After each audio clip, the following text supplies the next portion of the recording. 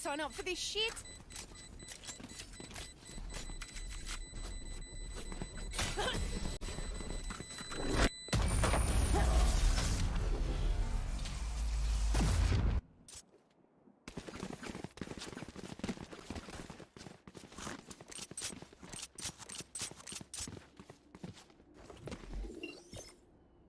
Placing sentry.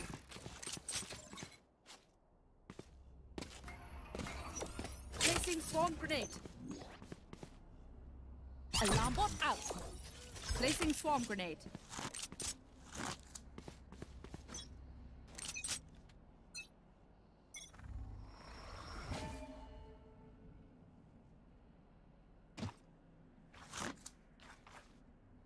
Okay, that's good to know.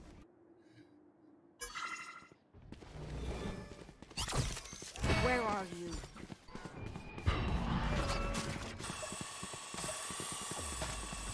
Oh, that might be a problem if we don't have it.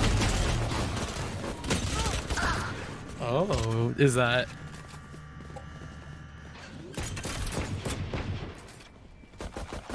Spike planted.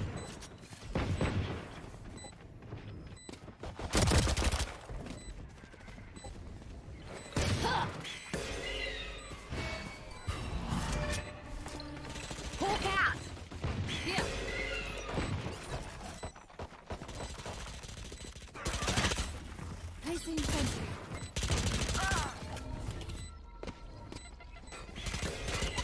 Killed my bot. Last player standing. Perfect accuracy. Oh. Oh.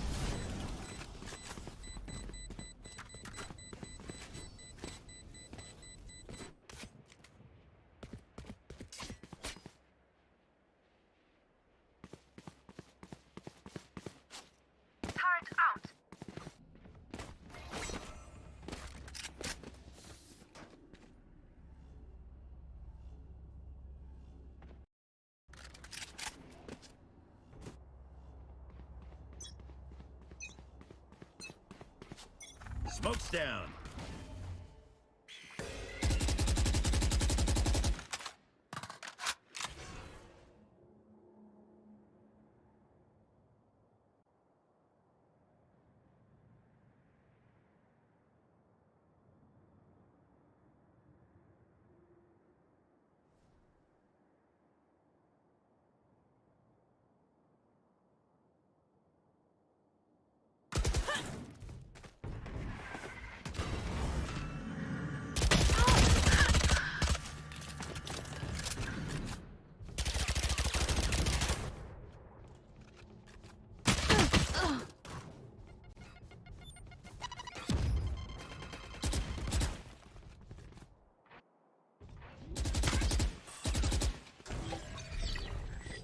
Spike planted.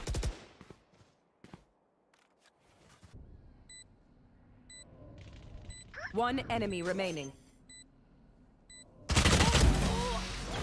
No more distractions. My ult is ready. Push a button, save the day, easy.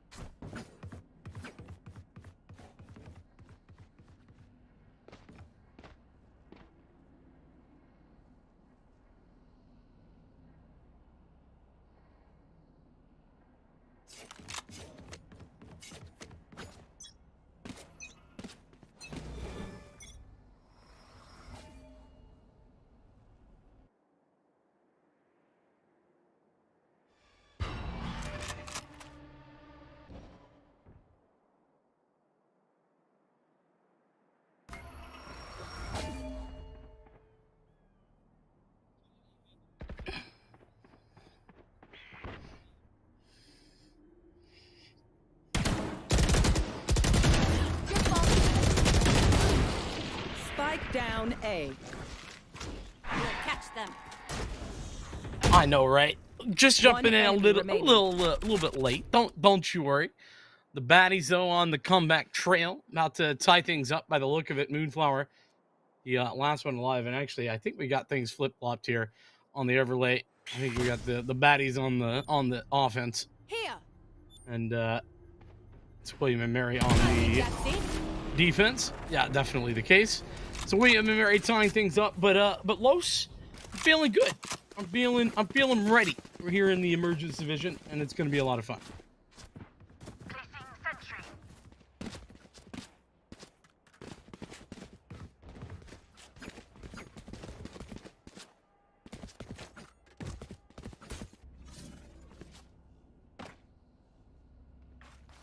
Here. We can keep them out.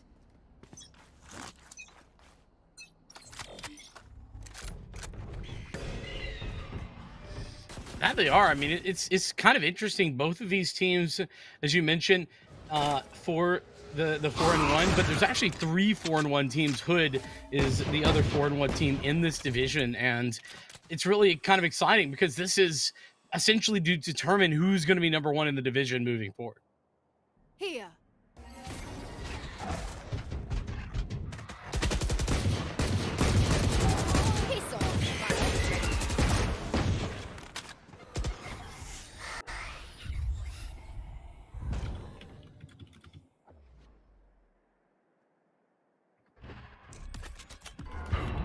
Launching smoke.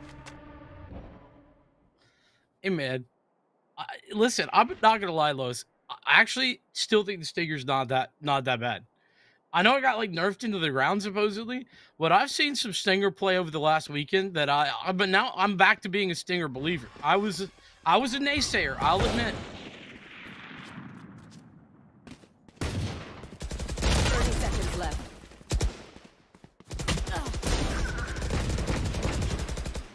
Out of charges. Satchel out.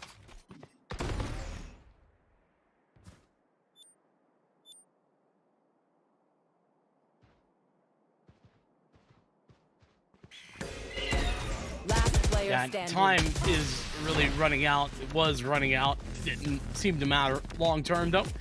It will be William and Mary cleaning up a third round, and with that, I mean, talk about a turnaround. This is precisely what you want to see. 2 rounds going to Cornell, and then instantly William and Mary taking back in a 3-round burst. I'm very impressed with what we've been seeing.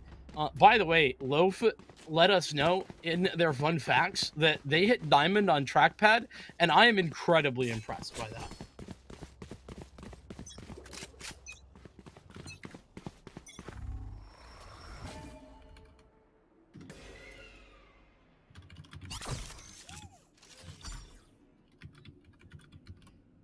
I'm gonna be honest. It's got to be legit.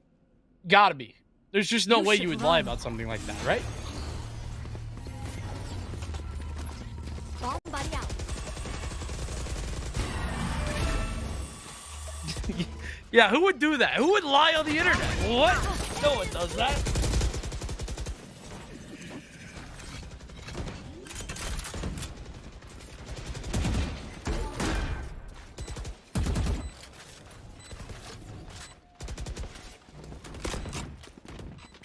Blinded.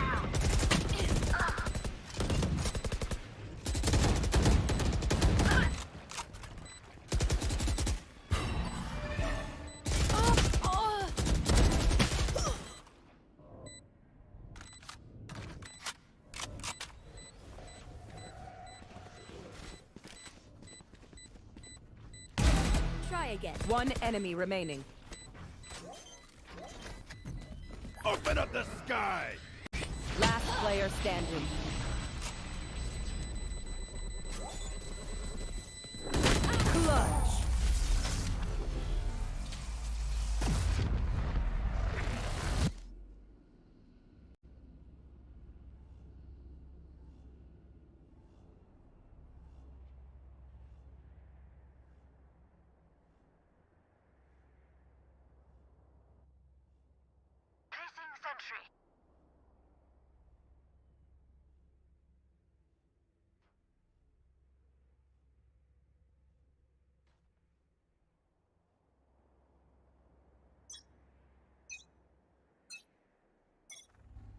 I'll find you. Mark 3. Oh, I was muted. That's on me. Yeah. Listen, Los, you're normally the one who accident mutes. I haven't done it in a while. I had to make you feel better.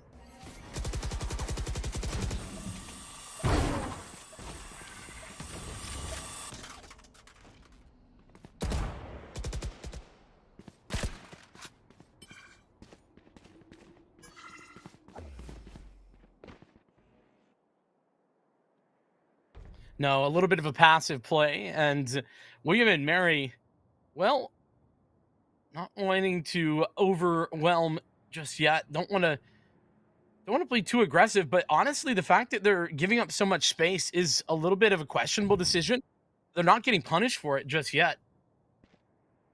Things moving forward, it's going to be more of an A attack, a split of sorts. One player towards main, but that player's already down. Goodbye to Bathtub, and suddenly this is a lot more difficult of an approach because it's become one-dimensional. 30 seconds left. Just a bit of a look with those Seekers, and now they're no longer making their play toward Tree. This is unfortunate. They were making some attempts toward Cat and Tree, and that has been terrible. But Moonflower and Liv, they turned things around with a maneuver toward mid to B, and this will be another B execute. I mean, a bit of a long route for them to get here, but they did it nonetheless. Planted.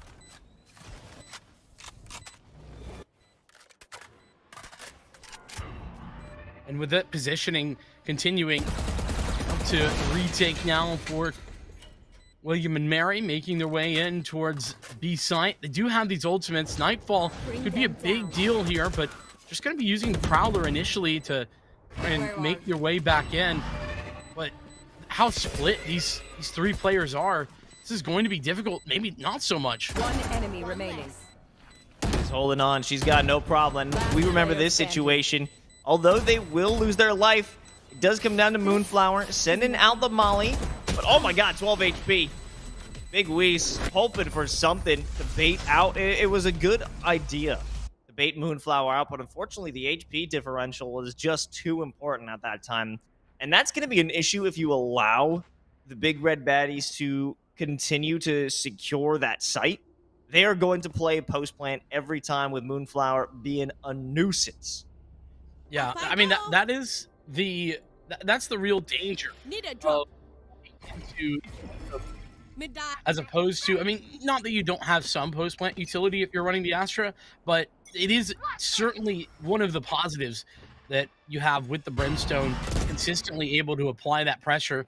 Of course, seeing an early haunt go out, and here's the blades for Big Whis.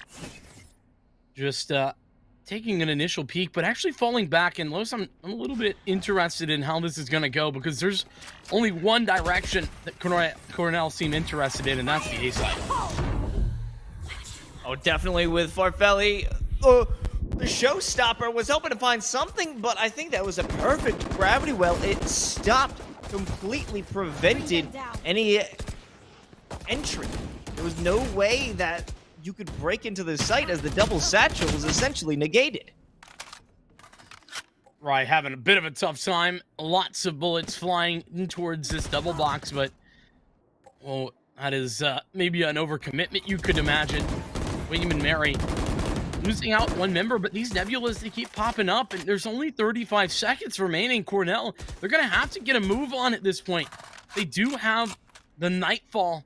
Maybe that could be the ticket to get an entry onto the site. It's all about waiting for these nebulas to dissipate.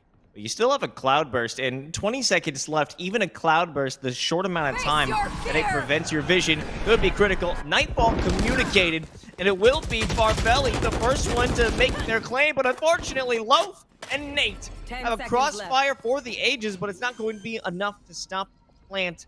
Cost them quite a bit. It's 2-on-2 for the post plant, but Bathtub wants to make it a bit easier. Serendipity was interested in using this lockdown, might still go for it, but in the 1-on-2, that is an ambitious maneuver to say the least, but it will go down.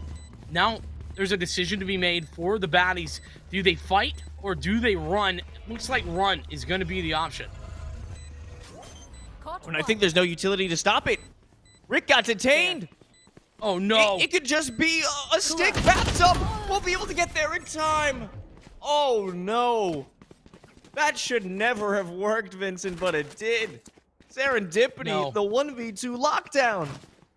Yeah, and I think ultimately it was the decision-making from Cornell that was the problem there. They should have done one of two different things, in my opinion, right? Take the fight, try to take that duel with Serendipity. They know where that lockdown comes from, so it's not like Serendipity's position was you know, behind the veil or anything. It was clear. Or they have to make sure that they get out and play together so that they can actually defend that spike plant. Just a tough break for the Baddies. It's a tie game once again. My ultimate is ready. Another look toward A. Do have a single player. Some potential peaks on mid, but Minone is actually taking that long-range duel. It's just a dance. Hoping to find any information who's going to be holding down mid. Perhaps that'll allow you to make your advance. But I mean, one thing's for certain. There will always be that Killjoy hanging out on B. Here comes the lockdown, though, from Bathtub. Yeah, and there's nothing to deny it here for William and Mary. No Hunter's Fury, no nothing. That's the problem with playing this Sky. I mean, problem in that it can be a bit of a weakness, of course.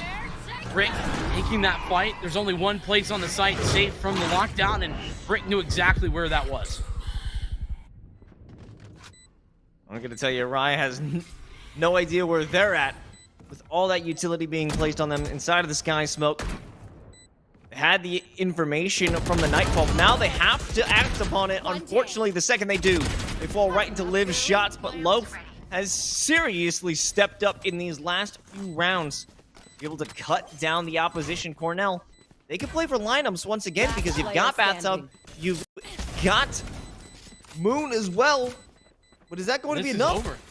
Yeah, it is. It's going to be plenty enough, and Moonflower will take out Serendipity just on the exit. What a round to lose for William and Mary. That is brutal. Cornell, I mean, they didn't even have to take the fights. They had 2 nanoswarms and then the molly, and all together, I mean, just doing some quick napkin math, I mean, that's like 10-15 seconds off the clock there. Moonflower is such a nuisance, such a pain in the backs of William and Mary, and that is just an added difficulty when it comes to the retake. Because not only do you have to take the site, you have to go deep into either A or B main to take the fight against Moonflower. And even if you do, if you don't do it quick enough before the molly is sent off, it's almost futile. So it's put so much pressure for the retake that you have to act quickly, but you can't act rashly. And the balance between that is such a difficult one to find. I don't know if this is up to date, but I think doing the math here, it's actually more than 15 seconds. It's 9 seconds for 2 nanoswarms and then 8 seconds for the molly. That's insane. That is... Oh my god, how did Rye even get here? Hello. Popping out saying a quick howdy do ya. I've been saying for a little while that Cornell have been pretty one-dimensional in their takes towards these sites. They're either going A or they're going B. This round, William and Mary, they maybe realized that, but then it's only now that Cornell have started to adjust, and they go for a rotate and catch William and Mary off guard the one time that they're actually trying to take advantage of that. That's won't be playing for post plants this time around. Finally, the spike will be activated courtesy of Brick.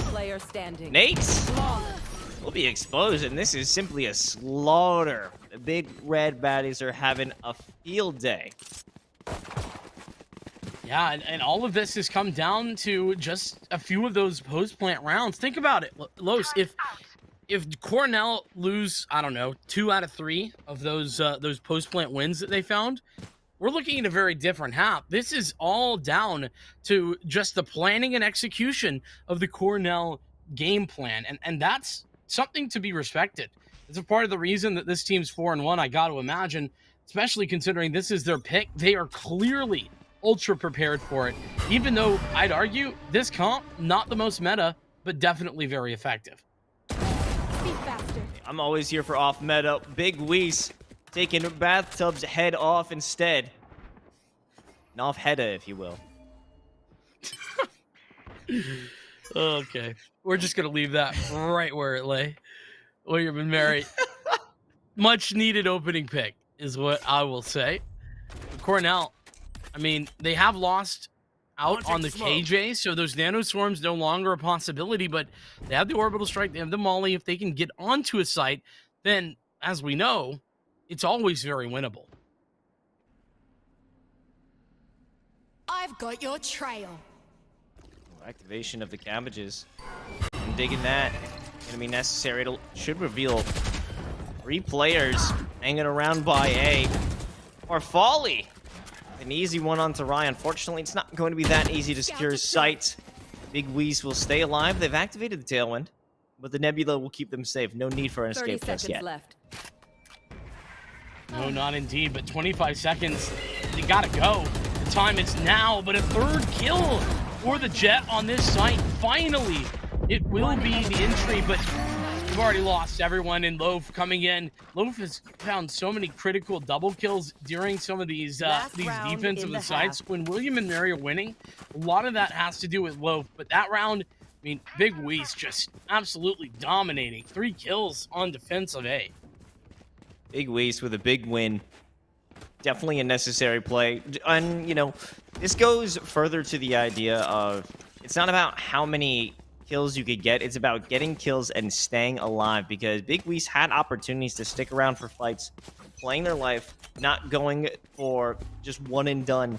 Is what allowed them to have that consistent control of A side. But now we're heading over to B, and we're about to see the big red baddies run into a world of traps and a whole bunch of pain.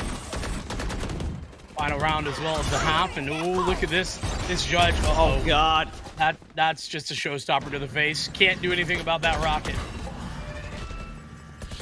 lovely. What a great use of that Trailblazer for information gathering. This stun onto the judge, and the use of the satchel to make sure you are not going to be in range. A beautiful execution right on through B main, and this is more. One enemy remaining.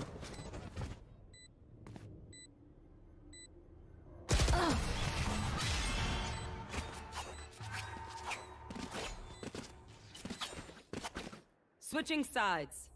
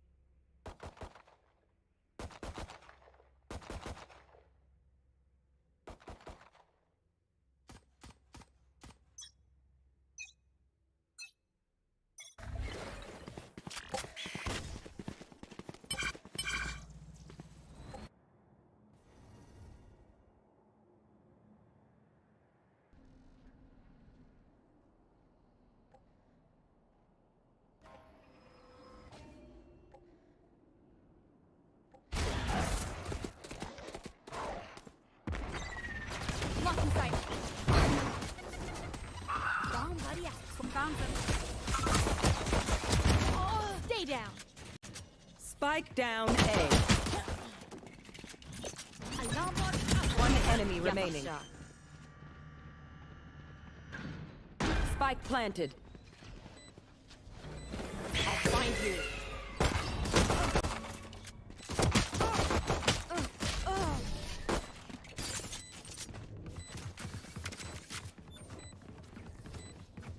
Just some good old hard yakka, standing in between us and victory. Mary, to be able to pull off that pistol, certainly need that tone setter for the second half. Absolutely do, as it seems like things getting a little bit better for William and Mary on the pistol round. What I do know is that Cornell, well, they're They're going to be saving into this next round, and this is definitely going to be about getting these kills without losing too many players. And things are already going wrong for William and Mary. It just looks like a gang brawl. What is happening? Everybody running up and taking those individual fights. This is insane. Simply absurd. Farfali out with the ghost will continue to have their back. It's a trade fest. It is an open market, open season. And unfortunately, William and Mary, they aren't walking out the better.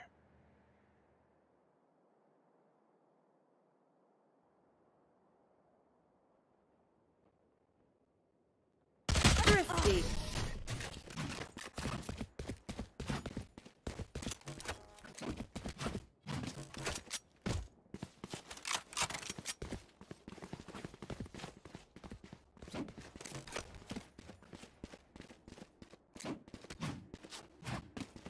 What a round from William and Mary. And I mean that in, how were these SMGs all thrown away in that brawl? But also, kudos to the big red baddies for being able to take out pistols and somehow play their lives, play the angles right, and be so forward, so fast with their movements down B. And they were able to turn things around. Rick here with a Spectre, waiting for whatever may come. It's Big Weez. We've seen them pull off some great maneuvers previously, but with a frenzy in hand and a bit of a long-range engagement. Longer range for a pistol, I'd say. Not sure how well things will go in their favor. We'll have to see it. I mean, that last round really changed the tide of this game, potentially. If William and Mary can't answer in similar fashion, then I have a little bit of concern.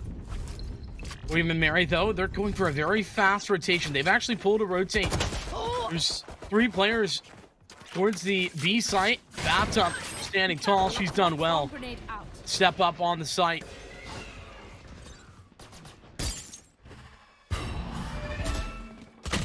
Oh, a late reaction. Farfali to destroy that haunt, but end of the day, they're still alive. It cost them quite a decent amount of health, but we'll be fine. Bathtub, the first one to jump into this with the most health. A lot of exploratory abilities here from Rick. They use every piece of information gathering to know that Big Weez is down in hell. They'll finish things off unless Loaf will step up again. Not the case this time, but anytime Loaf has something to say, anytime there's an opportunity for a multi-kill, we can expect them to come through. No, you don't deserve my inventions. Delivery after delivery, that really has been the name of the game for Loaf, like you were talking about. But honestly, what a great job from Bathtub. Number 1, staying alive on the site for so long, but number 2, able to step up big time and fall back, then play for the retake. So rare that you see a player being able to both play defense of the site initially on the hit and then get away in time in order to retake with the rest of the team as well. That's what we saw last round. And, you know, that's allowed the possibility for a lockdown coming into this first gun round, which is going to be really impactful potentially if they can utilize it, especially considering the fact that William and Mary putting a lot of pressure as they've taken their time out. And I'm enjoying the fact that they're taking this time out. It's a good moment to do it. It's not too late. Just a 3-round difference between the two squads. But I mean, if they let it go any further, it's getting closer and closer for the big red baddies to be taking the first map of this series. So this is an important juncture. There has to be a change. But they've got money now, Vincent, so things are going to be a bit easier. Or at least one would hope for William and Mary. I think that's more of the case, right? One would hope, especially considering though that what Cornell had been able to do in these first couple of rounds, winning that eco. I mean, that wasn't a force buy, that wasn't a half buy, that wasn't like, you know, there was a blade storm. That was like classics and one gun, like one ghost. That was a very impressive round from Cornell. I was quite blown away by what we saw. And so William and Mary, they got a lot of doing to bring this back, to step up into this game. Looks like they're going to be trying to do that with a little bit of a default, but a pretty aggressive poke in towards Tree Room, actually. Serendipity very far forward, and they have a lot of control of this map. Belly, what are you doing?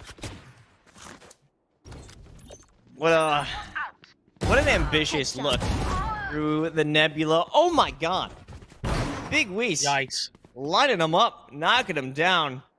And it feels that this round was essentially handed over to William and Mary. It does. I mean, that first play, the lack of utility is a problem. Like, if you're going to make that play, Last player then you standing. have to have some utility behind it, typically speaking, for Fall Valley. I mean, that's just the reality.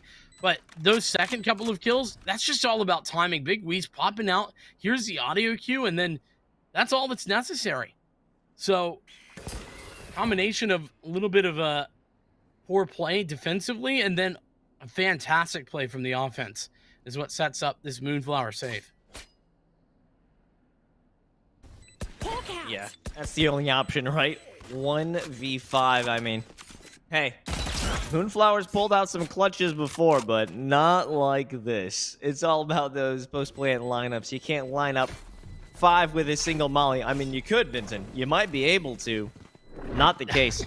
I think this comes from solid usage of that timeout just to rethink their strategy when it comes to taking sites, or at least taking default control. Yeah, and I think that some better defensive planning needing to be happening for William and Mary. But overall, or excuse me, from Cornell. William and Mary, though, on the attack here, they showed themselves strong in that first round. The key as well is that they had 5 players survive, and that's going to really solidify their economy. If they lose this next round, they're not entirely out of this. They'll still have something to work with. There's 2 additional ultimates that are right on the cusp of being grabbed by William and Mary. I think 3 players are 6 out of 7 on their ultimates. So William and Mary, possibility to bring this back despite what was a pretty big mistake early into the half. Careful here. Rick, ready and waiting. Sees the nebulas, knows that the star was recalled. But still, you know, there's that thought. Is this going to be a site of execution? Will this be an avenue of an assault? Not quite. But time is slowly ticking down. Just about 45 seconds left, and it will be the look toward mid. Rye opens things up with a beautiful kill onto Moonflower, and the Nebula keeps them safe from the back of mid. Yeah, and they're not even going to fully aggress onto there. Nate, great patience right there. Just an over-ambitious maneuver. And suddenly Cornell, they're in a bad spot. Only 1 player here on B to defend. Spike down B. This is a rough moment. Serendipity delivers the final blow. Live beyond the nebula, unable to land on much of an impact frag. And this is a strong start, or should I say a strong resurgence from William and Mary. That timeout certainly allowed them to rethink their mental, but almost it gave them some clarity and patience, Vincent. Indeed, yeah. I mean, they certainly were maybe a little bit over aggressive in that round that they lost after the pistol. They moved forward so fast and they got caught in a stack, and that can happen to the best of us, but it was definitely a mistake. We're gonna see some more of this aggressive play from Cornell this time. Use the Sim Beacon to get a forward position, but those nanoswarms used to defend that position by the KJ just to allow them to get all the way back towards me to rendezvous with the rest of the team. You gotta love that. Self-preservation at its finest right there for William and Mary. That's ridiculous. The gamble rush stack to allow for your opponents to run completely in the opposite direction I mean, now this Cosmic Divide actually could work in their favor if they could rush beyond and isolate the angles. Unfortunately, not quite the case. Moonflower does secure the kill. They might be able to convert that into a rifle. Still struggling against 4 other members of Cornell. You might as well just take the gun and run if it's even possible. Yeah, I mean, the spike was ticking, and honestly, I don't even know if they would have gotten out. Would it not have been for the rest of William and Mary swinging through? Regardless, that is the end of the round, and that's an equalized scoreline. Los, we're right back tied, 9-9. This was 7-5 at the half, and it's been close the whole way. All of that being said, William and Mary, Help a girl out. this is the important round. This is for the lead. Not only that, they are working with a lot of their ultimates to try and utilize as best they can. They just used the Cosmic Divide last round. But to be fair, Cornell in the same boat. They have the buy, and they're about to walk onto 5 ultimates. They're going to have a showstopper if they get an orb, and the same true for this Nightfall. So, possibilities abounding. Moonflower here from the top rope. Certainly someone will have a look down A main. Not going to be done because that Nebula will force them out of position if they want to hold any sort of angle. But the use of the cabbages might even prevent this. What is happening? What is going on? Did everyone decide this is the round to hit X? I guess so. And it's working out in favor of Cornell, as nobody from William and Mary can have their footing on the site. Down A. I mean, I wouldn't even say all of these ultimates have found super effectiveness, but they clearly were working well enough for Cornell to take the fights. And I mean, I think in general, those Seekers were incredibly well timed. Just kind of popping out and Liv, I think, got 3 players just immediately off the back of those, and those stuns, I think, created the space. Look at Liv. 13 assists, Los. That is impressive, to say the least. Liv's not messing around, right? Those Seekers, those flashes, I mean, how many kills have been gotten and secured off the Trailblazer? I feel like it has at least been 3, which, considering that ability, that is a decent amount that a kill is directly off the Tiger. Yeah, I gotta agree. The consistency with which that information has at least ended in a kill, or at least given the positioning away for the opposition, it's been so good. Cornell retaking the lead, an important round for them to win that last one. Of course, I mentioned how William and Mary have started to build a bit of an economy, a bit of a bank account, and that is exactly what they've been able to use in order to solidify themselves into this coming round. You should run. Hiding light, giving away information. There's a lockdown. It's towards B, but I don't know if this is going to be a B commit. I think this is a fake from William and Mary, and indeed, we're going to see the A attack with Moonflower going down. Nobody today. This is a wide open site. Los free for the likes of William and Mary as they put down the spike. 4 players here to retake. You know, there was still a bit of uncertainty. 2 players were hanging around by B, waiting for that lockdown to finish because you don't know who could be lurking around. And now it's time to strike back. It will be Bathtub, who sends one in kind. Rick has to win that. But in the end, it won't be a destruction of the lockdown. Big Weiss will escape. 20 HP. They're all about wasting time. Wasting the moments of Farfalle. Unfortunately, that doesn't matter because Bathtub is pressing the offensive. Nate's the last one alive. Nothing to do. No way to stop the defusal. They have to use their guns and make it snappy. Unable to take down Farfalle, but I think it was enough to secure the destruction. No! 0.31 seconds left for the defusal, and Liv clutches it out. I'm no doctor, but That is incredibly close.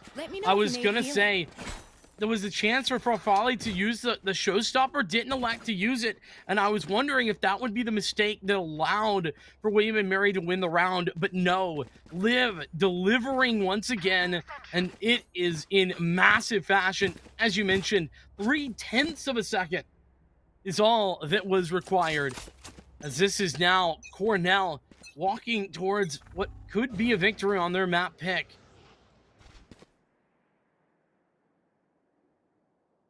I am living for this Sky pick.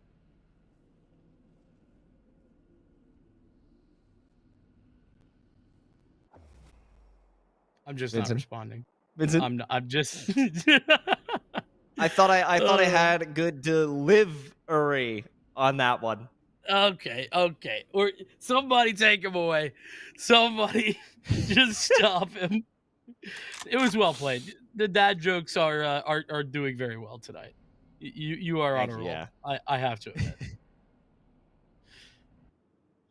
Okay, but back to potential map point right now, right? Big red Well, baddies. we're approaching it. We're approaching it. Blade Storm potentially as well for William and Mary. Feels like Big Weiss has to be the one to deliver, right? That's been the case pretty much consistently for William and Mary, and now, well, they have the Blades and the all-important round. They've waited so long, 30 seconds, Los. 30 seconds left. It's gonna be wild because you got the showstopper Gone, at the buddy. ready from Farfalli. Hermit. Unfortunately, Farfalli is Spike down, executed B. the second they leave the nebula. Bathtub's in trouble. Hopefully the nano seconds left. nano One enemy can remaining. stop them. The swarms will be an ounce of prevention that allow Rick to have that distraction shot. Open fire upon their opponent. Serendipity loses everything, as well as William and Mary as they hope to Match get onto point. the site. They don't. It was what should have been a great execution, lost in a matter of nanoseconds due to a nano swarm. Yeah, I mean, at that point, William and Mary pretty much timing themselves out of the round. They had to be a little bit quicker on the uptake. I mentioned 30 seconds. Well, they had to wait a little bit longer. The nightfall came down. That further stalled things out. Well timed from them. And then the nanoswarms, as you talked about, just too perfect. There. Making it very difficult to get towards that site, to even take the space required. They're going to need 3 rounds in a row, William and Mary, in order to send us to overtime. Otherwise, it's going to be the big red baddies taking their own map pick here on Ascent. Nice opener for Serendipity, though. Be a critical kill as well. Big Weiss. Another huge double. B-site taken the spot. for free with this player. And Nate is so deep. What is happening? I mean, yeah, he's all the way. He's just basically putting the confirmation on this round. Enemy remaining. He's going to spawn out Liv, and, well, unfortunately, Liv doing the opposite. It's death. His bathtub left alone. 1 on 5. See, you leave bathtub out of the B site, this is what happens. They take B. Bathtub's been so good whenever she's actually committed to B, it's almost impossible to take the site. Oh, God. Poor Bathtub. She knew what was going down. And there Yeah. was no chance for an escape. You might as well go down like a G, Vincent. Not quite what we saw, but there was the mindset behind it. Still, map point I here for always go Cornell. down like a G. That's Always. Right what we're known for. It's how we. Right there. It's not about how you play. It's how you. It's How not you about how you die. win. It's how you lose, Vincent. There we go. That's what I was trying to say. That's right. Exactly. It's how you lose that shows who you really are. There's some truth to that. 10 to 12, though, we are on the possibility for a comeback for William and Mary. Remember, both of these teams coming in at 4-1. We didn't get to discuss too much at the outset, but important to remember that fact. Cornell, pretty sure that they don't have a whole lot to work with. I mean, this shorty certainly giving me that vibe. Moonflower's got to walk out of here with something. Oh, It was a close. death, but they walked out here with something. Do you walk out with death, or do you fall down? I don't know. I was going somewhere with that, but it did work out.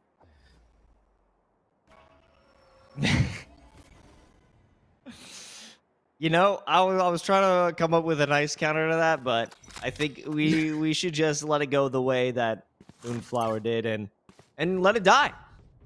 Yeah. Still 5 up here for William and Mary.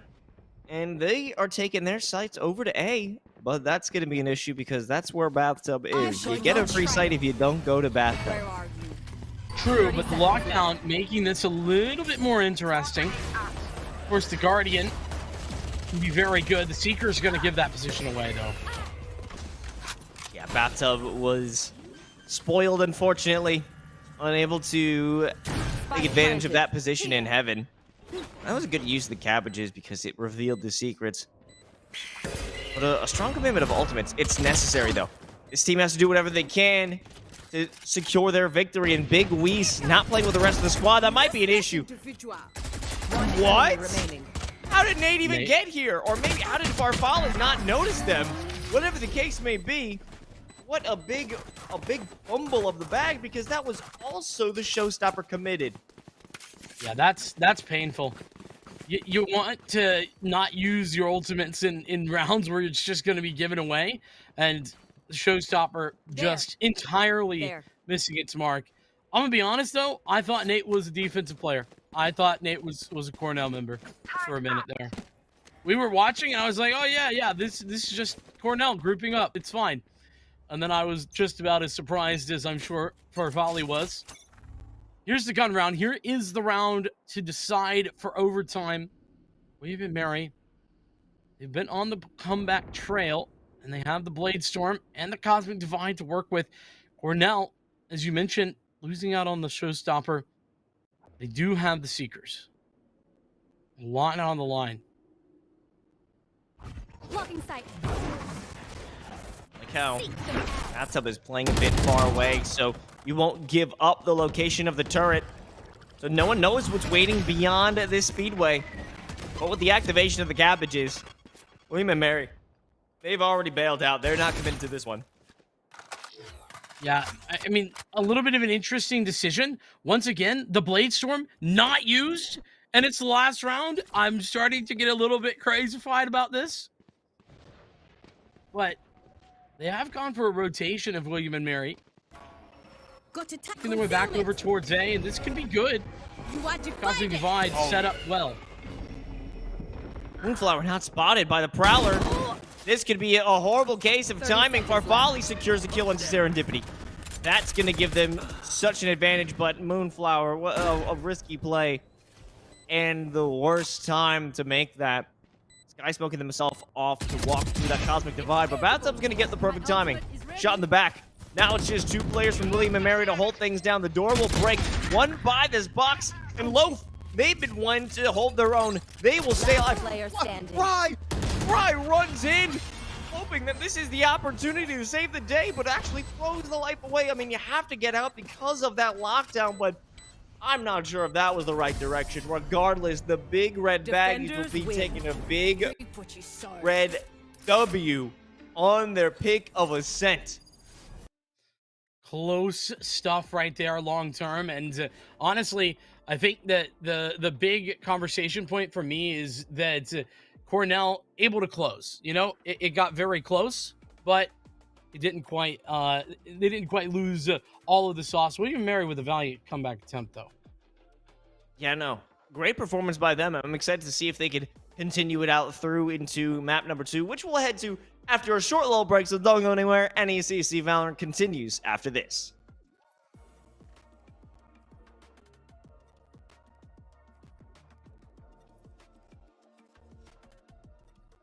After this. And this.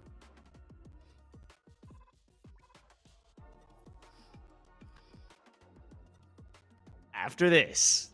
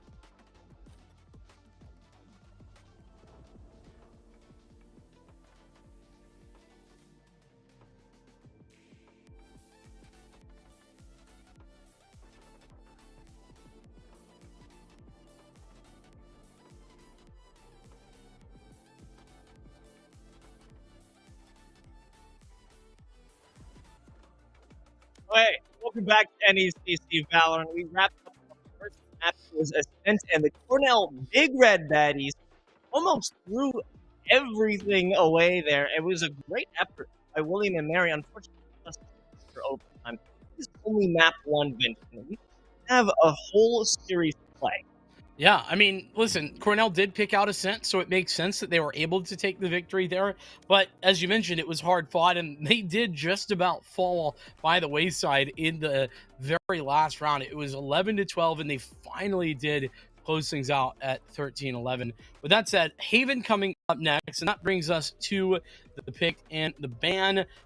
We can take a look at that really fast, and since we didn't get to discuss it over the course of that first game, hopefully we can take a look at the pick ban.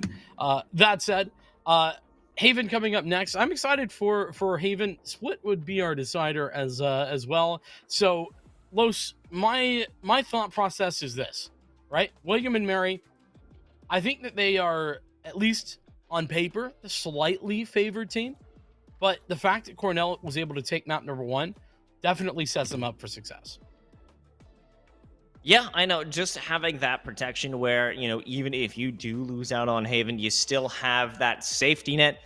And to get out in front as the first win of the series, that's always going to be a confidence booster. But also, it does have a little bit of worry to the fact that you allowed almost an opportunity for overtime. So that's something that I'm sure this team is going to be discussing in between maps, in between these games. And I guess tightening up some of the rounds, because there have been quite a few mistakes that led to situations like this. I think one that I will think about specifically is the fact that Farfalli, I don't want to pick on her. I don't want to pick on her, but Farfalli walking out of the nebula in mid just completely threw around to the wayside. And it's those simple mistakes that seem to come from overconfidence from the Big Red Baddies. They're big, they're red, and they're baddies, so I understand the thought process here is that they're feeling good about themselves, but it can't allow you to kind of lose sight of what you're fighting for and lose sight of staying with your plan. Yeah, I gotta agree. Unfortunately, that is just an example of one of the times that it was a little bit scary. There was some moments there where I was like, uh-oh, this could be really bad for Cornell. But they did ultimately close things out, and if they want to win in 2 maps, they're going to have to do, I think, a little bit better of making sure that those things don't happen on Haven.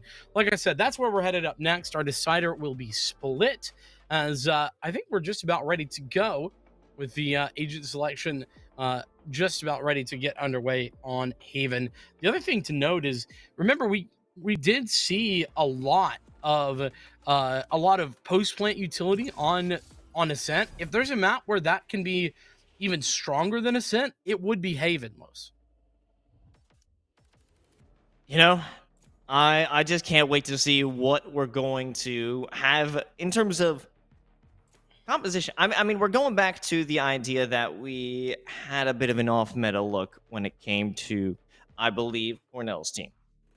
What are we going to see when we jump into Haven? I don't know if that's going to be the biggest factor, right? It could simply just be a, the boring situation of the most standard comps. And I don't think we're getting that. I think we're having a little bit of fun, but I don't want to get ahead of myself because players always lie to us in the agent selection. They are liars. It's not fair. It's just not very nice, We're kind gentlemen, you know that, Los? And we just get lied to constantly. It's not very cool. Not very cool. That's how I transitioned from a good guy to a bad boy, Vincent. Because I was tired of getting lied to. Now I'm lying to you. This is actually Split that we're playing on right now. It might say Haven. That's a lie. That's not real. So you're saying you're also a Big Red Baddie, Select Los? your agent. Red is my favorite color, so I'm 5'9". No, that's a lie. I'm 5'8". But I'm a baddie. I'm a bad boy. I'm not telling the truth. Listen, it would be funny if I was super tall, but I'm not. So I can't say anything. Anyway, we are no lies given here as we head down through the agent select. We're gonna get things confirmed, and you know what's really drawing my attention immediately? It's the fact that we got a Sage. When's the last time you saw a Sage on Haven?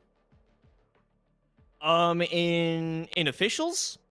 Yeah. Not for a long Not in your time. ranked games. Those I don't see count. quite a few in my ranked games. Yeah. Well, Bathtub, I don't know. Bathtub, she's looking to wash things up. Didn't you make it to Ascendant? Huh? Didn't you make it to Ascendant? Weren't you? Oh yeah. Weren't you there? Yeah, I am. Yeah? I'm an Ascendant 1 peaker. Wow. When are you gonna get involved in one of these teams? When are we gonna see Los on the Sunni Bears? Dude, on the gummy bears, I might pull up. No. Yeah. If anyone's trying to give me a scholarship for some grad student work, I'm down. I'm down to run it up on the Valorant team. I'll IGL. Well, let's do it. I'll do whatever it takes. You do have the big brain for it, to be fair. I could see you moving the pieces. You know, chess master Los. You know, a lot of people have called me that previously, but let's see what the call to A is going to bring for William and Mary. Concealment. That's a beautiful little shot to open things up, and she is not afraid of any confrontation. None whatsoever, yeah. The call to arms specifically has been good for Bathtub. Rye, ooh, this is a little interesting. I think Rye might have slipped a gap here. Oh boy, that's tough. Yeah, Rye knows the game's up. Maybe with some success, it has to be a pinch, Rick. What is she gonna do? Oh, Rick, how did she lose that one? And Rye now has some extra help. It's Big Weeks as well as some health from Sky. Unfortunately, Bathtub is here on the flank. So fast. Bathtub basically didn't take a beat to hold or wait, just straight running it down a long. Absolutely ludicrous. Spike planted. The Big Red Baddies 3-2 man advantage as they will walk their way in. Walk their way in, Nate. So the Nebula goes for a swing. Unfortunately, will only face major pain. Moonflower and Farfelli lock things up in what feels like a marathon of a pistol round. Yeah, I felt like there was a lot of emotional moving going on in that. Like, I was on a roller coaster. I don't know how to feel about the outcome. But what I do know how to feel is that that was a solid first round, a start for the Big Red Baddies. The fact that they pick up map number 1 and now they picked up round number 1 in map 2 is an incredibly good sign. William and Mary, on the other hand, they're going to be force buying into this, Los. This is it's an aggressive maneuver. I love it. Come on. You know I'm all about that. Taking risks. Making mistakes. Well, hopefully this isn't a mistake for William and Mary. Big on the mistakes, are you? Yeah. It's been a few mistakes here and there throughout the series, but it's all good. It's a learning experience. These are students. This is collegiate Valorant, Vincent. Everyone's here to learn, right? You can't learn if you don't make mistakes, to be fair. That's a fair point. Let's see. I'm picking up what you're putting down. Hopefully we'll see William and Mary putting down some hurt onto Cornell based off of these purchases. Sage kill. Oh, and Right. With a nice one. Oh, what? What a beautiful turnaround. Rick decimated. And now that's 2 SMGs in the hands of William and Mary, and they are happy. Sure. Like playing down here on C site. You gotta wonder, what is Cornell going to do? They don't have an advantage. They don't have a sight lines, but they have to commit. They can't save on this round. I mean, it could.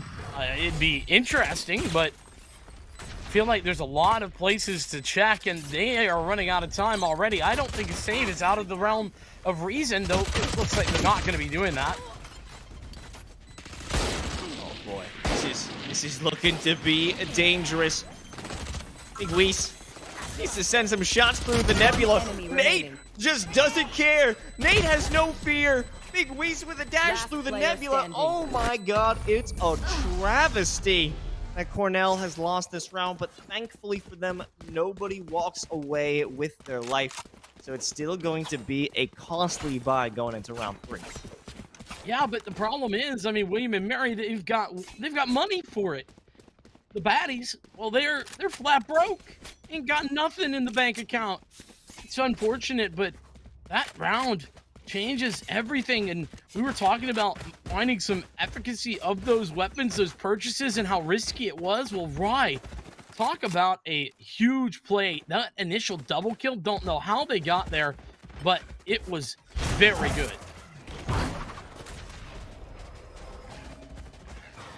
Look at that. That was a gamble stack. I think we saw this previously from the big red baddies, where they all stack up, working like a SWAT team to go through A.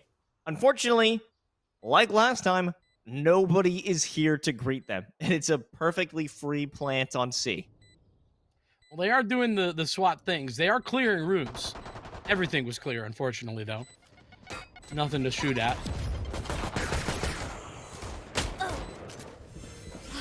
Oh boy.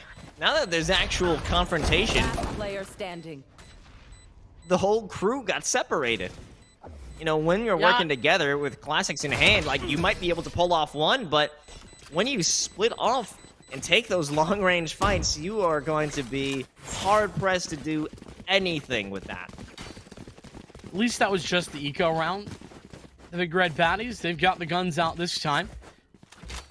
They'll be able to pick up a little bit here, a little bit there. Actually, Liv a little bit low on cash, can just afford the standard armor and rifle. So I think we'll be a little limited on the utility belt, but other than that, solid buy round. And this is a little bit of a bonus actually for William and Mary. They're keeping the Marshall, keeping the Spectre, just kind of hanging out with those less than perfect weapons. Rye's gonna do it again. Rye's gonna walk up here. Certainly hope not. That the timing is afforded again. That would be absurd. Preposterous. Buffoonery. Some would say. Some would indeed say that. Maybe bad Serendipity. boys. Yeah. Oh, this is God, what I was Rye! talking about. Rye has done it again. I didn't think it would happen. Rye has done it, but Moonflower keeps things sane. At least for the moment. A good kill. And no one will have any major rotations. You'll have to keep C secured. Serendipity opening things up with a flashpoint. Paranoia blinding everybody inside of the rock. Moonflower is able to stay alive and secure a second kill. That is critical. As long as Rick can maybe stay in their own lane, and they will. There'll be one more for Rick to close the door on William and Mary. What was the attempt at the round, but the Baddies had it.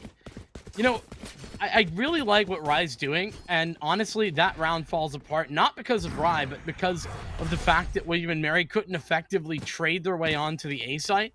But this ultra-aggressive lurk strategy from Rye, it's kind of interesting. It's pretty cool, and honestly, I want to see a little bit more from it. It's just so different from what we tend to see from, you know, a Killjoy. Is a lot more aggressive than we tend to expect. This should be a full commitment.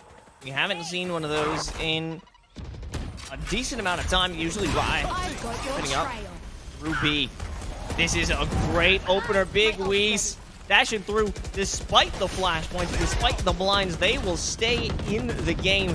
And that's a perfect execution onto A side, but you gotta worry about the pressure coming up from heaven. Can live through this incident. I'm not sure if it's going to be the case because we have the lockdown, so they'll just wait that one out. Yeah, that's a great timing on the lockdown, making it very difficult to actually come back in to take any fights. And the Seekers allowed the entry to the site. Great usage of the ultimates, but now the Baddies, they're on the retake. Serendipity. I mean, they don't even need to do anything because they lost that second angle. Liv is still up in heaven. But Rick, she's got 6 HP. There's no way that she can make a attempt at this point. The second they show face, oh, beautiful shot. The second they show face on an extended attempt for the retake, they would certainly lose out.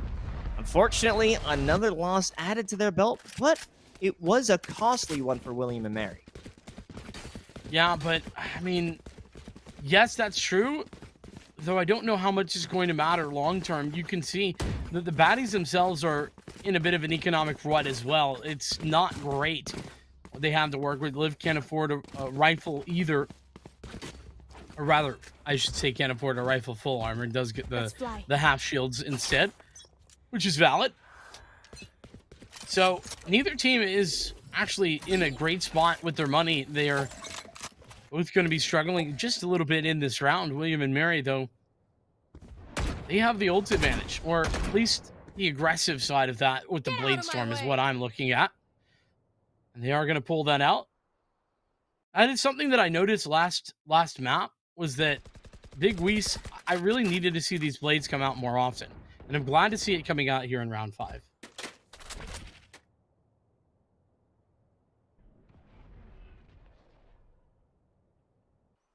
Decent default setup here. I'm liking how William and Mary are willing to play at all different levels of speed. But the second that Big Weiss gets anything, a whiff of blood in the water, they're making a move. They could get beyond that flashpoint, and that's going to be real difficult for Liv to deal with, because it seems that it's aimed toward long. But Big Weiss will be far beyond that. Blinding. By the time it even gets sent out, here it comes. No, it's actually a flashpoint on the other side of the box, dealing with the aftershock. Big Weiss has to move out, but in that moment, sight has been conceded. Yeah, great work there. The breach on the site, just to throw bit after bit of utility to try and deny these players. Now we're going to see the Rolling Thunder soon enough, but the Cosmic Divide comes out first. Rolling Thunder committed anyway. Oh boy. The entry is seemingly impossible here for Cornell, but they will do it. Liv is the piece of the puzzle to make this work out. Unfortunately, Rye will come through the other side. A beautiful reposition by them to pick up a final 2, a flank for the ages, and a wonderful win. 2 in a row for them. Back in with the bank busted. You know, I think that the Baddies struggled a little bit there, mostly because their timing with that Rolling Thunder was a little bit off. That Cosmic Divide came through in the perfect moment that made them hesitate just a little bit, a beat too long, essentially. And William and Mary were able to take advantage of that by repositioning well and allowing the positioning to fall by the wayside. Hello, Moonflower. Straight down mid.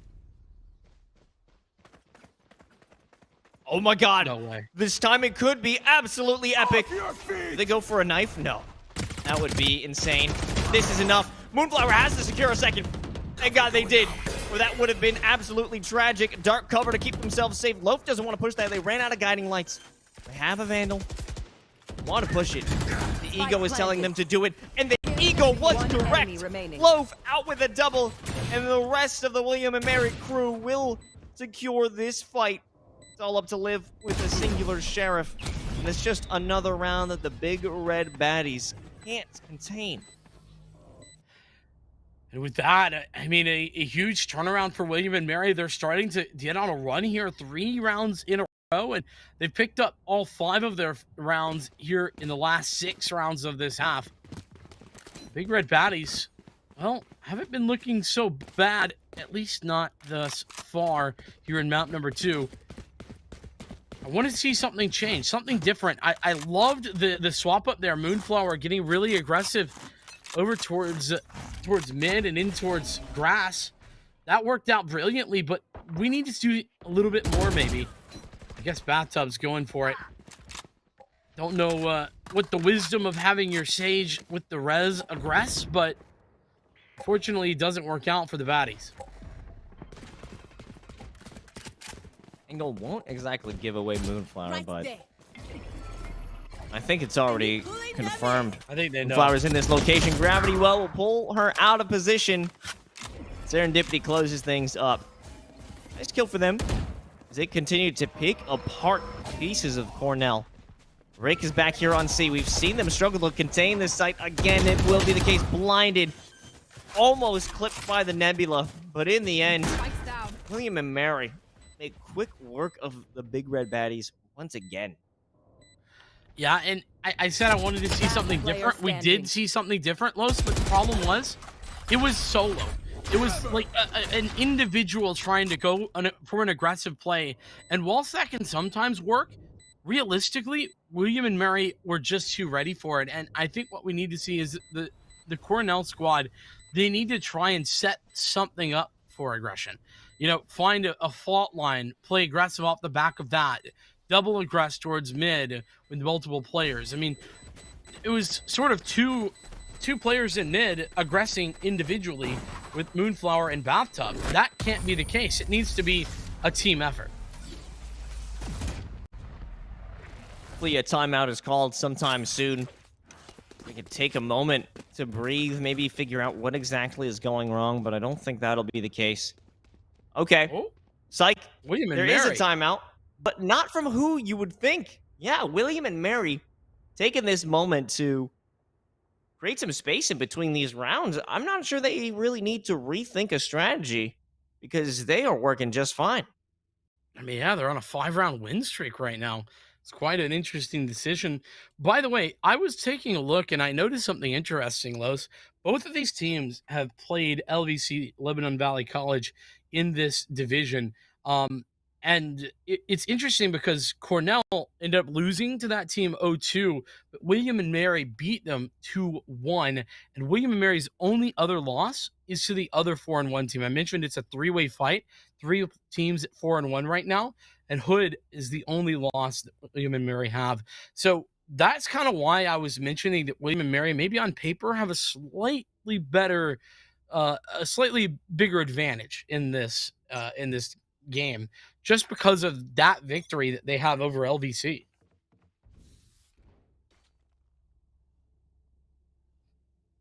You know, sometimes playing against those stronger opponents will allow you to perfect your skills. And if these are the top teams, and it's already proven that William and Mary have success against another top team, they might be the ones to worry about. Okay, another maneuver from Moonflower.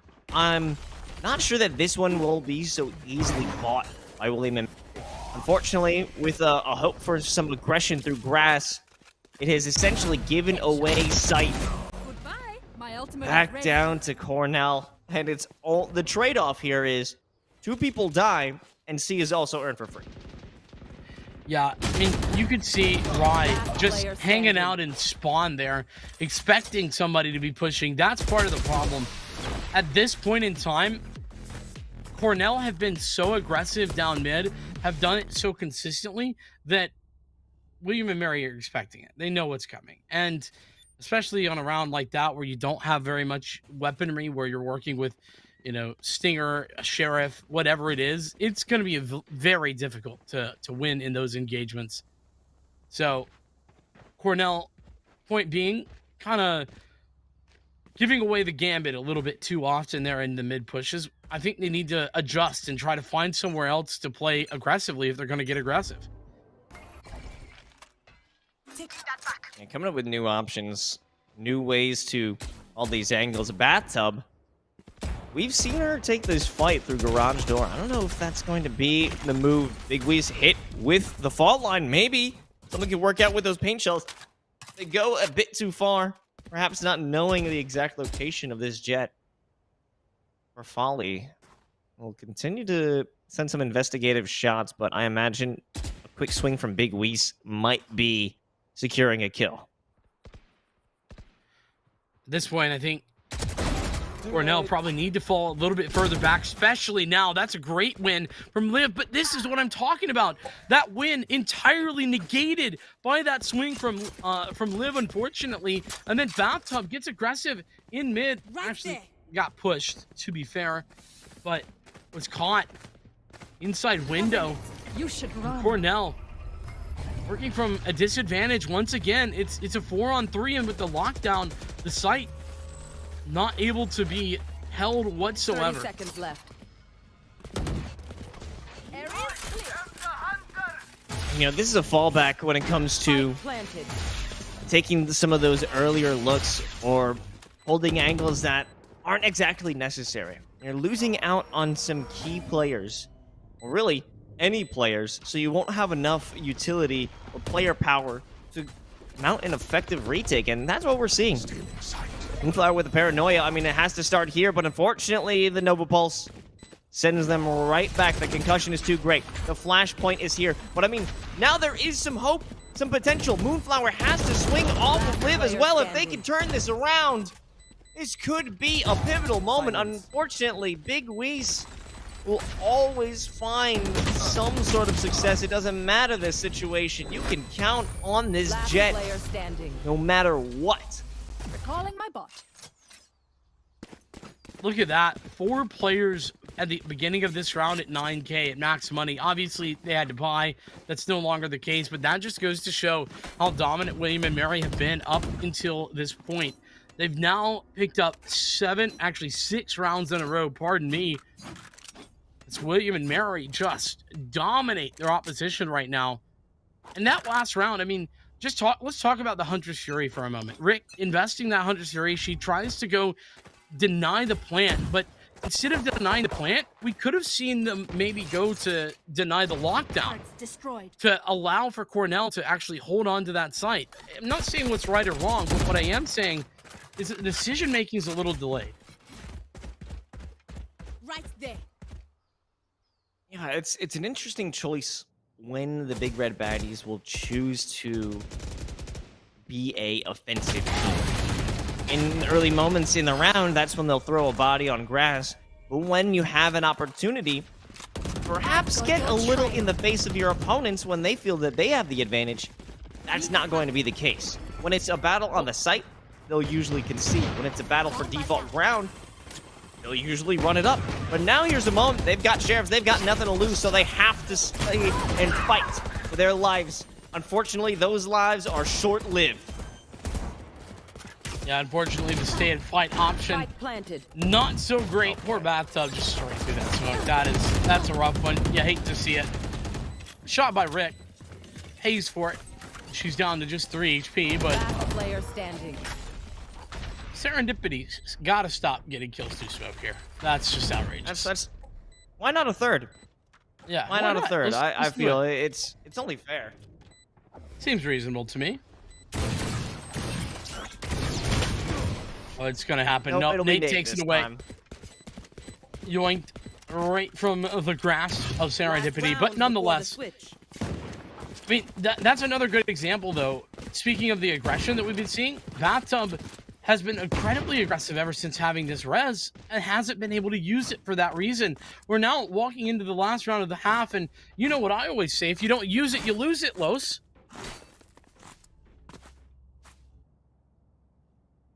You know, we're looking at, I want to say, 2 different teams between Ascent and Haven. But this is actually potentially a similar look to what we saw in terms of the defensive side of Cornell back on Ascent, where they wanted to play forward and it didn't work in their favor. They did end up winning that half, or that map rather, but that was also due to riding high from their performance on the offensive half. Live with a good one, just holding on to an angle. That's what we need to see here from Cornell. Hold those angles. Don't take the fights that are so unnecessary, and be there for your team when it's necessary for a retake. Oh, Moonflower. This is one of those big risky maneuvers, and this is one of those moments. William and Mary lose out the opening pick early, but Cornell play aggressive, and they give them back the advantage. Rolling Thunder, Bladestorm, both out onto the site, and that's going to allow William and Mary entry. Spike planted. Felly, You want side of the nebula. We'll wait around again one more time. It's the Cosmic Divide, and there isn't much that could be done about it. We'll retreat, most likely expecting that Rolling Thunder, but it does secure Serendipity. They are hit with it. They have the flashpoints in hand to ensure that no one will walk through, or at least no one has a good angle. Bathtub the barrier, creates an opportunity, and this is a moment where the site has been cleared. But Nate is here on the flank. Liv finds the kill. Unfortunately, it won't be enough because he's got to deal with Loke off of the guiding lights.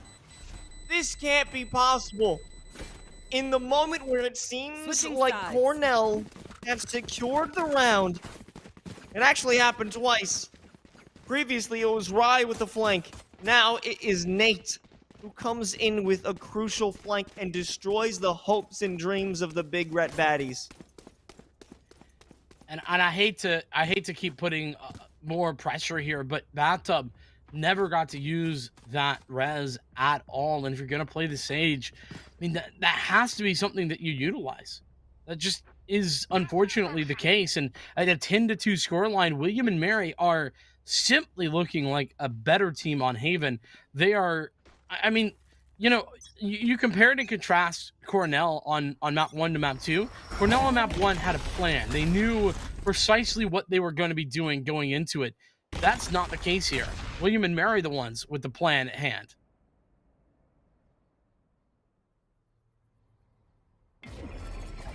William and Mary played up here in A lobby. Oops. Well, you can see, oh boy. This is not a good start, but maybe some revenge earned by Rick. No. A dink, but it won't secure a death. Rye on the other end. Yes. This is going to be a full-on pincer maneuver. Wrong, buddy. There. That's outrageous, Rye.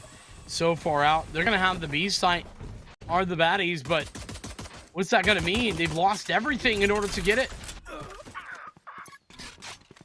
Spike planted. Rye continuing to lay down the lead. Now it's a full pinch. 2 from mid, 2 from C-Link. This is going to be a slaughter if the timings are right. It has to be the big red baddies able to hold their own, but the angles are just too favorable for William and Mary. They will take the pistol, most likely taking the entire map along with it. The map point will be secured on that force unless we see something crazy happen with a force buy. We've seen some good force buys. In fact, even without a force buy, we've seen some good work done by Cornell on just pistols. So I don't want to say that's not doable. It certainly is. But I think the right decision for Cornell this round should be to save, because if they don't save, then they get no gun rounds at all in this second half. You want to get at least a gun round out. Give yourself the best chance at success. And looks like they made a late decision to go for the forced buy. Might as well at this point. Moonflower. Now that's what we like to see. Shrouded step into a kill onto Nate, who had no idea it was going to take place. But that's one of those situations where it works once, and who knows if it could be brought back again. They did it on the defensive side. Can this lead into a round 3? Maybe Cornell can take that advantage and turn it into something more. We're approaching the 1-minute mark, and it's going to be a group up back here towards C. A split of sorts. 3 towards long and 2 towards garage. Moonflower taking another kill.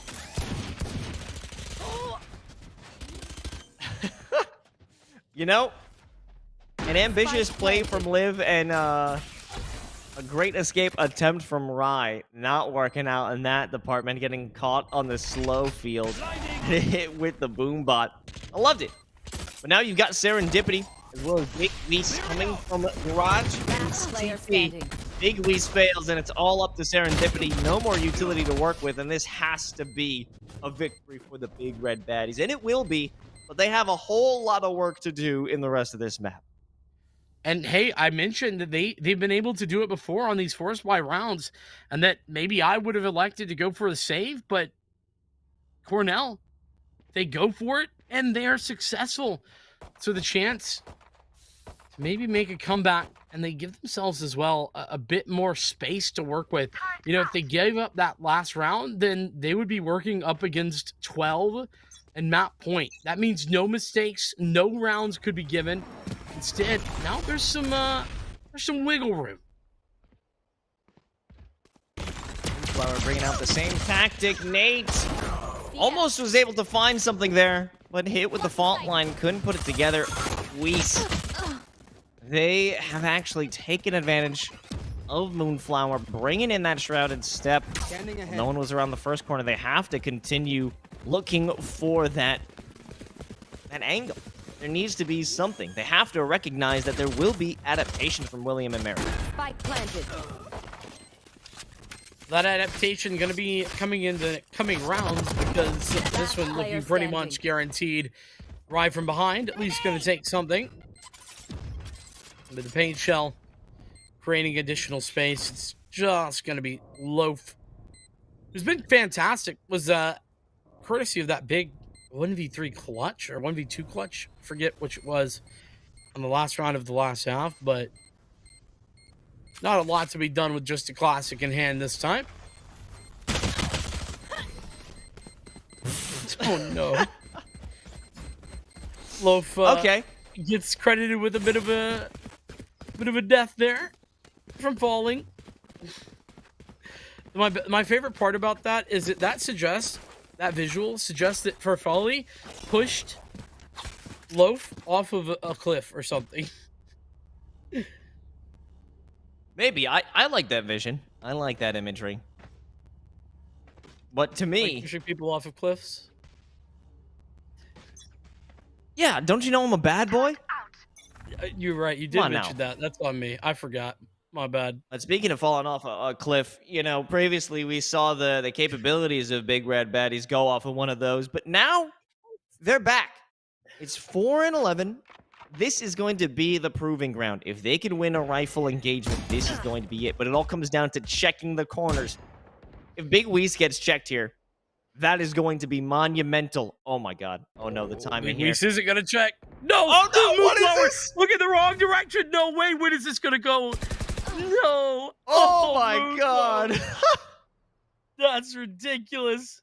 A full 5 seconds. They were back to back and they had no idea.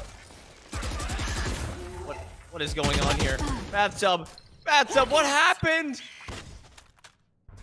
I couldn't tell you. No. What I could tell you is that the Baddies are prepared to make their way onto the A site.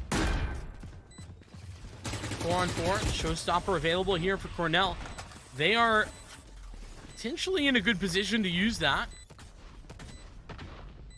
Flash out. Placing sentry. Flashpoint into hell. Another one into short.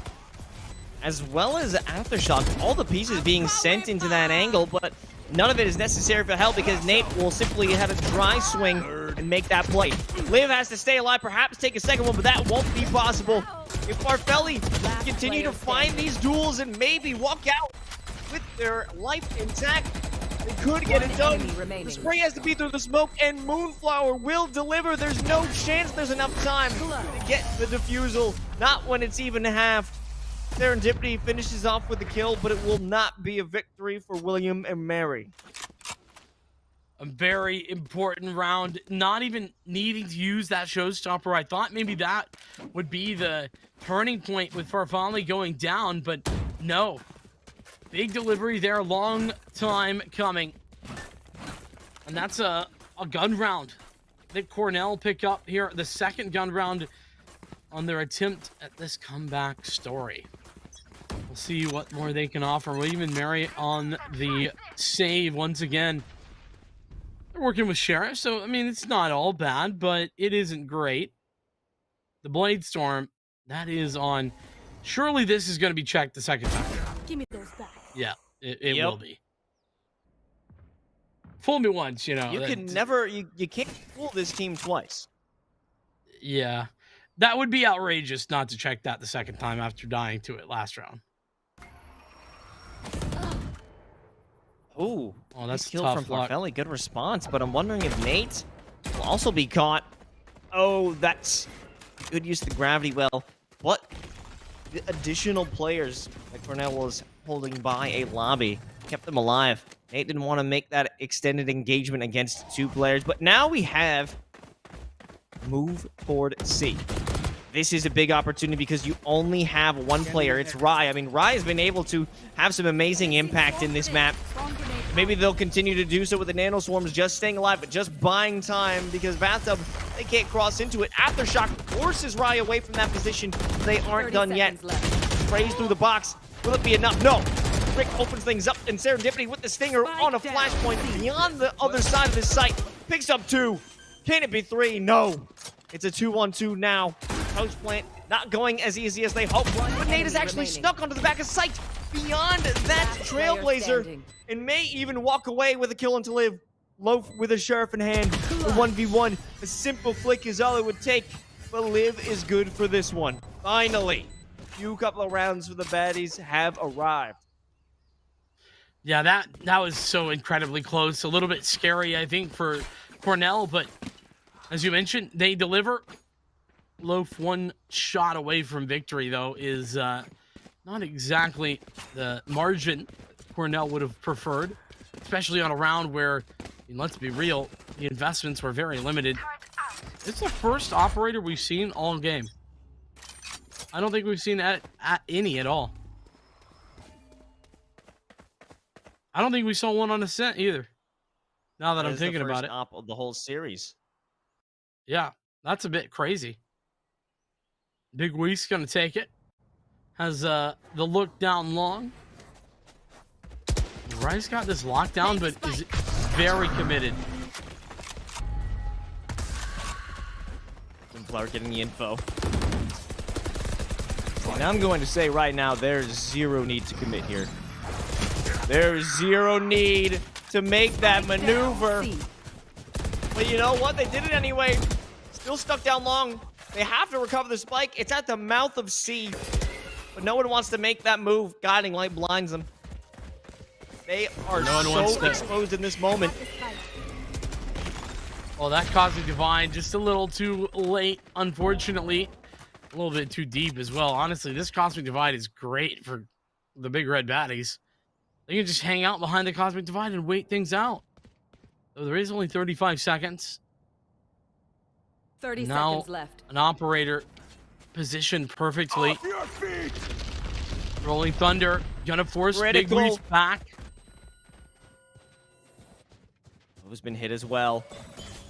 This angle is going to be such an issue, but the slow field, that gives them an opportunity. There shouldn't be a slow creep. Unfortunately, Loaf takes down 1. A rolling thunder to take back this site. Liv will not have nearly enough time to find the kills nor a plant. And this is map points.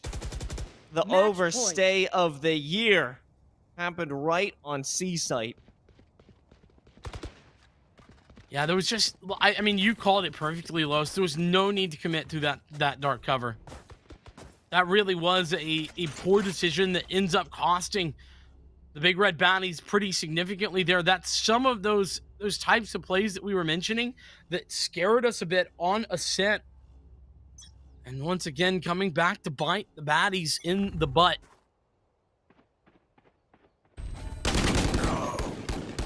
Oh boy, that is a great setup.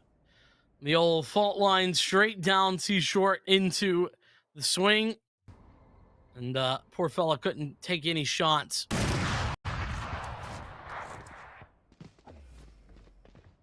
You know, I got nothing to say about that maneuver because Moonflower have tried that so many times, Vincent. It's so easily read. That's true. There's a major lack of diversity in the plans coming from the Big Red Baddies, but maybe you don't need a plan if you just shoot your enemies in the face.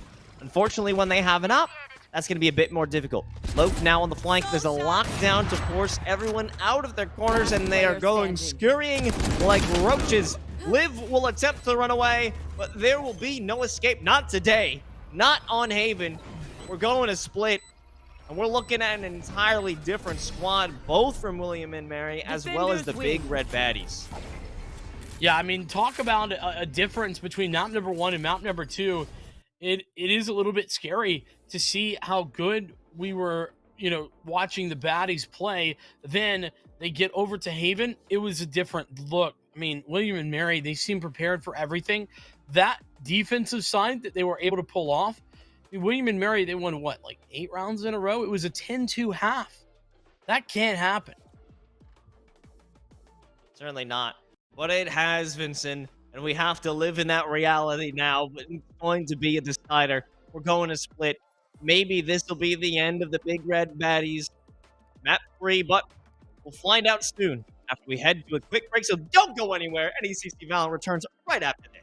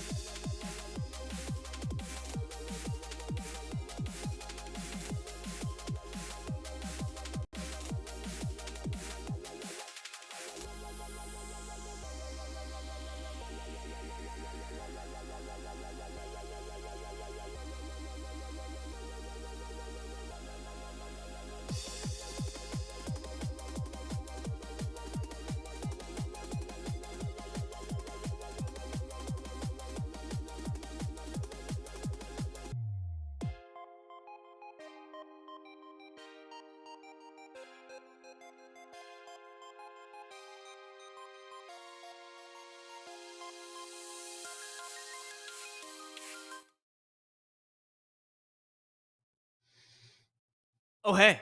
Welcome back to NECC Valorant. It's the final map of our first series of the night.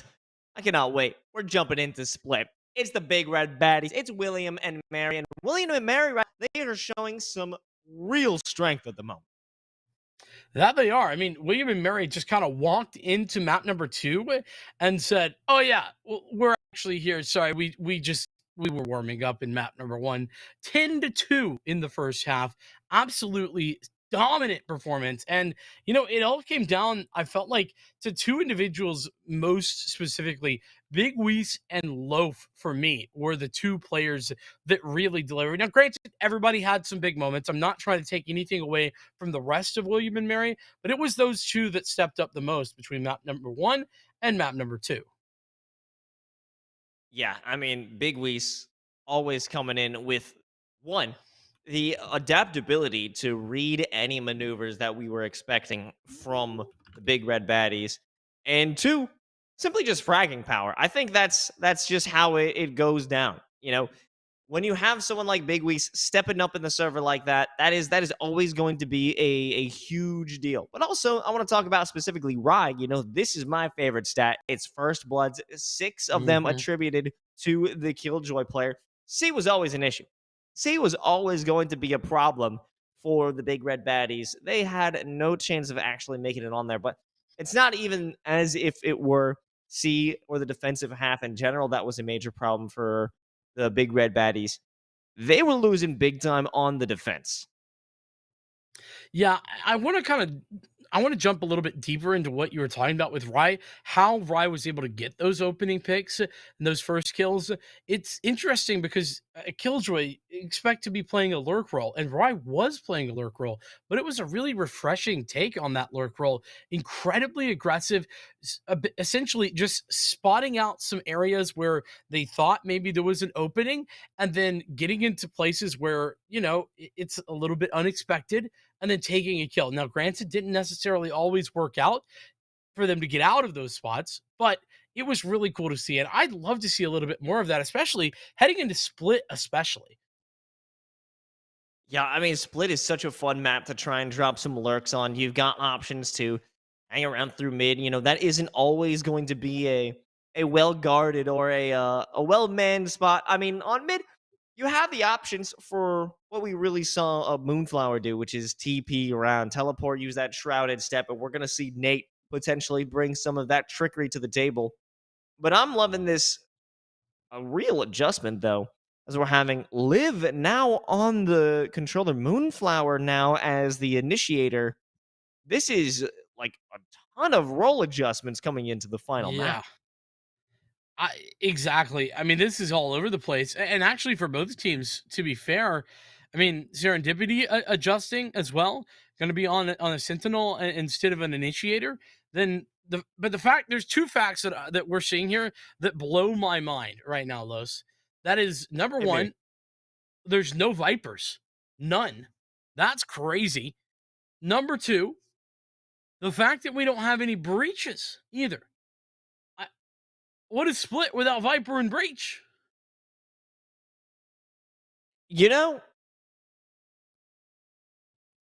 I honestly never enjoyed playing Viper. This is my personal opinion. I never liked playing Viper on this map. I'm more of a Brimstone as well as an Omen player on this map, but those are both supplementary smokes. Loser opinion. That's what we call a loser opinion, Los. Okay. Shut up. No, I mean, it's valid, like, that you can play it, but I just feel like, especially here at A, the Viper, the Toxic Screen particularly, is really, really impactful.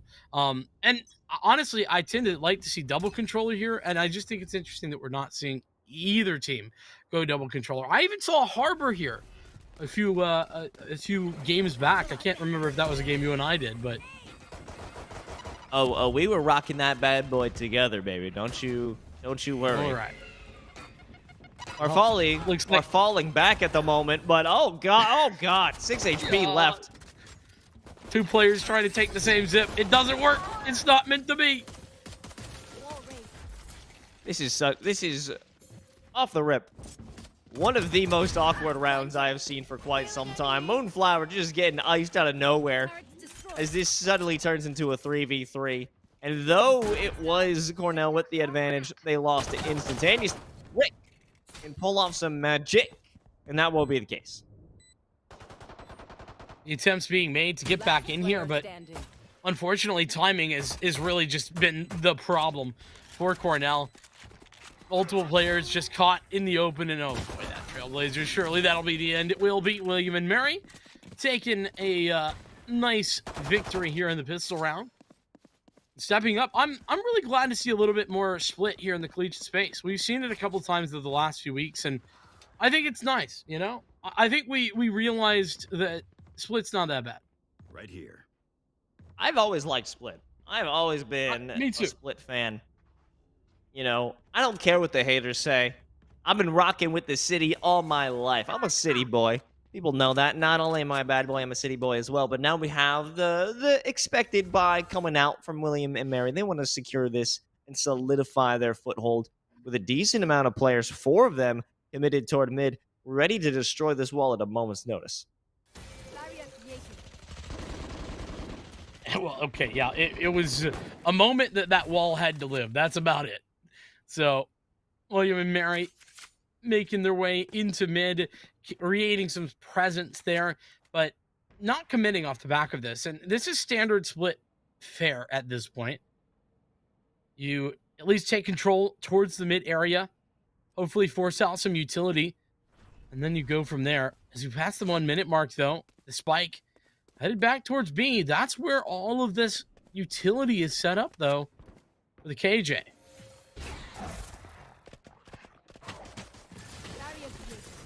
Well, coming up. How is that Trailblazer still alive? That's insane. Okay, say goodnight to Big Weiss. They gave it their all. And somehow Nate only walks out. Well, actually does walk out with a kill. Bathtub now fighting for her life. 30 seconds left. Just has to stick around. Maybe they could get a cheeky shot on the Spectre.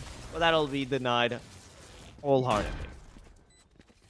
Indeed, yeah. William and Mary, a solid round, though they did lose 2 players. I think both teams probably walking away with that, feeling okay about how that went down.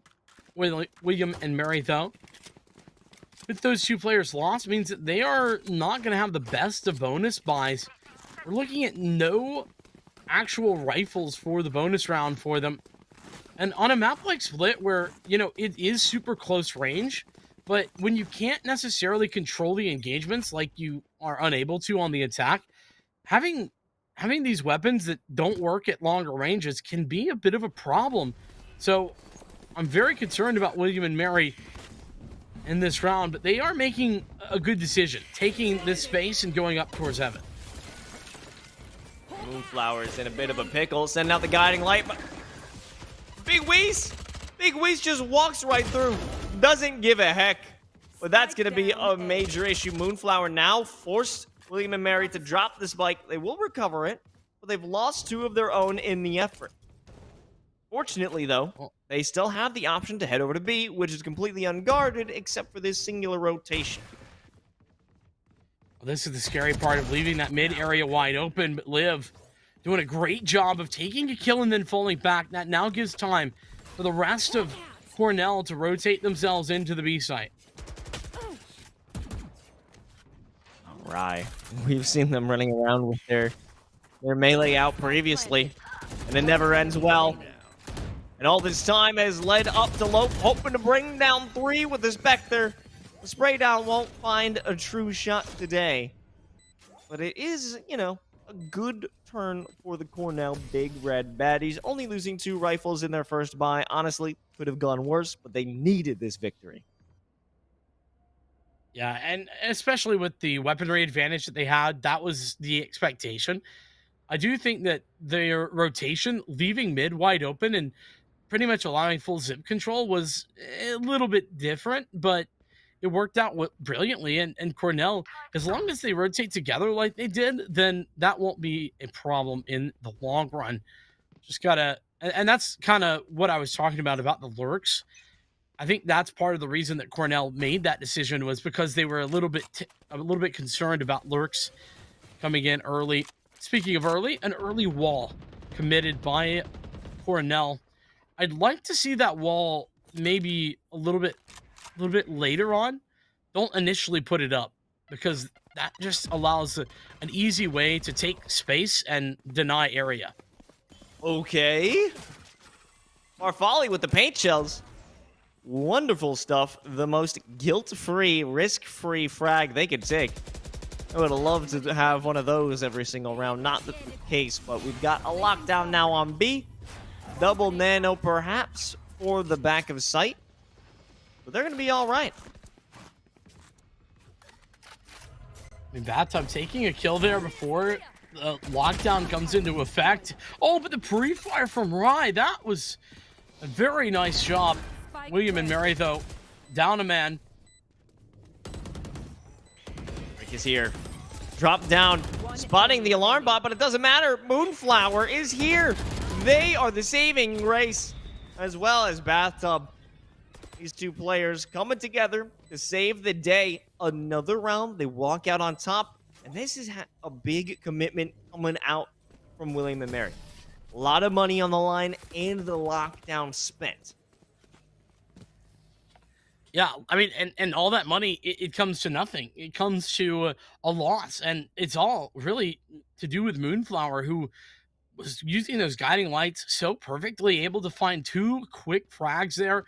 But I think a lot of credit also goes to Bathtub for getting a kill initially and then falling back. There's something to be said about being able to find an opening pick and then getting away, not getting traded in any way and then playing for the late round. Both of those individuals really delivering for Cornell early on. Shadows traveling. Blinding. Ball, as standard, destroyed instantaneously. And Nade'll run into ropes. This has been a... Again? I'm just lost. Lost like Atlantis right now, Vincent. Another kill with the paint shells. They're painting a real big picture. And William and Mary, they don't like it. They're looking ugly in this one. Loaf turning around from the ropes with the Sheriff. Able to take down one. But this is some of the most scattered rounds I've seen in quite some time. My God. Cover going out. I mean, fights literally happening everywhere for the time being.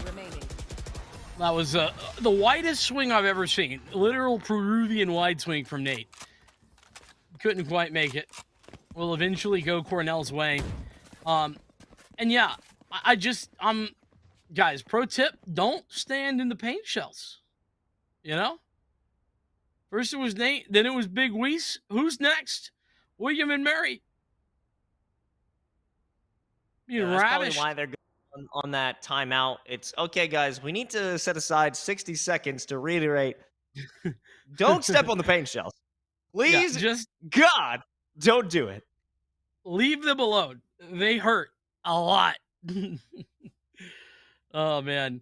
I mean, to be fair, I think their Big Weiss was stuck in a slow orb. That was not the case for Nate in the prior round. But either way, we'll use this opportunity, by the way. I know it's, to be fair, kind of working out well for them, for Cornell. But I'd like to see them kind of delay that wall initially. Wait for some sort of cue. Try for some, I don't know, a little bit of a jitter peek. Try to gather some information. They could use a guiding light to gather that info. Whatever it is, try to find some information before putting down the wall so that it can't just be destroyed immediately by William and Mary. Because it's so much money. I mean, it's 400 credits now. It's not free. I wonder now if our Folly will be playing in ropes because it's often been left vacant. If they just stick around, perhaps they can let them walk right in. But it's always been a paint shell that does in William and Mary. Won't be the case this time around. 4 players stacked up in B main. Nobody is on B site proper. I've got your trail. This is going to allow them to come out. Seekers committed. So the walk straight onto the site. But that also means that Cornell, they've got all the tools at their disposal. They can deny this plant. Orbital strike comes down. And that's going to stop the plant for the time being. They have a showstopper and a lockdown to boot. It's going to be annoying. The Molly doesn't land where they would have liked. Oh my, that would have been a beautiful combination of the slow field as well. Oh, okay, now it's time for Big Weiss to send some big nades in. Lockdown being utilized. Bathtub getting a little antsy, decides to jump out before it's fully activated. Rye is up in heaven. They don't have an angle. They can't do diddly squat. They have to adjust. Coming in, Rick denies it. There's no problem here. Big Weez with a 4K, but it's a big loss. Anyway, the defusal is earned. The ace or the team kill is secured, but it doesn't matter if you can't win the round. Yeah, I mean, great to get those kills, but, I mean, respectfully, who the hell cares? Nobody. Cornell, they're perfectly fine to give away those five lost weapons. They can rebuy them. They have plenty of cash. They got the round win. Now 4 rounds in a row and 3 of them off the defuse. William and Mary going to have to rethink what was going down. Great utilization of the ultimates. The orbital strike denying the space initially. And of course, beyond that, the lockdown. Oh, I think we're in for a showstopper here. Feels like an almost certainty with Ravelli inside Zip. I mean, it's gotta be, right? This has to be used. The sound cue. Farfalli! Farfalli, she gets away! There's more players inside. Here comes the showstopper. Oh, hello! You can't risk anything around here, but you will anyway. The rocket needs to be sent out. Perhaps it'll land on something after the paranoia hits. That won't be the case. Loaf and crew will jump onto site. They have to secure this plant. Farfalli has to know Nate is lurking around here. She has. Yeah, I think she spotted him before. Or not? It's timing. That's... I mean, she shot the showstopper at him. This is awful. This is a horrific position to give away. Showstopper as well for William and Mary. They can deny any sort of defuse. Just move in. I don't know. This really comes down to Nate. Loaf good for 2, and Nate will finish it off. The long game, the long con, has allowed itself to find victory after 4 rounds in a row. Cornell, though, despite them losing out due to a lack of, I would say, Situational awareness. But situational awareness, yeah. I mean, they literally played the, yeah, maybe they'll just forget about me game. And then they did. They forgot. I mean, obviously the thought process for Cornell was that I mean, Nate probably just went back with their team. That's a reasonable assumption, but you have to clear the angle. You can't assume that and then just hang on from there. And Cornell reset into their economy game. Classics and pistols abound for them. They're sitting around with the classic. I mean, all they could do at this point is watch, right? There's not much that they could bring to the table beyond the barrier and with the rest of their team running through. The most effective maneuver could be catching out Nate. Unfortunately, Liv, she can't find the finishing shots. A spray from Moonflower. The entire magazine goes to the wayside. We could just talk about the next one. Yeah, let's just move on. 4-4, big round victory, and that it's tying the game right up. William and Mary, the conversation isn't really about that round. It's about this round and the amount of ultimates that they have at their disposal. They've got all of them. Los, as I think you would say, it's a fiesta of ultimates, my friend. Everyone has it. We didn't see a whole lot of reses last round, but there's 2 of them available this round. Or I should say last map. 2 of them available into this round. And this is a bit of a different look. William and Mary, they've been very consistent about their approach, right? Fight mid or go B. Fight mid or go B. That's their initial approach to every round. We haven't seen them go A since the opening 3. They got information. They know exactly where Bathtub is. Bathtub, they go around to double check. I sure heckin' don't know why. Realizing that a showstopper is right around the corner. Is that really a showstopper? Yep, that is it. Well, it seems that this round certainly not looking favorable here. Both players inside a screen. Serendipity probably will throw their life away. Or will anyone actually maintain a kill here? It's going to be Loaf. Picking up a double. Because who else at this point, Vincent? Loaf's consistency has been impressive. I mean, really. Talking about, I mean, I mentioned Loaf and the consistency with which they were finding double kills on map number 1. Wasn't one, and then consistently seeing that same thing on map number 2. Talked about Big Weiss and Loaf. For me, the two individuals to step up big time for Haven. Doing it again here on Split, it's very impressive. And, you know, on the one hand, you could argue William and Mary, they used 3 ultimates that round. On the other, they got 3 ultimates to win a critical gun round to then give themselves not only the lead, but force another save onto Cornell. That is well worth it in my book.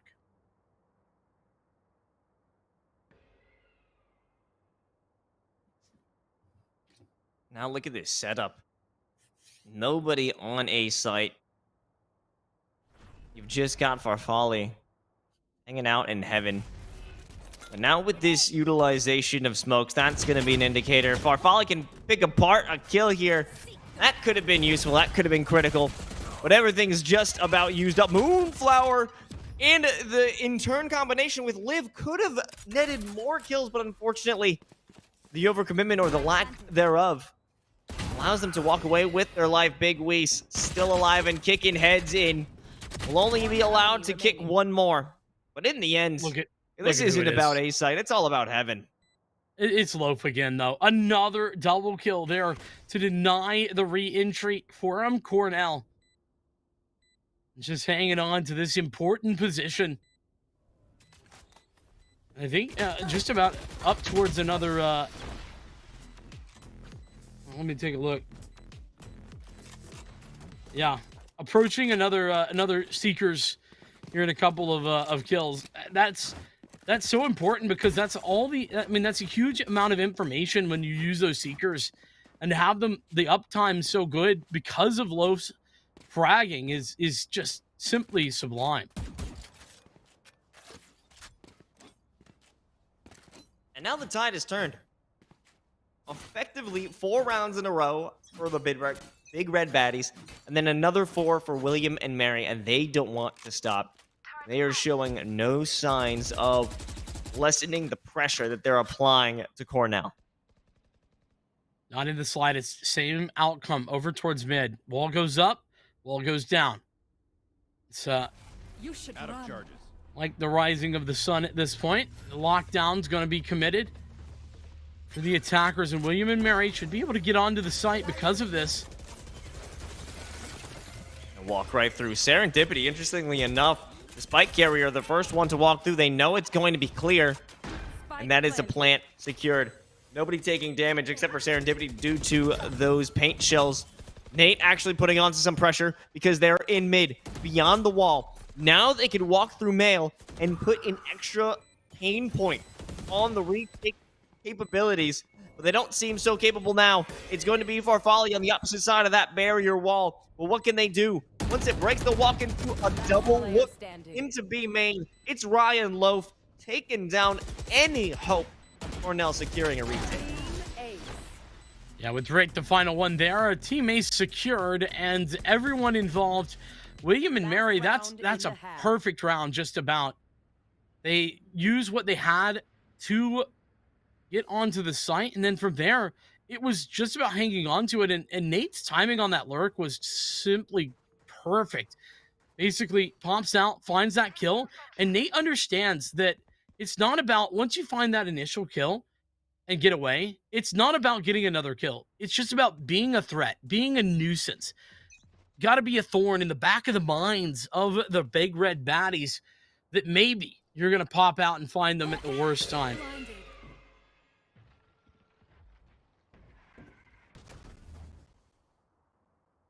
Last round now, last opportunity My out's ready. to finish strong for the Big Red Baddies. They've been currently struggling for a good long while now. It's William and Mary. Certainly a team that has stepped up in the last 2 maps. Well, this is really interesting, Los. So, William and Mary, they've given away information that Guiding Light spotted a player. So, Cornell knows those players at A, and they didn't apply pressure to mid like they have been every round. So this wall isn't broken. They're going to wait it out, and that's so good from Rye. Come on now. The second it breaks, that's when the kill takes place. Farfalli has to retreat. That nade won't prevent anything. Maybe the Roomba will stop the plant for just a moment. 2 players stuck in the defender spawn. Nobody can come together. Orbital strike, a good idea. Unfortunately, it's just a hair too late. Serendipity! Oh. There's no way Serendipity should get those 2 kills, but they do. It feels illegal, and I would say it is. On this wall, I mean, that's just brutal. Trying to create the space to 2-on-4. Cornell working from behind. They don't have the weapons. The crossfire set up, and Loaf again doing it. The double kill to deny on the final round of the half. It's 8-4. And on the attack side, that is damn good. They're loving life right now. William and Mary. They can just chill. They had some great opportunities back on their, in any defensive half really that they've had. And it comes down to, one, their adaptability in changing their positions, but also the ability to read their opponents and knowing exactly where they're going to come from, exactly what they like to do. But this has to come to Cornell in terms of being versatile in their attacks, in their takes. They can't do the same thing twice for the rest of the series. Yeah, they really have set up a gauntlet for themselves, but I believe they can do it. Cornell have shown us what they have on offer before, and, well, looks like A site's going to be precisely where they elect to go. I believe in Baddies supremacy, but maybe not to be the case for Folly. Nice opener trade onto Loaf. The shorty earned 1, but can Farfalli continue to hold on to Heaven? Bathtub will put some pressure on, and they can stay alive for a bit longer. Sight has been secured, the spike planted, but Heaven isn't exactly theirs. It's a great jump peek from Nate. Gives some information. The rest of the team for William and Mary continue forward, but Farfalli, it ain't pretty, but it certainly is effective. Last player standing. Big Wheeze. Been in much too long to try and line up the shot, but Farfalli, gotta chalk it up. She has performed it excellent in this first pistol, or this second pistol rather. That's gotta be a boost. That is so necessary because now the gap has decreased. Not just the 5-8, but it's certainly going to be, though we may be proven otherwise in the force by 6-8 is the expected scoreline. There will not be a purchase here from William and Mary. Yeah, and I mean, this is understandable. I know we've been talking back and forth about the force buy, whether you want to do it or not. Especially on the defensive side, I think probably not is the right answer. And you can see the investment heavy by picking up that wall, actually. As I mentioned, it ain't cheap. Bathtub, the first one to walk through that dark cover. If they make that commitment, Loaf around. Right click will not find value. But the question is, where is the attack headed? It's all about securing your kills. It doesn't matter. They have no set sight. They just want to take frags. Yeah, this is what I call the Overwatch maneuver. It's a death ball. They're playing Brawl right now, Los. It's not a, there's not a plan, not a sight. It's just stay together, guns out, and shoot the heads. Oh boy, Big Wheeze. Fumble in the bag again. They had a free shot in the back. Won't be able to land it. It was a very hopeless looking situation though, but in the end, he might have been able to take out an extra SMG, and what's the harm in that? No harm, no foul. William and Mary, though, going to be wanting to answer back almost immediately. As you mentioned, the expected outcome, 6-8. That's where we're at. We're here. Now, it's time for the Baddies to defend their initial couple of rounds. Pistol, the anti-eco going their way. This is the bonus. 4 Spectres and a Bulldog. It is a pretty rough buy, all things considered, when you are up against Vandals and Phantoms, but we actually haven't seen this maneuver before. Serendipity gets up on top of the wall and finds an opening pick. Spike down B. Oh boy, Liv. Not able to find enough value out of that one. 1 for 2. Liam and Mary will take that every day of the week. No footing now. They've lost all ideas. Mid is completely controlled. There's 3 players in the vicinity, able to swing at a moment's notice. And that's where Cornell has decided to put all of their pressure. Unfortunately, smoked off, so they will have to rethink a new strategy. Plenty of time in the round, though, but their options are leading them toward B. Yeah, and that's mostly because they don't have any control towards A. They don't know if it's been pushed. They don't know how much space has been gathered over there. And, well, obviously we know we're just seeing a jump peak towards that A main position, but still. The adjustments being made with 30 seconds left. It's time to go, and B will indeed be the site. Trying to get in here. They have a wall. They have the Trailblazer. And that should at least allow entry, maybe even a spike plant. This is such a delayed play. With 10 seconds left, they will make it. The spike has been planted. It's not looking good for the post plant. Have to stick together. Play off each other, especially when you're working with Spectres. Annoyance to the back line. Nate, the first one to jump down. If they can put the pinch around the corner for Pillar, that might be massive. Moonflower walks away with a kill. Well, they need to stick around, provide support. Rick can turn this into a 1v2. Low health on Serendipity. A guiding light right into their face. And a spread out swing from William and Mary will seal the deal. That's perfect played from William and Mary in the 1-on-2. One player wide swinging, one player close swinging. That's, I mean, set up brilliantly and precisely the right thing to do at that time. I mention it only because, man, it can be tough, and you see it happen so often that it's just done incorrectly, particularly in the collegiate level. We've seen it a couple of times over the last few weeks, you and I. So props to William and Mary doing all of the right things, but is this what I'm seeing correctly? They're like barely investing. They're saving essentially, or William and Mary. Oh, wow. Granted, they have some guns, and this one of them, the Marshall. You have 2 rifles, but they won the round, and they're sort of half buying. It's a little bit concerning.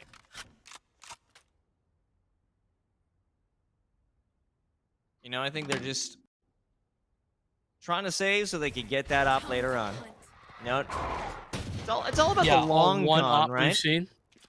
All one-up we've seen this whole game, this whole series. Time to bring out number 2, right? All right. Moonflower, you're beyond this wall. But no one's going to peek. No one's going to peek her. She has to do the work herself. That guiding light's oh, solid, God. Oh. Player standing.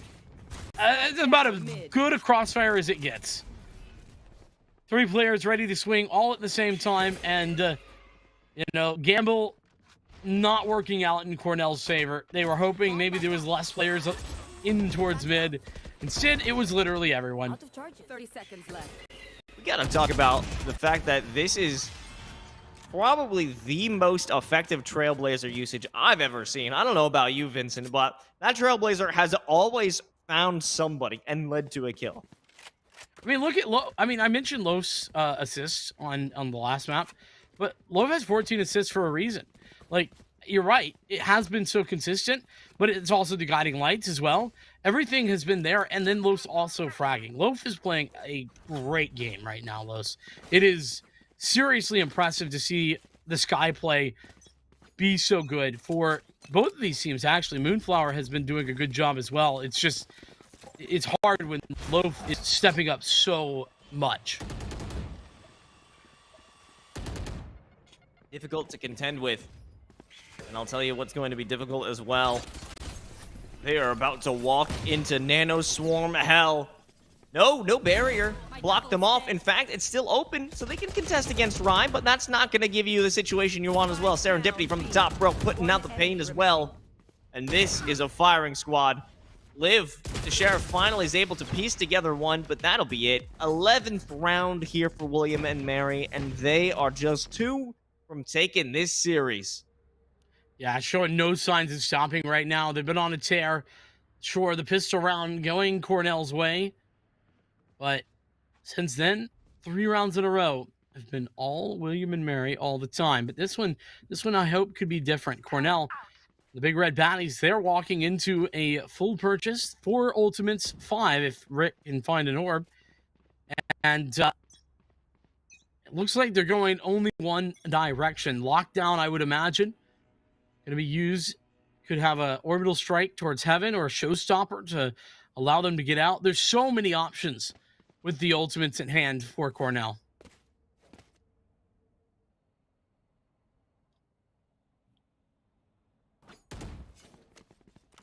I got the info. Make it back right off. Sure, drop the lockdown. Right could put down their own lockdown here, actually, and counteract this. This would be really interesting if they do. Oh, and that's so frustrating. The lockdown is essentially mitigated, except there is the fact that there is one player who's detained, but with the slow orbs, with the nano swarms, no one could get proper footing on the site, and the lockdown in response negates every single effort put forth by Cornell. A dark cover as well. This is so frustrating, and as you can see, Liv is looking back toward mid. Maybe there's a new option. No. Commitment with the Seekers. Farfali might even bring out the showstopper if it's deemed necessary. Nate doesn't even give them the chance to make that decision. Yeah, but it's all gone well for Cornell, despite what I would consider a solid response. With the lockdown of the defense, William and Mary, they're still in a 2-on-4. And the HP is, I mean, it's awful. It's terrible. Rye got at least a kill. Oh, the spike's not down. Finally, Rick will do that. Spike planted. That would have been absolutely absurd if Nate was able to secure that kill. But what a back and forth. It was a great effort from William and Mary to try and diffuse that situation, stop the lockdown from giving them access to site. But Cornell stepping up in a big way. They desperately needed that round, and they came in when it mattered most. Now, I'm excited to see if they can continue that. 3 ultimates still at the ready for them, Vincent. Yeah, and that's a point that I wanted to get onto, is the fact that they didn't overreact. I think it would be really easy for Cornell to overreact and use like all of the rest of their ultimates there in response to that lockdown. Instead, they just played it patiently. They waited, and then they were able to win the round by just utilizing the Seekers. Like that's such a good response from them, and really shows some real maturity in the gameplay here, and just taking a beat to think about things.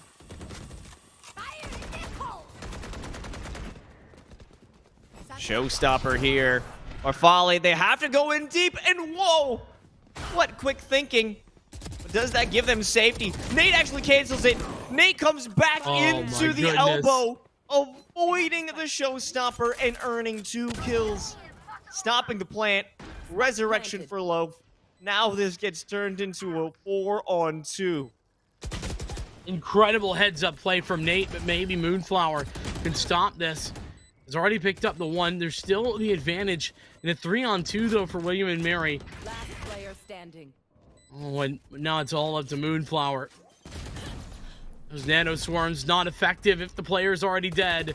And Serendipity with a 2nd kill. But talk about the individual of the hour there.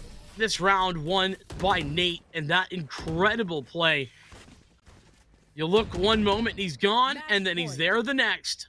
A magician in the elbow. Nate delivering with the From the Shadows. You gotta love it. I'm always a sucker for amazing Omen trickery and strategy, and that is a classic that we've seen. A clinic has been put on, and it allowed William and Mary to secure such crucial kills and defer a plant that otherwise might have been a big opening, a big opportunity for them to play that post plant, close down the window that there is for a retake. But now it's going to be last chance saloon every single round.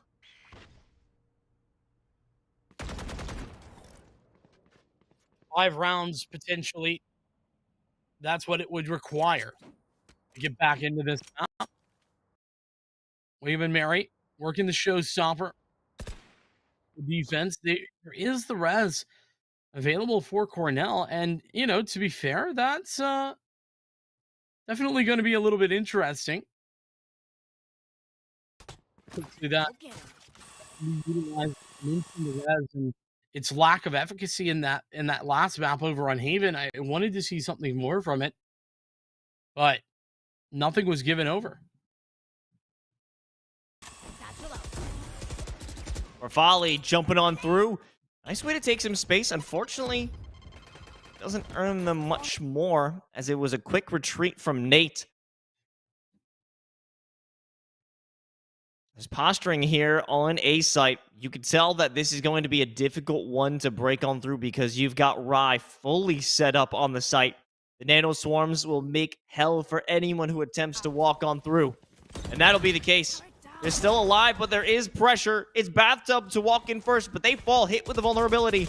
Pistols in hand. Nobody has proper equipment to walk on through. Loaf up in heaven. Moves down to the ramp to enact the pinch. If Moonflower can win this fight, that might provide hope. What hope is all but vanished. Clock is ticking down, and we all know what the result will be.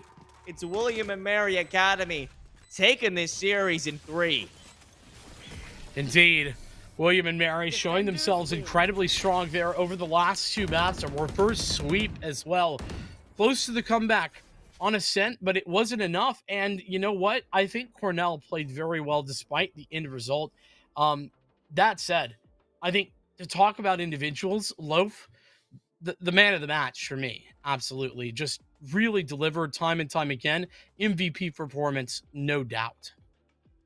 Yeah, Big Weast was putting up some nice numbers on the previous map, but if you got to talk about all-around impact, you're looking at the assists, you're looking at the utility efficiency. There's no one who did it better than Loaf, not to mention all of the kills they secured, topping the charts in such amazing fashion. Clutch potential. We can't speak enough to them, but Loaf did the speaking themselves. And they'll be taking that one. William and Mary Academy has succeeded. They will take their 5th victory. Unfortunately, rather, the Big Red Baddies will take a 2nd loss, but they have shown some signs of resurgence, at least on Split. Unfortunately, it just wasn't enough. And you got to hand it to them for even taking Ascent based off of the performance that we had from William and Mary in the second 2 maps. Indeed. With that said, I mean, you gotta give props once again to William and Mary. 2-1. They now lead this Emergence Mid-East Division. They have taken the step up over Hood College, who is currently 4-1 as well. Obviously, depending on how Hood College plays this week. But I gotta say, impressive, no doubt. And I'm excited to see what more this William and Mary Academy squad can bring. Best of luck to them as they move forward. We're gonna head on over to our second series, though. And that's actually going to be Carleton University and Seneca College. And we're going to have Mick and Infernosis boys taking that on. But with that, we're going to take a short break. We'll get that second matchup ready for you, and we'll be back shortly. See you in a bit.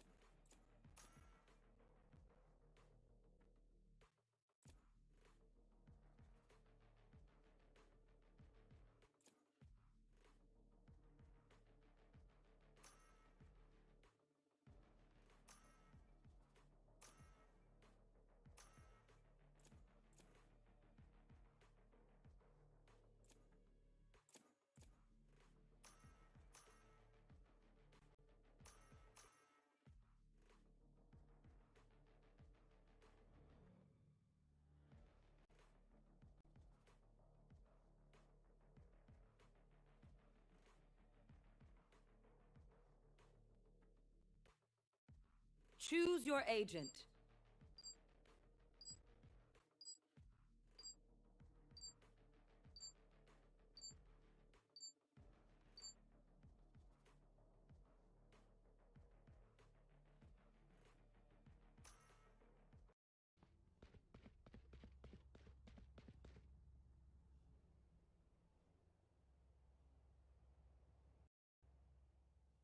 Placing sentry.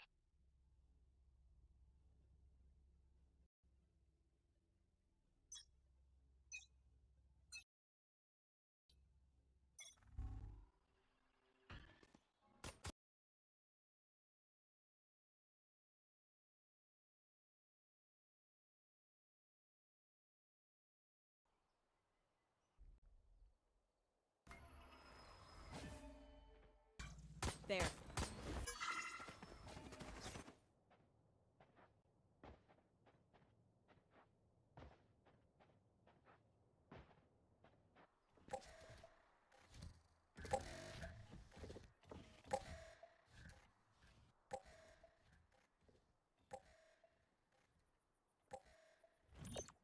Placing alarm bot.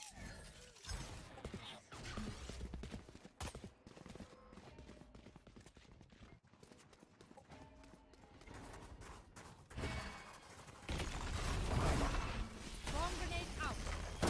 Drop one.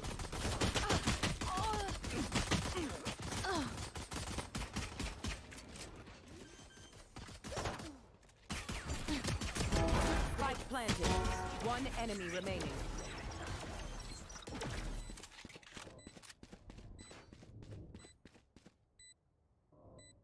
Oh, was that important?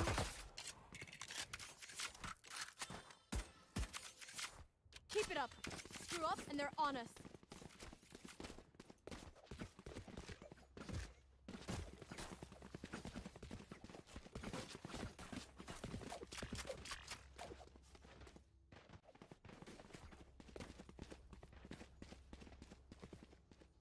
Here.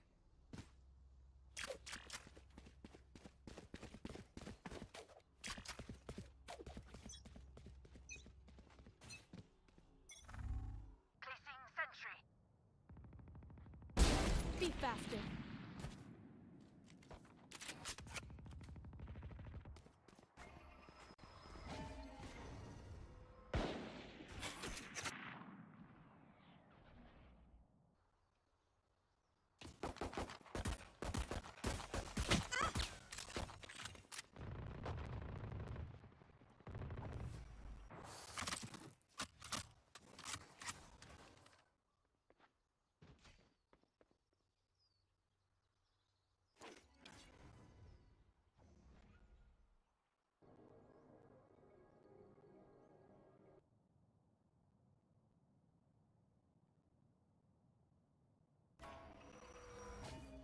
Here.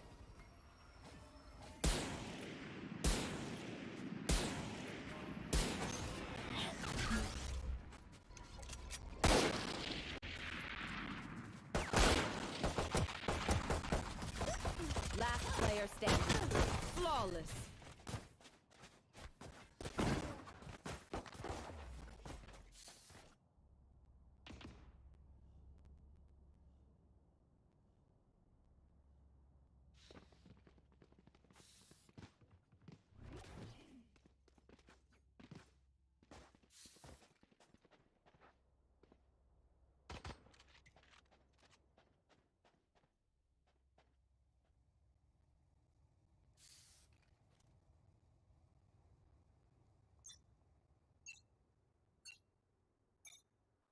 Turret out.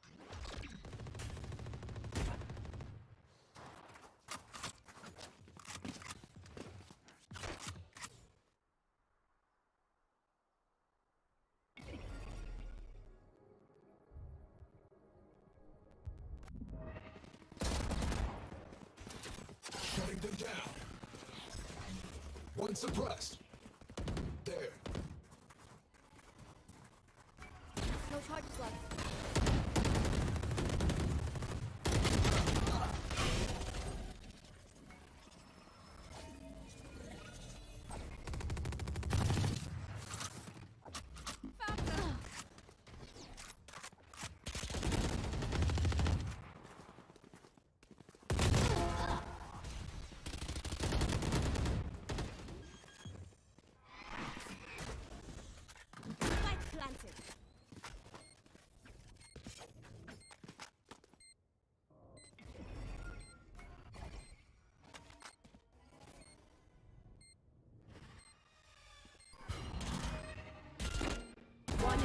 remaining. Trinity, you're my ult ready.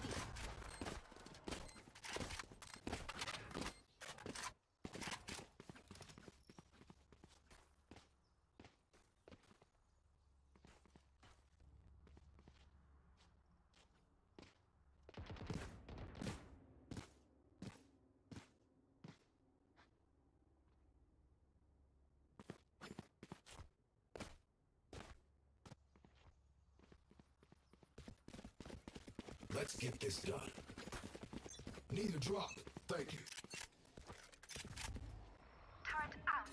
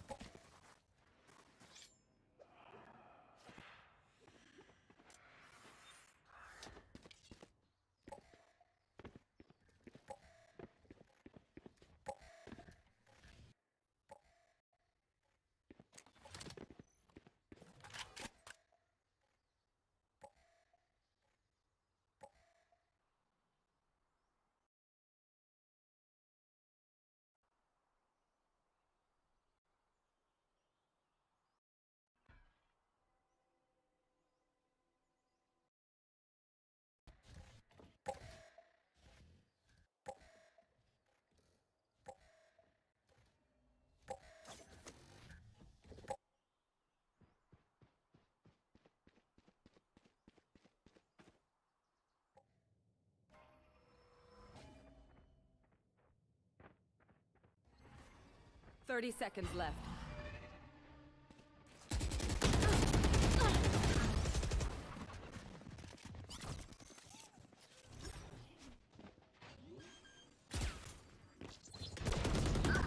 Spike planted.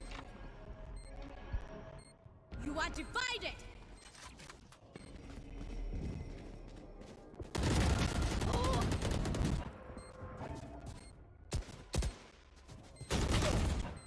Last player standing.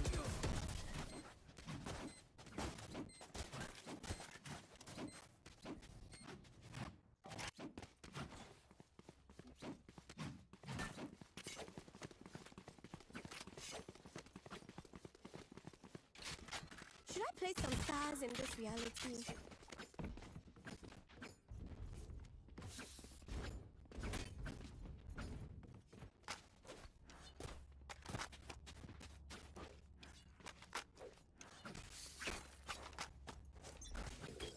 Placing sentry. What's this?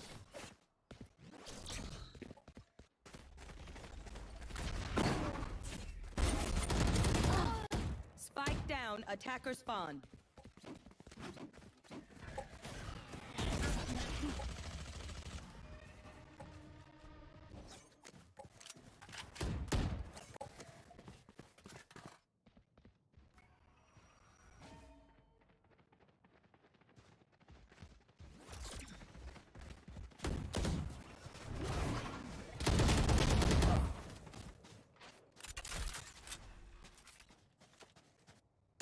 Spike planted.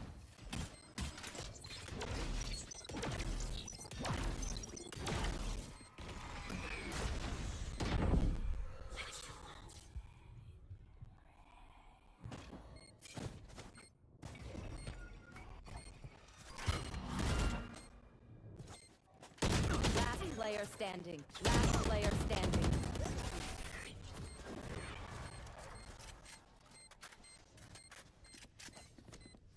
Make their fear your weapon.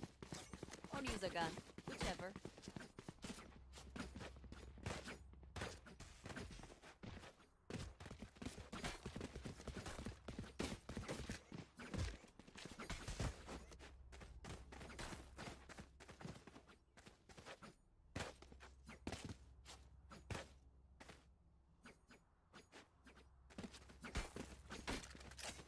Placing sentry.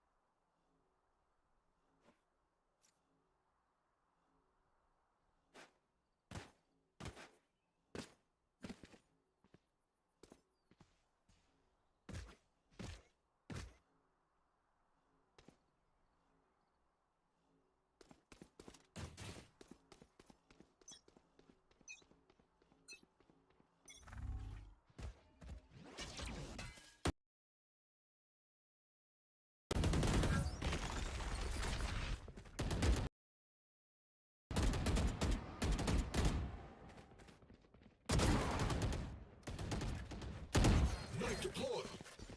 Spike retrieved.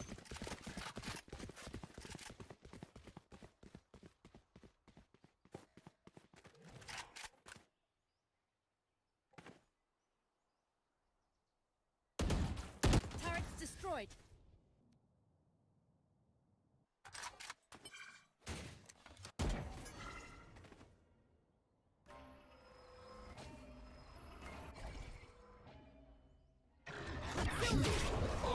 Flash.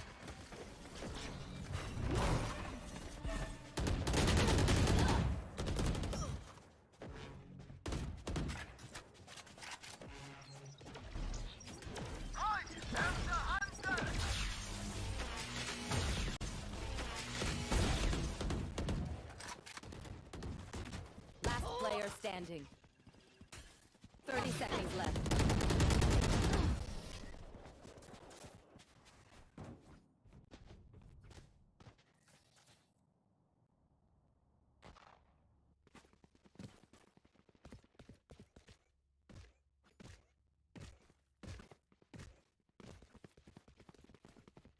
Turret out.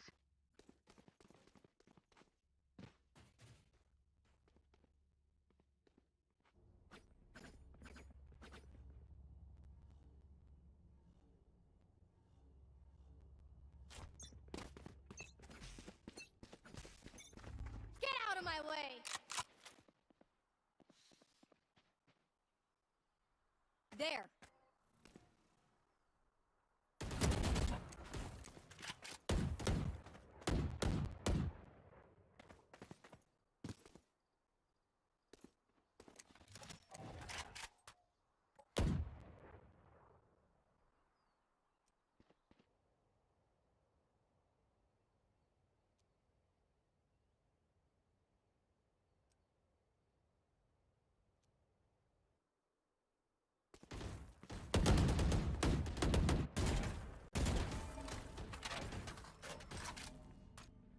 Face your fear!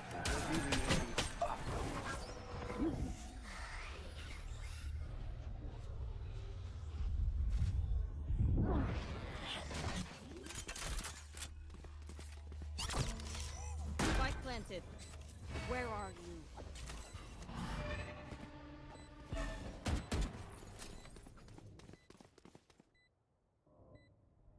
Initiated. Turret out. Well divided. Take hold. Killed my bot.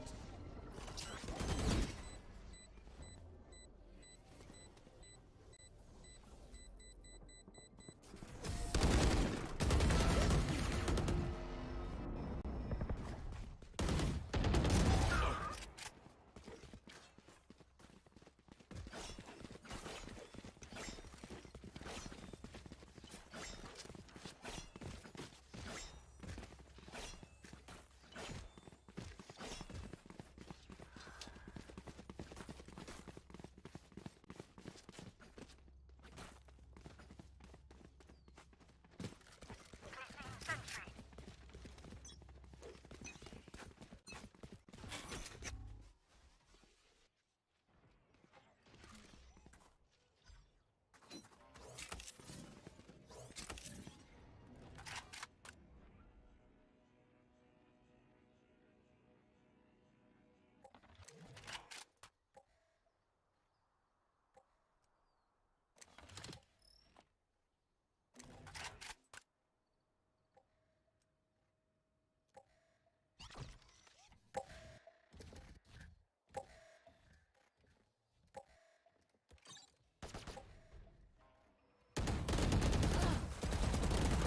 Spike down mid. Blocking vision. Taking that back.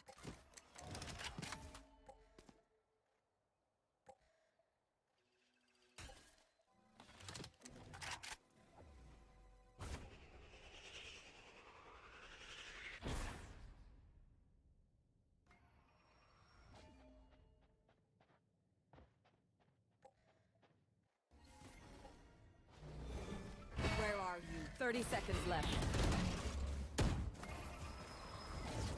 Bring them down. Spike down B. Variable removed. Got the spike. Last player standing. Here. 10 seconds left. Spike retrieved.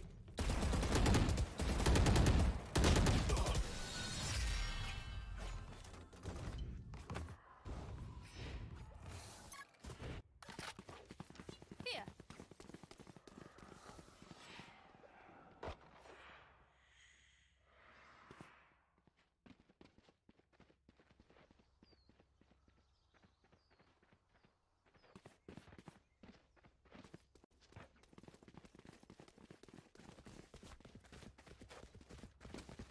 Turret out.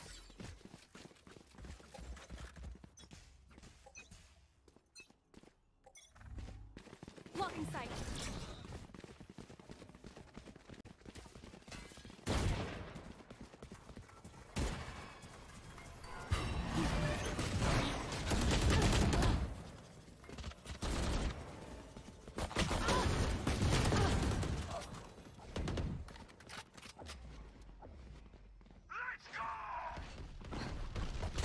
One enemy remaining. Spike down A. God.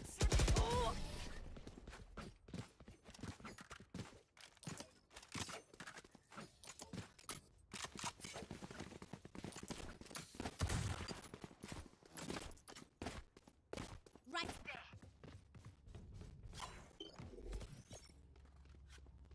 Turret out.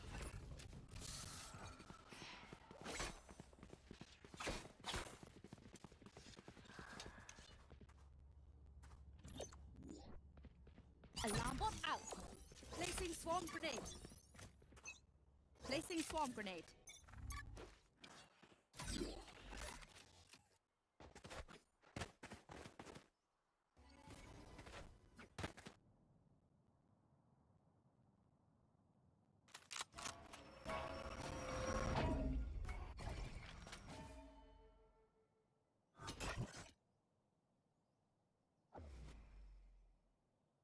You are divided. Flash.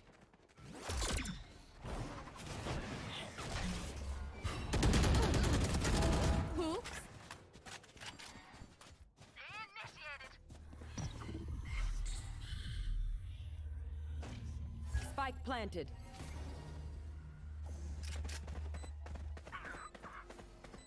Oh. Alarm bot out. Last player standing.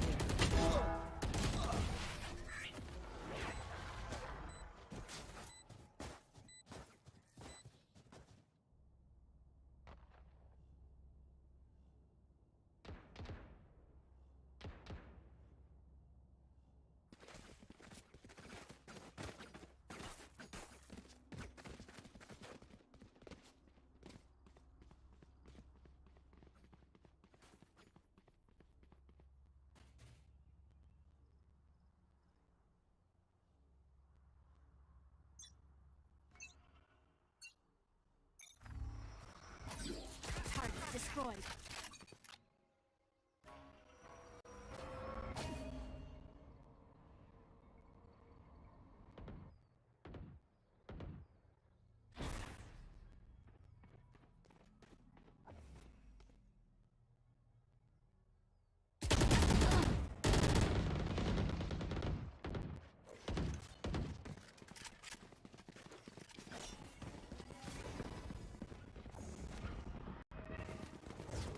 Bring them down.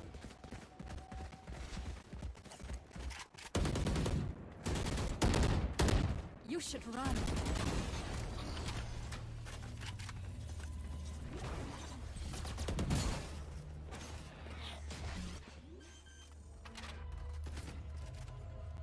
Spike planted.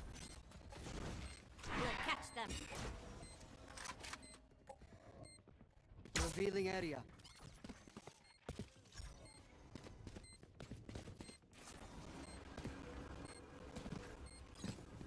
Face your fear!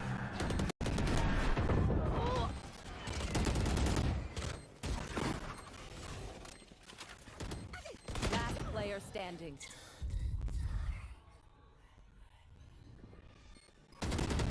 Long.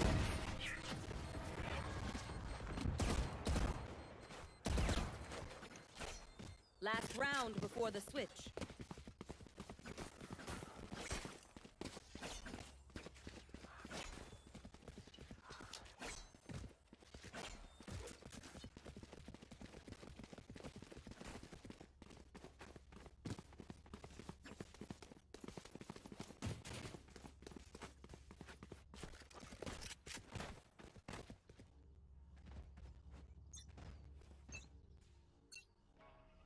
Get out of my way!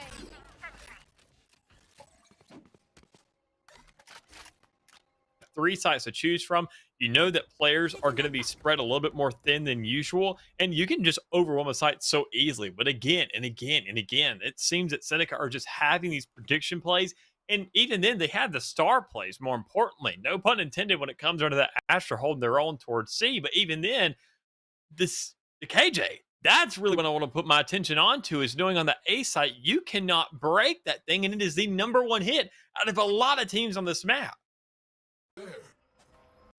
Look how staggered up the Carlton White side is over on the C side. They need to realize that they can just swing that. They need the information. They're seemingly lacking the ability to grab it. Flashes do allow for GM to swing in quickly, but nobody swung alongside them, allowing for Liam to get a 1-for-1 trade and equalize things out slowly but surely. Plant will go down, but Iron working in from defensive spawn alongside some assistance from Hall of Terry. They'll take down 3 in quick succession. Though a no command is down and they do need to be stabilized, it's all in the hands of Bling Bling Boy, who finds 3 all out of nowhere. Just 1 remaining. Shoulder has been spotted. Pre-fires around the corner. The information finally stripped away once the KO will finally be cleared away and not available for stabilization. But Bling Bling will stabilize the round by closing and securing a halftime 6-6. That's exactly what you need. I mean, you are more than happy, at least with that, considering all the circumstances and moments leading up to this. For an attacking side on Haven, you're expecting an overwhelming number, at least sitting at 7-5 at the bare minimum. But 6-6, you'll take it, considering that you're coming into this position from behind. So you need to make sure that you can actually justify this.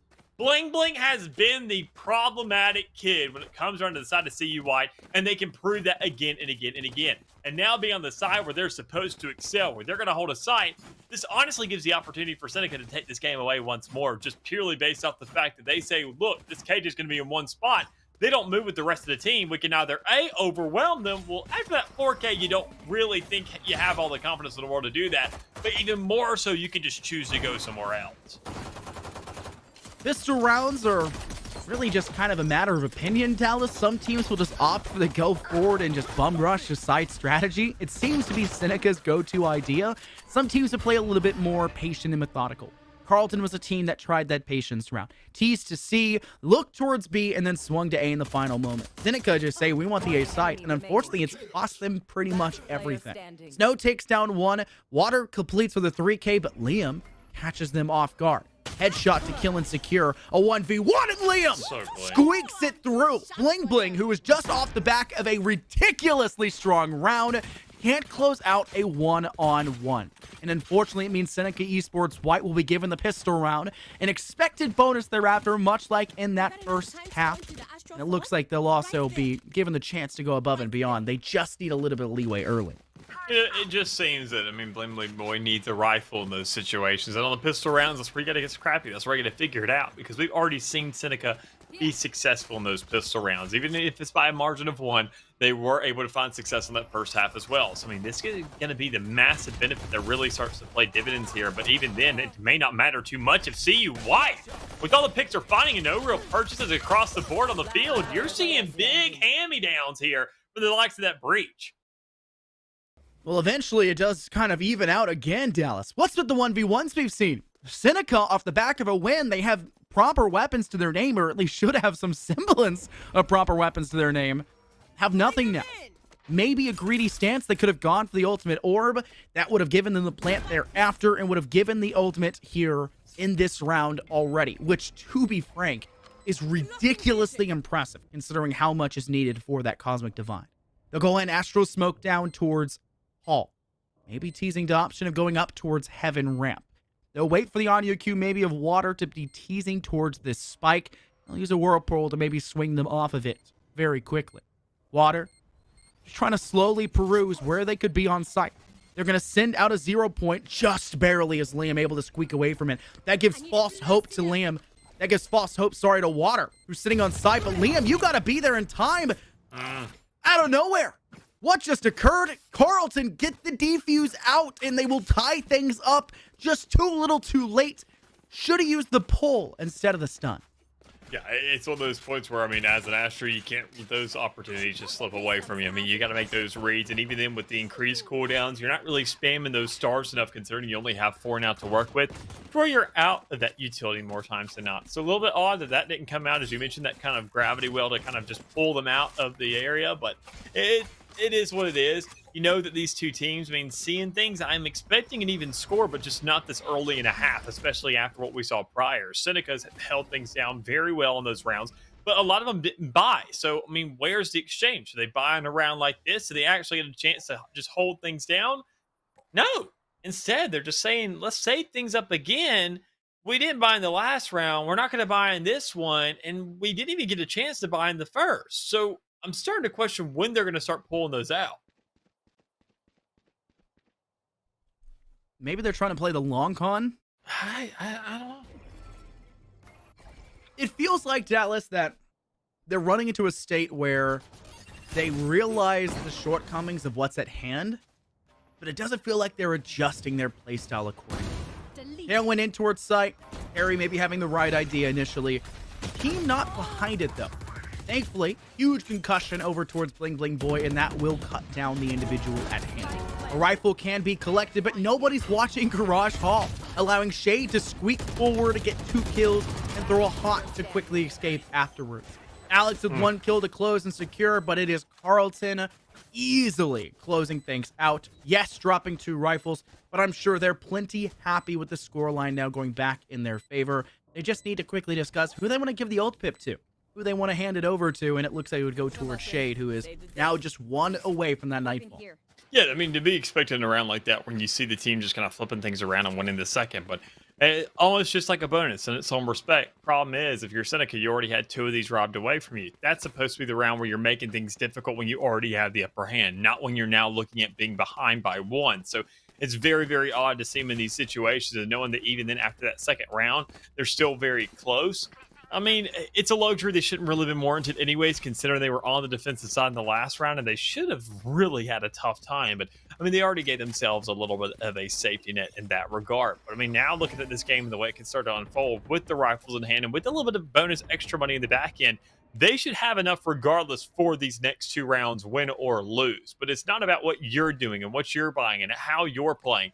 You more importantly want to set up your opponent for failure. You want to make sure they don't have those resources and you can really nail things in. You may be able to pull out a thrifty round and win, but just because if you lose a thrifty round doesn't make it a total loss. Thrifty rounds can still find success. They can drop and strip away rifles. They can force Carlton to continue to buy up. If Carlton has to buy 4 rifles and you bought 5 SMGs, you drop 3 out of 4 of those rifles, you've now gone even. You've broken their economy. You've made things more manageable because you'll head into the next round with proper weapons. They may not have the same luxury because they'll be forced to buy up and be on an even footing. It's crazy how much the potential of the game changes. Seneca, though, saying we've got a lot of potential towards the C site, not necessarily lacking what was over towards A. Bling Bling very nicely up towards site. Deals with 2. A little bit of assistance with Water to close and secure that second. Water finding their second kill in return. Bling Bling will finally fall. But Shade from Garage has once again stepped up big. They'll rotate away. 2 players from defensive spawn, 2 in that Garage Hall. It's just Snow on site. Blinded, Prowler around the corner, and Water completes the 3K to secure. Carlton losing just 1 weapon, and that's not the round result that Seneca were wanting, as they just find no real positive footing. They finally found themselves a little bit of a buy in it. As I mentioned, I mean, some of them will still have this backup buy for a round like this, but knowing you're forcing it out, it's just really tough to look at. I mean, you're going to see a round like this, of course, go underway, possibly decide to see you white until they opt to say, you know what? We may not be buying here. We may be buying here. Lord knows. Let's keep Mick on his toes, and let's just go ahead and keep on deciding again and again and again. Because, well, I don't think they quite really know either. Have enough for the next one would be my option, and then see if that Blade Storm starts to come underway, if you can get enough ticks off that. Lots of arising questions, but, I mean, CUI, there's a definitive answer there. They are playing a little bit better. I mean, just standard. They played towards that C site, that last hold in the round. I mean, they were able to just close out a couple of those kills, and you couldn't trade a singular player until you had 4 of your guys knocked down. You can't have that happen ever. Astral Smoke placed inside garage window, and Shade had a bit of a moment there to be able to take down one. Is forced up. Liam engages. The last bullet in Shade's rifle will connect. The last one they're able to fire also connects. Over to Alex, but a little too late. Alex will get the better end, and that kill will go in their favor. Water having to send out a 0 point, still readily aware that not just 2 players are there, but all the players are there that are remaining for the Seneca Esports side. Looks like Carlton with plenty of information. Look how they're setting up a pincer. 1 player in courtyard to cut down from actual ramp. Bling Bling working in from Hay. It's only needed for snoozers, though. What a gorgeous play by Carlton to realize the situation at hand and counteract all of the potential that's there for Seneca, leaving no player behind in spawn. That was already guaranteed because Jihoon had already cleared out Hay on the initial play. They could not step to site. Hallway was locked down from up on plat. There is nowhere to go but backwards, and Snoozers has that one locked down as well. Carlton are in the hands of Seneca. And even then, more so, they're on the entire field when it comes around just having that presence there, because you're worried about Bling Bling Boy on the A side. You're now worried about the operator on C. It's more that mental game that you mentioned earlier that really starts to just come to highlight what this team is doing now, to where you just feel like you're suffocated, like you really can't do anything. And if anything's going to happen, honestly, you don't have to even worry about the B side. Nobody pushes that Joker anymore. Nobody wants to after what's happened so far. So instead, well, let's just play to 2 sides of the map. Player in garage, player in C. Everybody else go A. And if we see a shutdown, just shoot right through that wall and kill it. And just leave them with literally no option. One of the problems with that shutdown you've talked about, the HP increase, makes things pretty difficult for the Breach Util to counter. That's why I was talking about the Hunter's Fury being its prime denial. Unfortunately, Carl didn't really have that luxury. They'll be forced to fight guns up here for this next fight, though. Better end being gained by Seneca, as Snow finds a frag that's not equalized back just yet by Carlton. They'll swing Shade in from the flank, working from long. Has already swing down towards ramp. 1 player in hell, though, would be their undoing. But Ian is trying to find the right angle to peek from and has just not found the right play to go. Shade is cut off in the flank by Snow, but still gets the kill in the process. That charges the Nightfall. Huge pickoff by June, and it's just Alex all by their lonesome. Players on both sides, and June gets the upper hand. What a gorgeous retake by Carlton. The double digits make it or break it point has now made them up to 11. And the chokehold checkpoint has not come true. They are gliding past now 5 rounds in a row in the second half.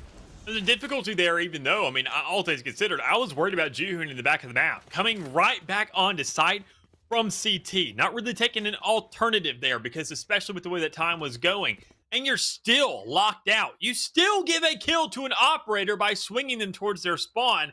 You can't let that happen. I always say that an operator, more times than not, is actually a detriment when going for a retake. You have to swing that, and that's something you don't want to do. That's why that gun is made for the defense. But once you actually get around it, once you maneuver the map and get into a post-plant situation, you're the one with the upper hand. You're the one making that thing push you, and Jihoon still found that result. And even then, in the meantime, you had a Nightfall to go down to the field as well, because you haven't put CUI in any shoes where they have stress. Seneca are the ones that are extremely stressed now because, well, you got 3 ultimates.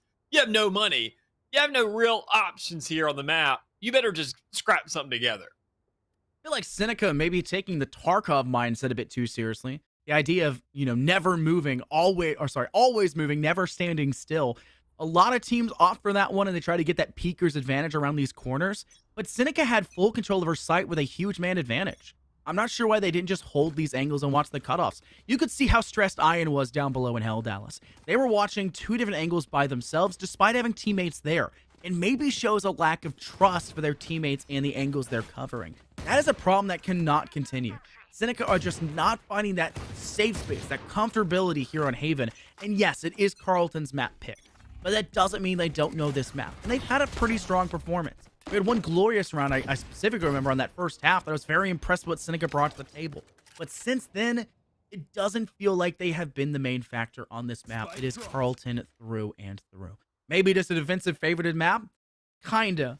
But it doesn't excuse just how good Carlton have been and where Seneca has been performing against them. They've got no money here in this round as well. To make matters even worse, a huge eco round for them. And if Carlton, as expected, take it, it'll put them at match point already. Well, I can definitely see that Haven was a defense-sided map when Chamber was still absolutely disgusting, but now when you don't have players that can be anywhere on the map at any time whatsoever, you still actually have to hold things down. You are overwhelmed again and again and again, but once again at these points, you look at the players on CU White and they do not care, man. They win these fights and shut them down. A flawless round to get themselves the match point. You can't let these opportunities arise again and again for them. Went out the KD for Bling Bling Boy, 19 and 13. That one kill that I'm discluding, the turret in the smoke. I'll give it to him, but wow, what a play to do so. Gorgeous performance from Carlton in the last round. Yes, Seneca feel that pressure to move forward and take that side as quick as they can, realizing the weapons they have. But the problem is, they didn't use any of the real util they had on the board. Just one, and it gets nothing. It catches nothing. Ion just not finding the impact they needed with it. Because Carlton just move around. They just watch their angles. They hold the cutoffs. Yeah, they're having the same kind of mindset of, never stand still, but they have the ability to watch each other, and I think that's the difference maker we're seeing. Updraft of Terry up towards Flat. Shade sees them through the smoke and cuts them down. Alex would be the second to fall, but Snow taking down two, almost just as quick to give Seneca control over towards site and the spike to officially go down. Yeah, massive little easy hit there already coming up from the attacking side, but even more so for this retake. You're just letting that clock down because the cause of divides and invested very, very early, but more importantly, is not even being held. Look at this. You have all the players lining up towards C-Long, a cause of divide in hand for the defending side. You throw that thing on one alley, and you were clear to just go ahead and hold that defuse button. It's down. Carlton have essentially locked this one up. They do have a Hunter's Fury to zone them away from Spike, but it only lasts for so long. Jihoon says, I'll just stick straight through it. I don't mind. They've already gotten it to half. They'll have to swing forward. Shock Dart zones them away, but they still have a man to defend. Recon Bolt out. They're baiting away from each other, but it's still too little too late. Snow can't find the shots. Unlike the first two kills they found in that round, the fourth possibility to save that one for your squad just can't get it. Their composure not there. And Haven will fall the other way as Carlton will start this thing off 1-0. And it's one of those points where, you're looking at the utility you have to work with. I mentioned it earlier. That the fact that CU White didn't have as much for a post plant, well, that's on their attacking side. And they still found themselves plenty of rounds in the meantime. Yeah. They just didn't have enough for the kind of half of the map that they were on. They were on the attacking side. They should have won. But it obviously is their defensive prowess that really puts them in the shoes to say, we're comfortable enough to pick out this map. They hold their own on the attacking, but the defense is where they really start to shine. To where when it comes around to executions and playing off of each other and checking corners and holding sites in the post-plant scenario, they seem a little bit lackluster. But Haven, they say, honestly, we're pub stars. We can hold things individually. We don't care about holding a site on post-plant if we kill everybody out or just make sure to do our own jobs. And that's a little bit scary, all things considered, knowing that that only really caters to the 3-site maps.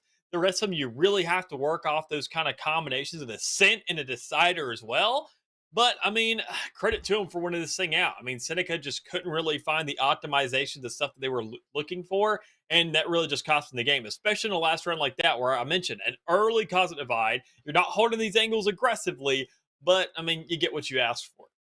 Utility expenditure is important, but proper utility expenditure is even more important. The timing, positioning, keeping those players alive to use the util, all of those things are ultimately going to matter. And it wasn't like Carlton or like the brick wall behind me, right? Their defense wasn't unstoppable. They weren't keeping you off of site in its totality. A lot of the times we saw Seneca get a plant down. We saw them take control of the space. The issue was their post plants. They would get just swept under the rug by the util sent back the other way. Rounds where there weren't any ultimates used, it still came out in Carlton's favor because guess what they would do? They would just hold angles for the kills. Those rounds I'd maybe, call them a brick wall, but they would still lose and they'd have to get retaken. And Carlton were just way too darn good on those retakes. No matter what side it was, they could deny, they could retake, and they knew what to use the util and win. It was just a total outplay for them. They deserved that map handily, but it is their map pick. And our second one, well, the collegiate special hasn't come true so far. We'll have to see if Carleton can win on their opposition's map pick to close us out 2-0. But before then, we're going to take a quick break. We'll see you guys when the next map is ready to go underway.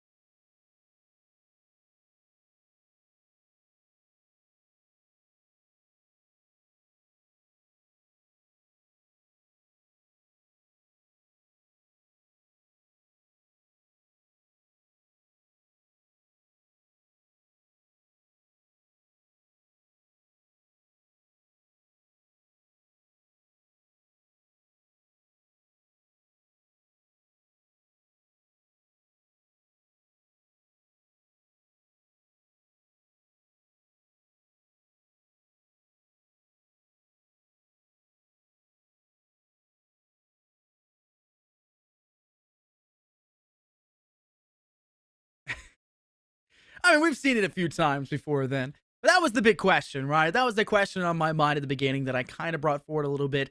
Do they really know the map from before? These are somewhat younger teams. Maybe they don't have that competitive experience. Maybe they came into the game a little bit late. I know one of the players over on the side of Carlton has 10,000 hours in CSGO. They're actually playing in this one because I believe Sandwich on their side, who's not on the active roster in this matchup, but they have 10,000 hours. Maybe they were playing CSGO on Valorant's release when Split was in that, that play pool. Maybe they didn't come in until after the fact. Either way, Split is different. Visually has changed a couple areas. Structurally has done the same thing. The play style is what's changed the most because of how many new agents have come into the game, how those challenges and changes have been done.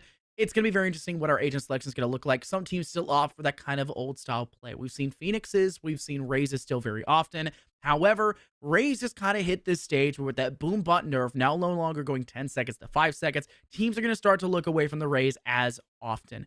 However, that's not going to be said here for the side of Seneca. They say Raze is where we want to be, and not just Raze. Double duelist, let's full send. Let's go and put Alex, who did so well on the KJ previously, really set up the team and standard, and unfortunately just couldn't clutch up for those much needed wins, except that huge 4K round. They're going to bring it over to the Jet and say, we need that duelist, give him a roll, let them eat.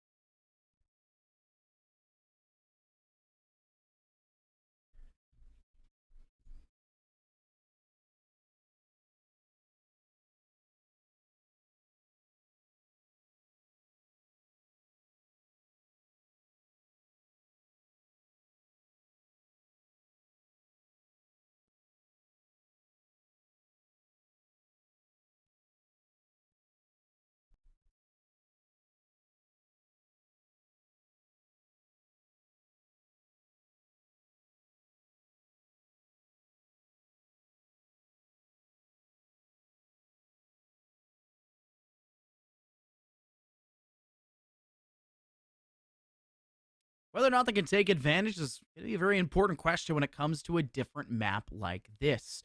It's no longer the, Haven with 3 objectives. You got 2 to work with, and right now for Seneca, they don't have really anything to work against. Ace side has been entirely given away, and looks like it's going to be a pretty hasty retreat over for Carlton to try to make it back as fast as possible towards that A site, which is now have Spike planted and should be Seneca with a full post-plant position. One player up towards that tower side.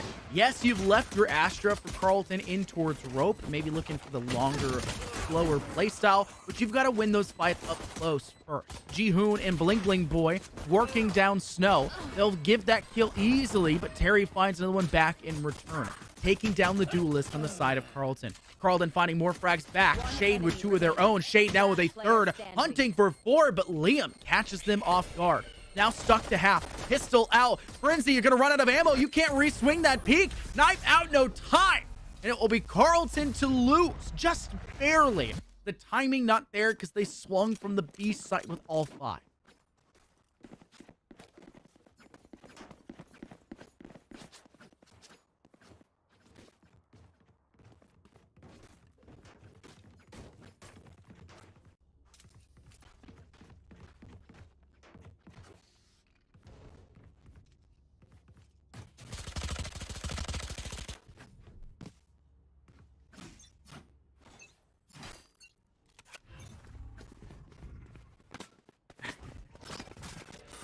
Here. Here. Lock the sight.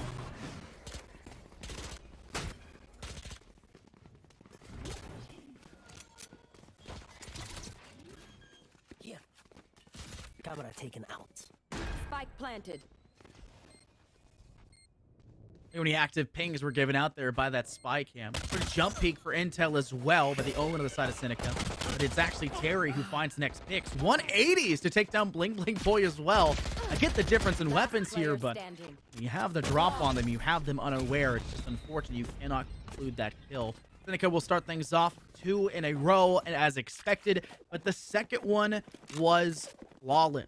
Our observer messaging us in the chat right now saying, "Did you guys see that green barrier orb?" I did. I actually was very curious if there was a Viper on the board.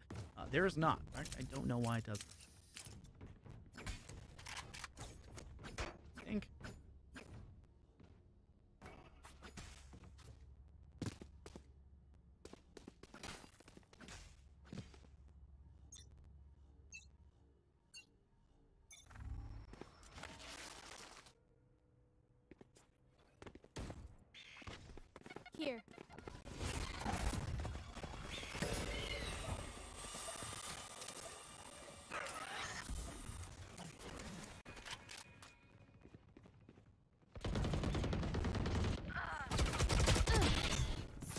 kills are starting to connect for both sides. Snoozers spawning a nice pick, but they do lose their life. Bling Bling and Shade hand them together. And it's Bling Bling for yet another. Finally caught off guard and almost collects themselves onto Snow. Snow is all left by themselves, though. Huge Tasmanian Tiger sent their way and stuns them in the process. Here. A huge bait to buy time. Spike is up in heaven. I'm sorry to break it to you, Seneca, more specifically Roman.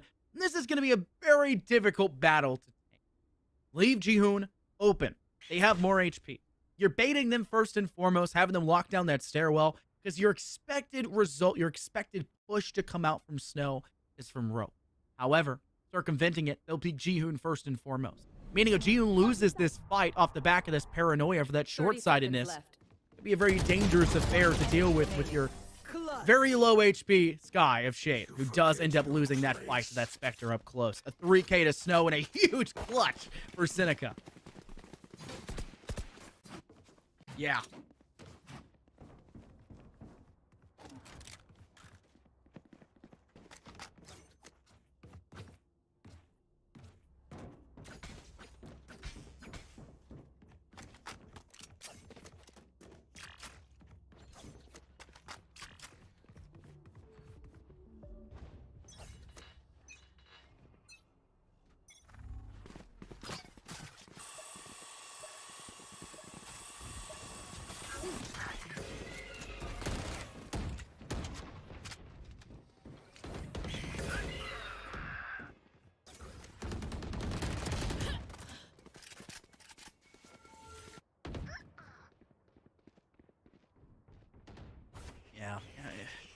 Weapons aren't there.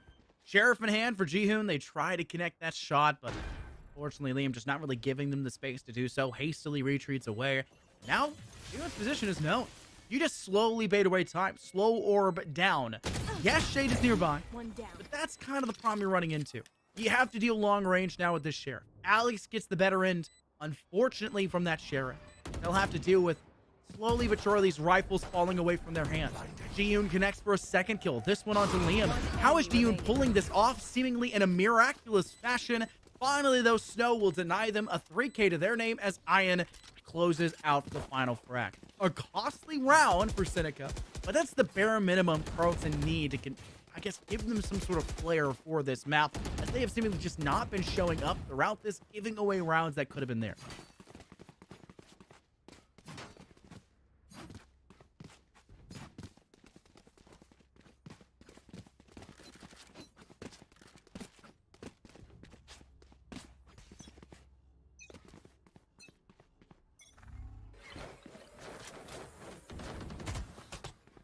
Bomb buddy out.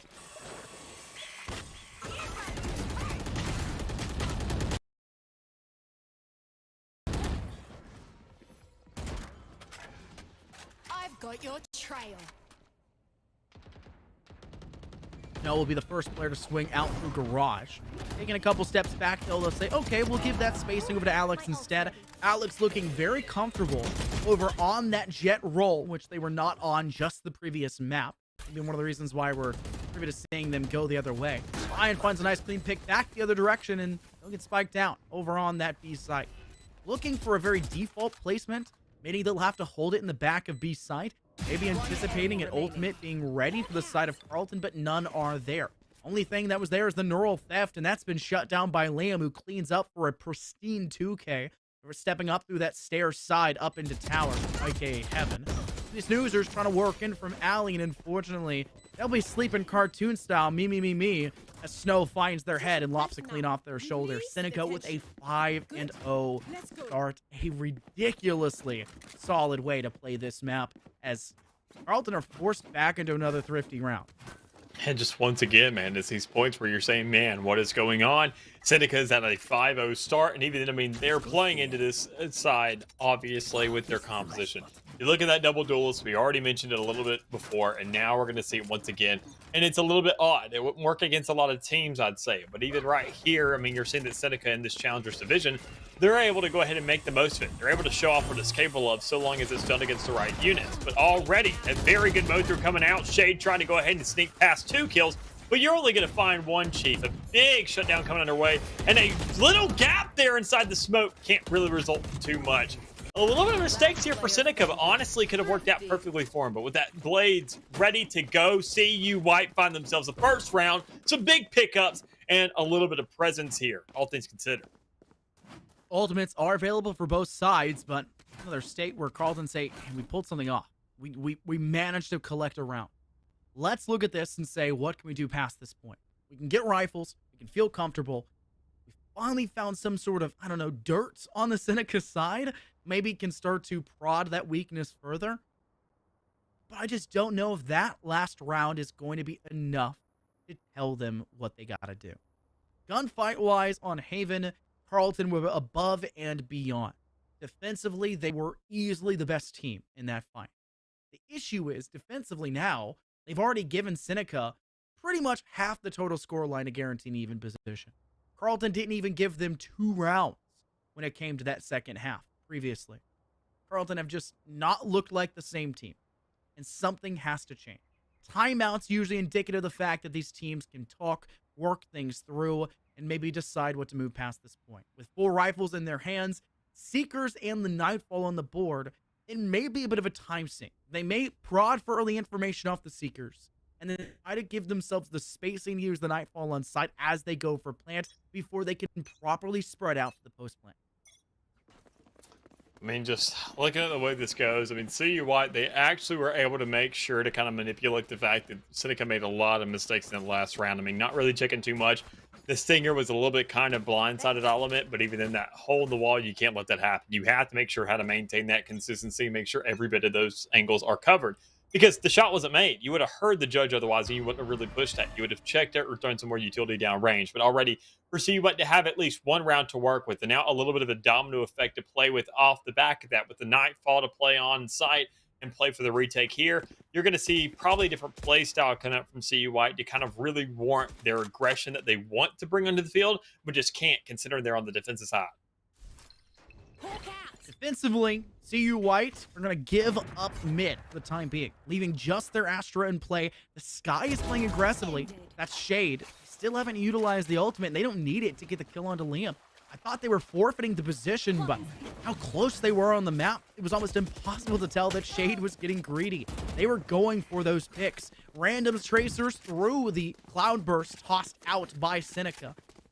Carlton getting a little bit of extra damage on the top, dropping Ion to 92 HP with only 33 armor.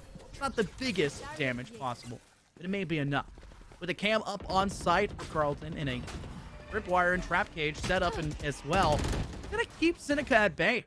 Garage is not the most comfortable place to work from. Barrier Orb has already been destroyed to give a sight lane to Shade, who's moved over towards Rope side. You got another player holding in that default. Alex has nowhere to go. They will drop just as quickly. Snow needs to work as safe as they can in towards site. They'll see the shoulders of Blinkling Boy, but it's not enough to give themselves past that point. Ion, who's taken down 2. The only chance Seneca has to get this spike down, and they'll do so successfully planted in default. With only 1 player remaining. No, now make it 2. There's the best chances possible for Seneca to position. So that huge headshot to June, and it's just snoozers. All by themselves. Smoke already put down in play. They'll cut down 1. Equalizing the 1v1, taking no damage in the process. Ion, who was already tagged previously in that crossover from mid. Snoozers will play Spike, but it's a pickup. It dissipates, and Ion still gets the flick. Living with 7 HP, and Seneca will get to 6.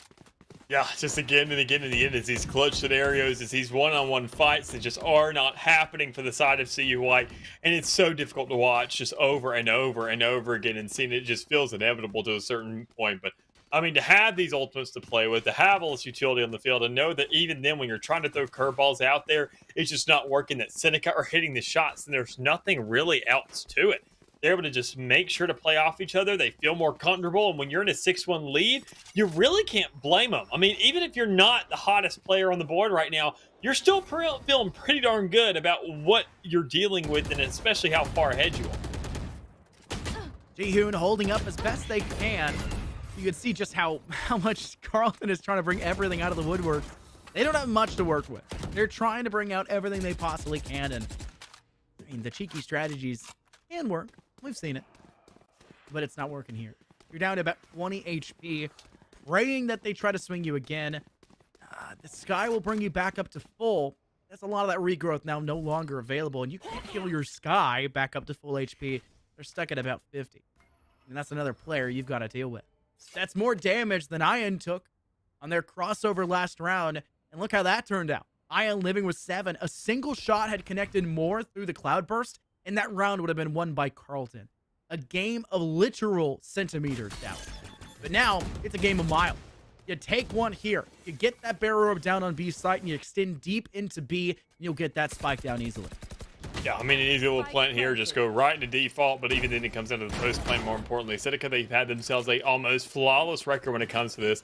And I mean, sure, they've had some slip-ups here and there, but I mean, this ratio will continue, and there will not be any, I'd say, too many kinks to your plan.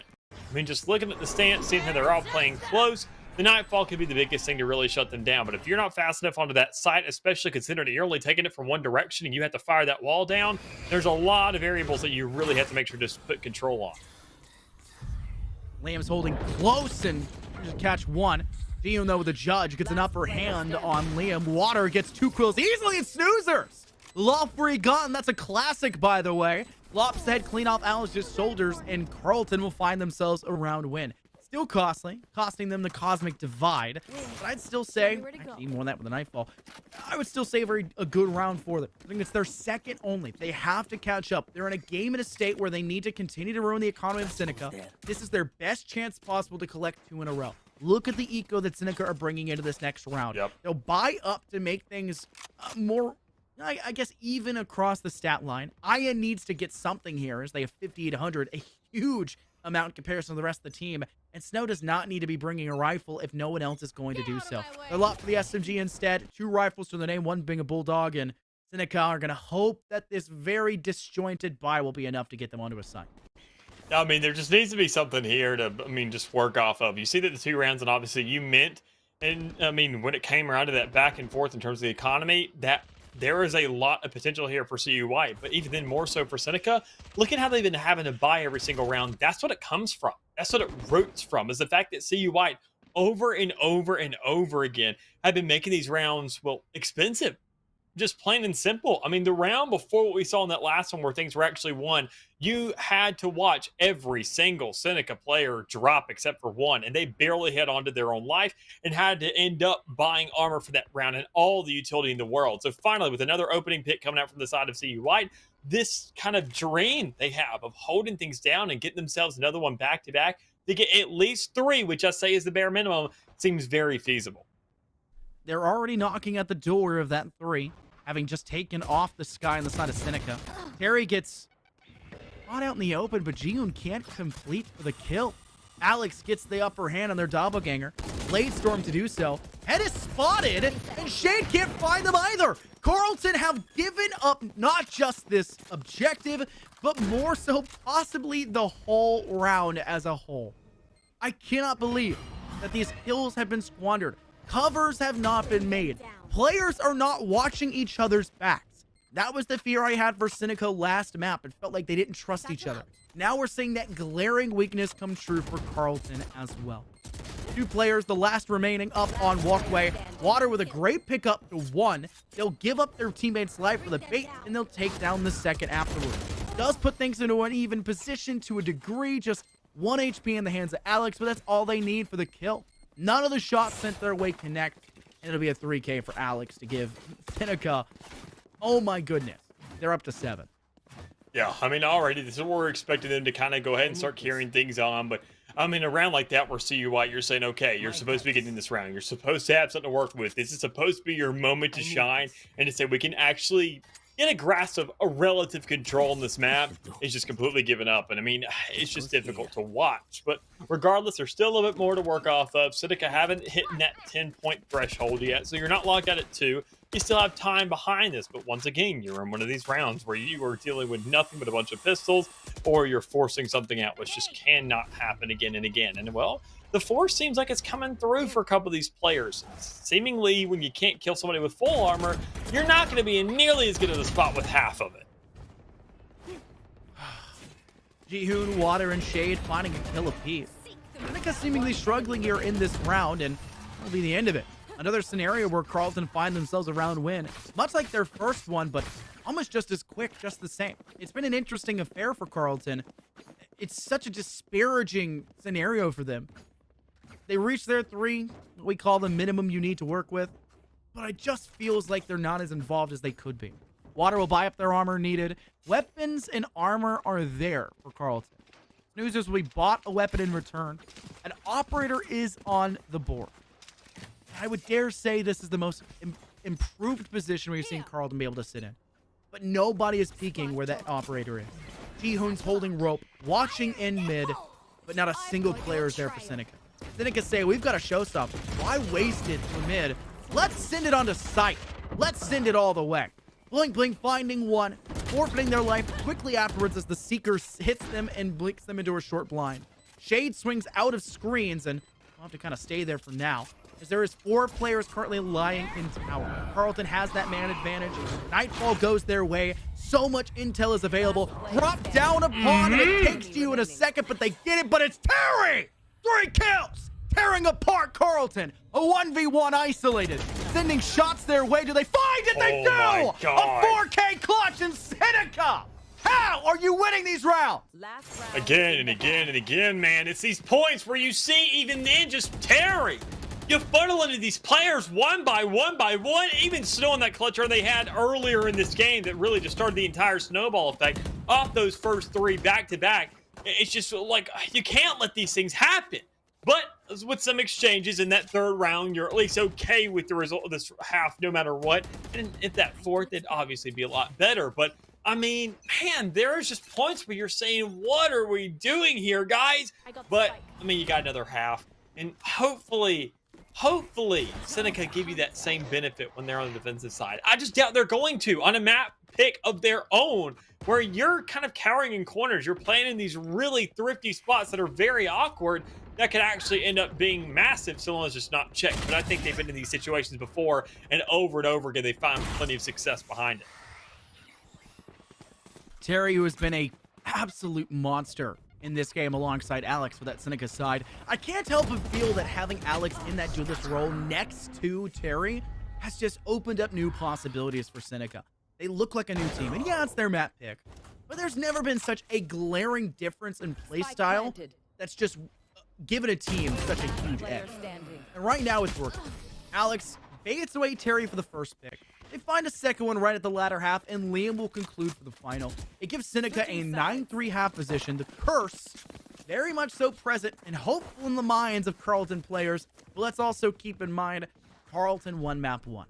No matter what, if Seneca take this map, they could take it on the next board. It would be fine. There's a whole nother map to play, and it's on Ascent. The issue, it's also a 2 objective map with closer corridors. And Seneca has kind of taken the two objective slim corridor maps by a pretty dominant margin so far.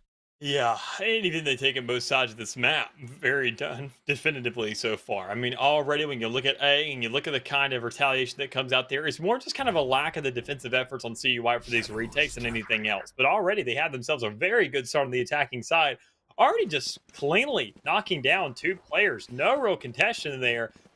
They might have a little bit of a heads up here so long as they can just get this. I mean, then the backup off that, so long as they just don't throw a rifle around right behind it.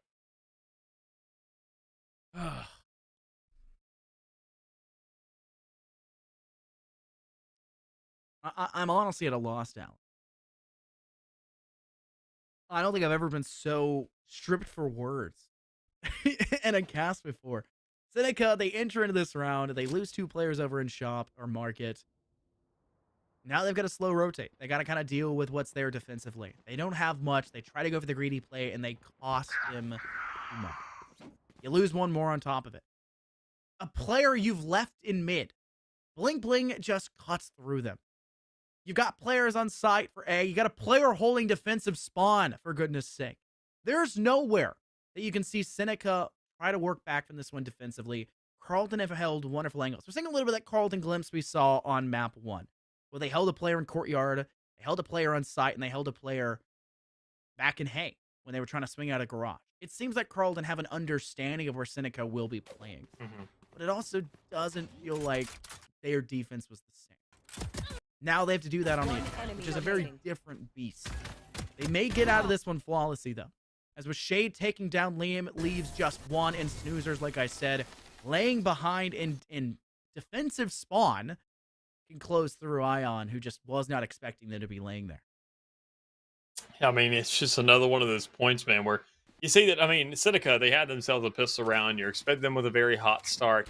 And, I mean, on the defense is a very different predicament. They had the two duelists. They're looking for these attacking sides, these attacking opportunities over and over and over again. But you have to get to a point to where you're saying, we need to just play for retake. We got to let this bomb go down. And honestly, CU White is very, very aware of that. They're saying, honestly, if we just never give them the time of day, we let them kind of sit back and go for this retake, and we get a couple lurkers just scattered about the map, they will never expect this coming. Even then more so, they can't really, well, once again, kind of face us in these 1v1 scenarios or 1vx scenarios when we're actually pushing and we dictate the pace. So it's a really good look for them to have these guns in hands, but once again, you can't lose them when you got the upper hand, because we already saw that in round 3 of that first half. So maybe it's just the sides that really goes ahead and just sets them back a couple notches, or it could be an opportunity right here to just show that they're an attacking side team as well, and they could just do that much better.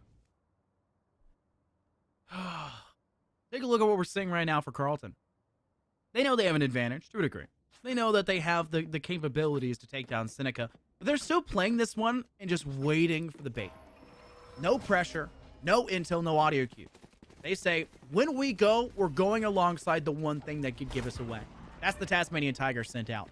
That space taken now by Jihoon, who easily cuts through Liam, who's lying in the back of elbow. Bling Bling swings up into tower, and Terry, who fortunately was playing a little bit too close for comfort by Box, will have to stay there for the time being as their corpses rendered us through. And it's Carlton with a 2-man advantage with Spike down. There is nowhere to work from here. Ion gets a pick, but it's too little too late. Alex finds a frenzy shot, but now the rest of Carlton are bearing down upon them. They'll get close and personal. That's what Alex wants, Bling Bling. They'll find another kill on top of it. The rest of Carlton may be saying, all right, guys, it was funny the first time. Maybe a little the second time, but it's less funny now. Let's play a little bit farther back. And though we do see Alex go for the tailwind forward, Jihoon has the perfect cutoff in security, and they'll find their kill. Yeah, I mean, just good looks here from Seneca once again. I mean, but even then, it's just not enough to go ahead and start what we saw from CU White. They had the gun advantage, and they actually were able to hold on to it. I mean, a couple of those rifles being brought over, but none of them were really rifles. We do see one being forced in the meantime, so I'm excited to see what can be done with that specifically, because this is where we're supposed to see this full prowess of Seneca and what they can do on the defensive side. I mean, you look at it, Sage, you see that wall right down the middle of the map, and you know it's going to be blocking off that entire middle where we see an absolute bloodbath again and again and again. It's very consistent. It's something that you're obviously going to flash or get some element of information on to get an idea if somebody's there. And, I mean, you don't even need to waste a util, for being honest. You know somebody's going to be there. At least somebody's going to be lurking, or somebody's going to be just there outright looking for those initial fights. But you got to give props to CU White for saying we don't want to take that, considering that, well, we only have one rifle, and everybody else doesn't really have the range to fight that. Range is important, but at the same time, you got to just hit the shots in the first place at that range. Alex can play the frenzy at medium range, it seems like. They got 2 kills at, I would say, not close distance. But Carlton are just 4 rounds away from tying things up. They're coming into this round, and you can already tell they're not really bringing much to the board. They're going to play close angles. They're going to hope that Seneca engages. But Seneca's on the defense now. They have the luxury of sitting back. They have the luxury of biding their time. They can play however they want to. Jihoon, falling once again by that Tasmanian Tiger. There's power in numbers, some would say, and they're trying to find that power here, and it just is not working. Ian with 2, make it 3, make it 4, hunting for more, and they'll find the ace! Big. Swish slam dunk, they gotta find themselves more, because that is a flawless off the back of Ian. What a gorgeous round. Of a player that didn't even have to buy a rifle in that round, looking for a stance inside of this map. I mean, already, if you want to cement Seneca in this map, that's the round you do it right there. You just call it donezo, because, I mean, there's not too much they can do besides buy up for this round and hope for the best, because Water does have that money there in the back end, but man, it's going to be a very, very trialsome road to get to this point where you can even see a tie game. You got to do that almost flawlessly, because once again, if you're going to do it, now's the time to do it. I mean, you're looking at 10 round. I mean, double-digit checkpoint chokehold situation. A lot of teams choke up here, even on their own map picks. That's where we like to see the collegiate special start to come to life, and it doesn't matter where it hails from. But Seneca had themselves a pretty fair start in getting that first blood to work with. Liam waiting for the right timing to send out the Tasmanian Tiger to get a little bit of extra information. Its range seems quite long for visual. It's another way just to give them any sort of fighting chance. Water does cut down Ian. No chance of that ace coming around this time. They still have the majority of inconsistencies for Carlton to deal with. They initially pressure to B. They fall back. They have mid pressure. They say they don't like that. I like the slow and methodical. But I also feel like at some point or another, there has to be a level of commitment that is indicative of an actual play. Snow finds the first pick. It's not double swung on fast enough, and Bling Bling cannot save their teammate's life in time. So it's just an even trade in that position. Liam still left inside ropes. They have left one player. They're Cypher behind, hopefully to play the cutoff. They're behind, but unseen for now, but that doesn't stop the problem on sight.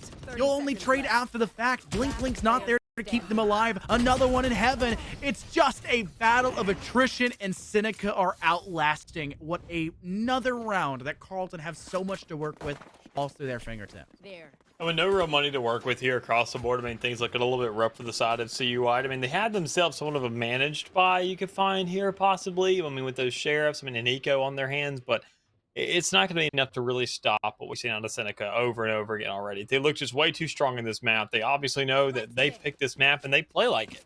I mean, they are holding things out. They are going absolutely insane with this. I mean, every single player is showing what they're capable of. They're looking better, obviously, than Seed White did on their own map pick, and that's proven by the round count. But now sitting at 11 on an eco round, and you're going to have to play that next one flawlessly in every single round after that because you're looking at match point. It's just difficult. If you're going to pull it a thrifty, it obviously has to be here.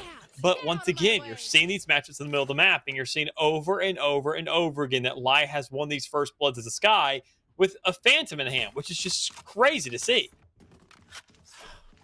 The sheer fact of the matter is Seneca are just better on this map. I think that's what we can ultimately boil it down to. It's their map pick. It's expected. But we're seeing what Carlton did in the first map or that second half. We don't get the sneak peeks of glory of Seneca. We don't get to see the even halftime or the just close affair. No, it has just been Seneca thoroughly being better on split, which is an interesting idea.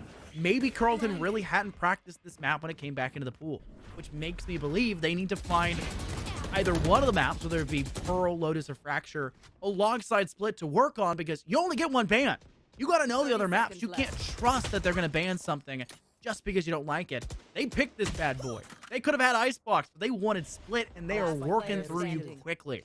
Alex with a pick towards the end. Ion finally second to last as Snow not far behind. No melting up here. It is still an icy winter, and Carlton are facing a blizzard as the scoreline has reached match point for Seneca. It is 12-5.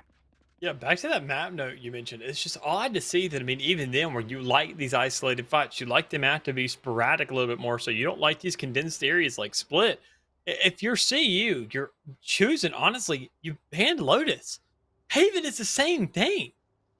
Like, basically the exact same thing, all things considered. And Fracture kind of has that same replication, so it makes sense that Seneca White went ahead and banned that one out. But now when you're here on Split and you're looking at match point and you have a 7-round differential, you cannot let another map like this come your way. Problem is, Ascent is matched the same exact way. You can't really find too much lurks on that map. You have to straight up just hit a site, hope for the best, and know how to line that Joker up. It is the epitome of teamwork and actually having strategies going on to the plan. And even then, for the post plant, a lot of very solid angles that you can see just watching teams. That map is played to perfection by almost everybody now. And if you can't even hold your own here and Split when you're playing it in a unison and trying to push onto a site all from a main area, you're going to have to look much different in this next one.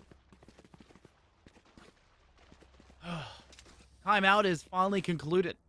Carlton, I mention this every week, Dallas, when we have a scoreline like this.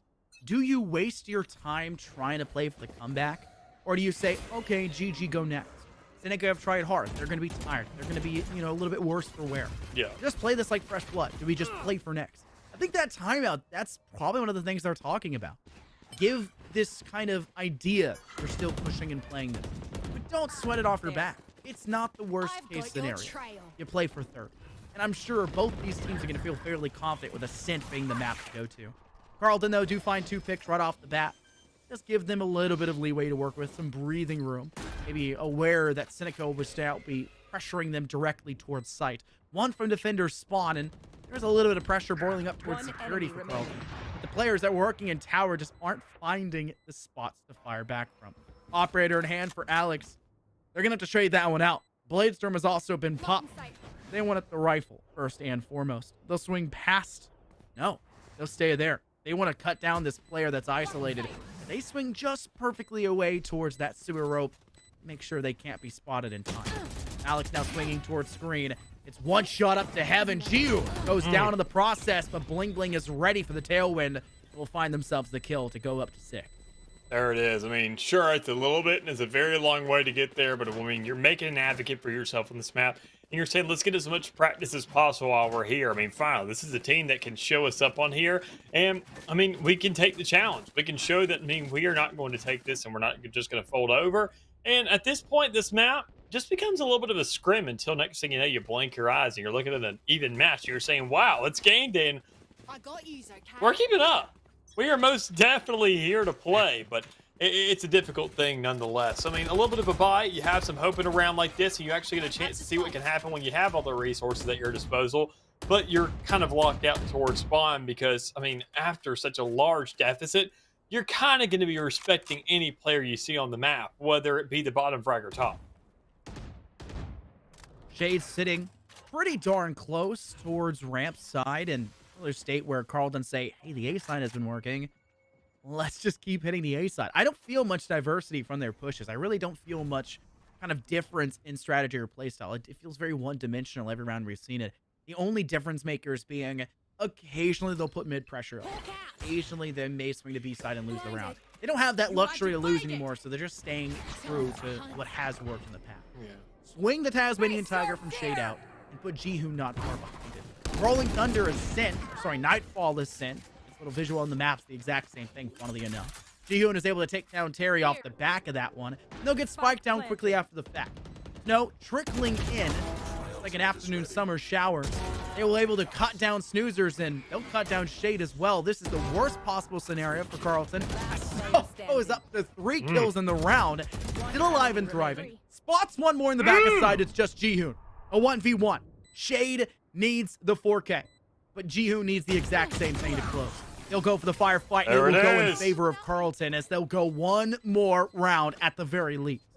Stay up. Keep playing it. Like I said, just let this game go as long as it can. Wear out Seneca as best you can. If you're looking at the map 3, say, this is the only benefit to us. Sure, they're going to be riding a high a little bit going into that map, but we're going to be feeling the effects of what we know is this team is predictable. We're figuring out defaults. We're understanding how they like to play this game because, I mean, both these squads, they're relatively similar. They're not the best in the world, but I mean, man, do they have something? And honestly, CU White can learn a thing or two from the squad, considering that, well, Seneca's 3-2, CU White is 0-5, and I mean, they can actually step it up. This is probably going to be their best opportunity in the middle of the game, considering that a lot of other maps have gone a lot shorter, and these round differentials really aren't all that big. But with another big start here, of all things, able to go ahead and lock a couple of these players down. You're looking at a flawless start, mow down a couple more, and then Operator's starting to wake up. Bling Bling, sitting over towards garage side, sets up a cage, and then will fall back alongside Shade. They say, we don't want to deal with B just yet. We've got a player on A. That spike is going down, and there's nothing you can do about it. Seneca will only have 2 players to contend with. The question on my mind is, do they go for the retake, or do they opt to save what little they have? You know that you're at a disadvantage. You know it's not a huge possibility, but you also don't have the best weapon in the hands of Liam. You got a Stinger. Are you really going to save that one? And I think they've opted to forego that conclusion. Blinding light. The guiding light does not work against its target. Shade around the opposite corner, and it leaves just Ian left standing, who does opt for that save. Just keep what you can heading into the next round. A rifle's a rifle, even if there's only one player to have it. Yeah, and even then, I mean, more importantly, AN could be one of those players that actually going to have it. We saw a round earlier where this one individual alone was able to go ahead and get an ace with a Spectre in hand against selective rifles. So imagine what they can do in a situation like this where you hold on to one and at least hope that's going to be enough for the next round. It could go ahead and make all the difference in the world. But the one difference that's being made right now is Jihoon with these opening picks. You've seen again and again at CUI, they'll lose out on a lot of these. And I'm talking a lot of these right there down the middle of the map. But you're finally opening up these crevices on the sides. And you're saying, well, if we're losing in the middle, let's just not peek it. And better yet, if they're looking to get aggressive because of how confident they are, let them swing into us. For the first couple seconds of a match, it feels like we're the ones playing defense. Let them get aggressive. Let them push her to our spawn, and that's a free hit just right off the get-go. Jihoon's watching long with an operator in hand. That gives space for Shade to collect the ult orb. Honestly, Carlton had put up a pretty big dog here in this fight. It initially looked like a bunch of Chihuahuas scared in their boots shaking. Looking a little bit more like, well, Carrier? Funny pun for the name that's in the... All right, whatever. I'll move. Didn't land, Dallas. No funny. Water finds themselves a nice pick, but it's too little too late as another kill was taken just before. Terry is able to find themselves resurrected, but doesn't stop the players on side from getting the kills first and foremost. Water with a second one here in this round. Finally saying, hey, can't res my player. I'll just get another one quickly in return. Jihoon behind screen, praying that some player will swing out just in time for the operator to find its target. The intel there off the back of that Cypher cam. There goes Jihoon saying, I don't just need a sniper. I got the Blade Storm not far behind. What a glorious round for Carlton. I'm very impressed with the resurgence they've had in these last few rounds. Yeah, this is a wake up and a half. And sure, it came very, very late, all things considered. But I mean, still, look at 9-12. You wouldn't have believed that this is a 9-3 half. I mean, when you saw the lockout earlier and what Seneca was doing, you'd say, okay, this game is as good as over. But I mean, CUI have had themselves an absolute resurrection. And so long as they can just keep this energy together, keep it composed, and more importantly, take this into an overtime, not only do they have what I feel like an upper hand for the next map, but better yet, they could just win this thing outright. But they still had themselves a pretty good way to go. Seneca still has 2 ultimates on the board, the From the Shadows not being the most useful thing in the world, but still, the right omens can actually make the thing extremely deadly in the right circumstances. So with the timeout coming through for Seneca, you honestly hit yourself a brand new checkpoint, a new accolade when it comes around to likes to split for CUI, specifically in this matchup. CU Whites,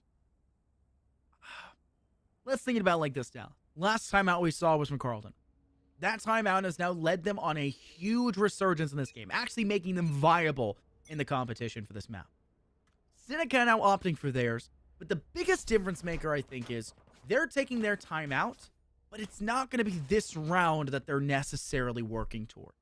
Play what you can, but look at what they're bringing to it. They're bringing the cutlery on the kitchen table. They don't really have the full-blown, the rifles, the SMGs. They're just bringing what is available around them. Between the couch cushions, like I like to say occasionally. They don't have the full-blown, I guess, playstyle and weaponry that they should be at this state in the game, being at match point for so long. That is why Carlton have been finding successes. They're burning away more and more, and they're taking round wins. And yeah, it's somewhat costly to them. But ultimately, I don't think Carlton cares. No. They're happy where they're at. Shade with the Tasmanian Tiger through the smoke over towards rope. I don't think they get any information off of it, but that guiding light tells them enough. There is a player in rope at minimum 1, and we're going to go ahead and avoid that opposition as best we can. I mean, Carlton, honestly, they're like, hell, we should have lost this game 6 rounds ago. So the fact we're even here, I mean, is a blessing. Let's be real. Yeah. And we're just thankful to be here at this point. But, I mean, all things considered, you do what you got. You wait for middle pushes. You wait to see if the aggression's still coming through. And Seneca, after a timeout round, they still like to have a little bit of negotiation and discussion with each other in a round like that because they're finally not pushing up the middle of the map. They push up the sides, kind of create a little bit of an element of surprise. But when you're going for an easy hit and looking for a free kill, you can't have that Marshall, not ADS, because, well, there's a little bit of leniency in terms of that first shot accuracy when it's not completely scoped in. Water hiding within the smoke. Tries to swing out towards side, takes a lick of damage. Well done by Seneca to make it somewhat costly to engage towards sight. However, Ion sitting close, tries to go for the spike planter, but can't do it in time. Alex is close for comfort. Carlton will barely get this spike down. And it was almost a chance for Seneca to get into the game. The time being the biggest factor that almost brought Carlton their demise. But they just couldn't collect themselves with the shot. They just couldn't get around that box safe enough. They didn't have the util to truly work with. And that gives Carlton a, well, double-digit stat line and 5 in a row off the back of it. What a ridiculously solid half it's been for them after the first few round jitters, so to say. Or they felt maybe a little bit uncomfortable stepping into those attacking shoes. Yeah, I mean, just looking at this and now sitting at 10, I mean, this game is looking just so darn good, especially after a round like that. I'm kind of with you. Obviously, you get to play the clock. I mean, considering that it felt like forever Carlton was trying to get onto that site. They just couldn't really do it. But that shutdown and how many players were trying to go for that push all simultaneously while trying to shut down that spike is a lot to ask for. You actually have to do it on the 4-second marker where you know you can get that shot, find that kill, and then just absolutely dip out with no real consequences. But now in a situation like this where you're playing towards A again and again, that's a massive intel off that guiding light, because once again, the Trailblazer comes up behind it. You know that they are playing around this A site. You see a very, very early rotation, which gives Carlton all the space in the world to play in the middle of the map. I mean, that's just kind of the game style plan that Carlton would kind of work with. Yeah. We noted that 4 rounds ago. 4 rounds ago, we saw Carlton wait things out on the A side. They had all 5 players stacked up. They didn't want to bait things away. And once they use any util, which is the audio cue that's given to them, they say, go in fast, engage, fight. This is the round. And since then, we've seen a very different Carlton team. They've been very convincing about these pushes. But at some point or another, Seneca has to wisen up. And I think it's only doomed to come after this point. Bling Bling, you know they're there. You have the cam up, and you still cannot find that kill, giving Carlton a man disadvantage now with pressure on site. Snoozes the shot that does connect, but Ian gets the refrag back. They have side coverage from Ali. They have pressure that's there. Seneca have completely turned this round around. If they had Bling Bling, maybe there could have been a chance, but they just have to play time. That's it. Shade will fall. It is only a doomed conclusion. Yeah, they get 1 kill, but a perfect demonstration of what Seneca are capable of. Send your player with a Shrouded Septic Garage. They cannot plant in time. You were this close to losing the round before on time, and you lost the last one on time anyways. You gotta realize time is your enemy, not your friend there. And it depends. I mean, obviously, if you get into that post plant, it becomes your friend. It's the same exact thing. Yeah, You what just split spikes things down? Yeah, they're just not doing that. I mean, even then, I talked about the rotation. I like the way they had the setup. And even then, if you're going to be going for those hits, honestly, if you're going to be going for those defaults, you need to have a player inside those sewers, around that water, kind of waiting for the call to say, okay, I'm going A or I'm going B. I'm pushing with this squad or I'm pushing with this squad. Or heck, I'm playing in the center of them and I'm pushing up the middle of the map. And they are holding both sides still, giving me a little convoy between each and the other while we have a checkpoint and we had a definitive hold on site. There has to be decisions made, and we just didn't see enough of those out of Carlton. I like the shots that were coming through in that second half. I like the entire comeback that started to come underway. I mean, that is going to pay dividends if they do actually get into a good point in standings, or at least between other teams, because kind of this far down the bracket, if you're sitting at 0-5, those rounds, if you do start winning games eventually, could be a make it or break it. But, I mean, man, so far you're breaking it. I mean, that last map was outstanding and it was a lot better, but it was still marginally closer from what we saw in this one the majority of the time. Yeah. The fact that it has to be huge sprees of rounds taken in quick succession like that to make the game close doesn't spell the highest of confidence for the teams, though. A close game is not always decided by the ending result, right? Sometimes it's kind of what the nuances that are in between the rounds. I like what Carlton did at the end. I think it was a very good attempt at a comeback. Unfortunately, they will have to go to map 3. And we don't get to see OT come through on this map. But I feel like at the end, they were just running into time constraints. I said, I feel like Seneca has to wisen up, and they did. Carlton went through a checkpoint. You know those diagrams where it's like, you know, is this item supposed to do this, yes or no? And you just go down that line in a row. Yeah. That's their strat book. Have we made noise on the A side? No. Okay, let's move to this side. Have we heard any noise on the A side? Yes. Okay, what do we go from here? Start moving through sewer. They went through too many of their checklists. They're moving the map too much that they run out of time, which ultimately hits in the last pip. Is there enough time to plant? No. Well, too bad. That's the end of the result. It just has to be a little bit different from Carlton. Maybe speed things up a little bit. Maybe not have to turn so many pages in the strat book to figure out that Venn diagram or whatever the heck that diagram is called. Because I know it's not a pie chart. Either way, we're going to take a quick break between this map and map 3 to to really determine how this game is going to go down. So make sure you guys stay tuned. We'll see you guys when it's ready to go underway.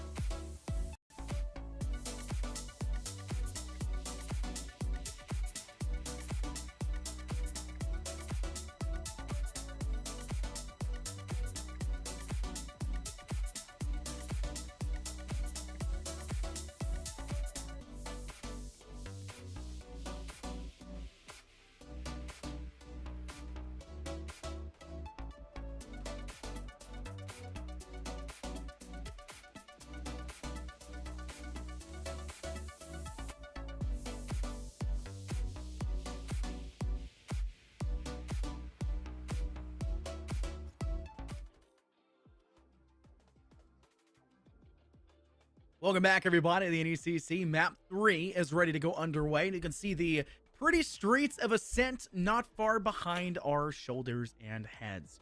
We're heading over to the Tried and True. Something that is somewhat expected. Split was a little different. Haven was an interesting one. But Ascent, we're expecting standardization. We're expecting the chaos. We're expecting the choice of your Astros or your Omens. We're not really expecting Raises and Jets on the same team, and they're not even top fragging. Like that, we're changing things up. We're gonna go back to the standardization we're used to in Valorant now.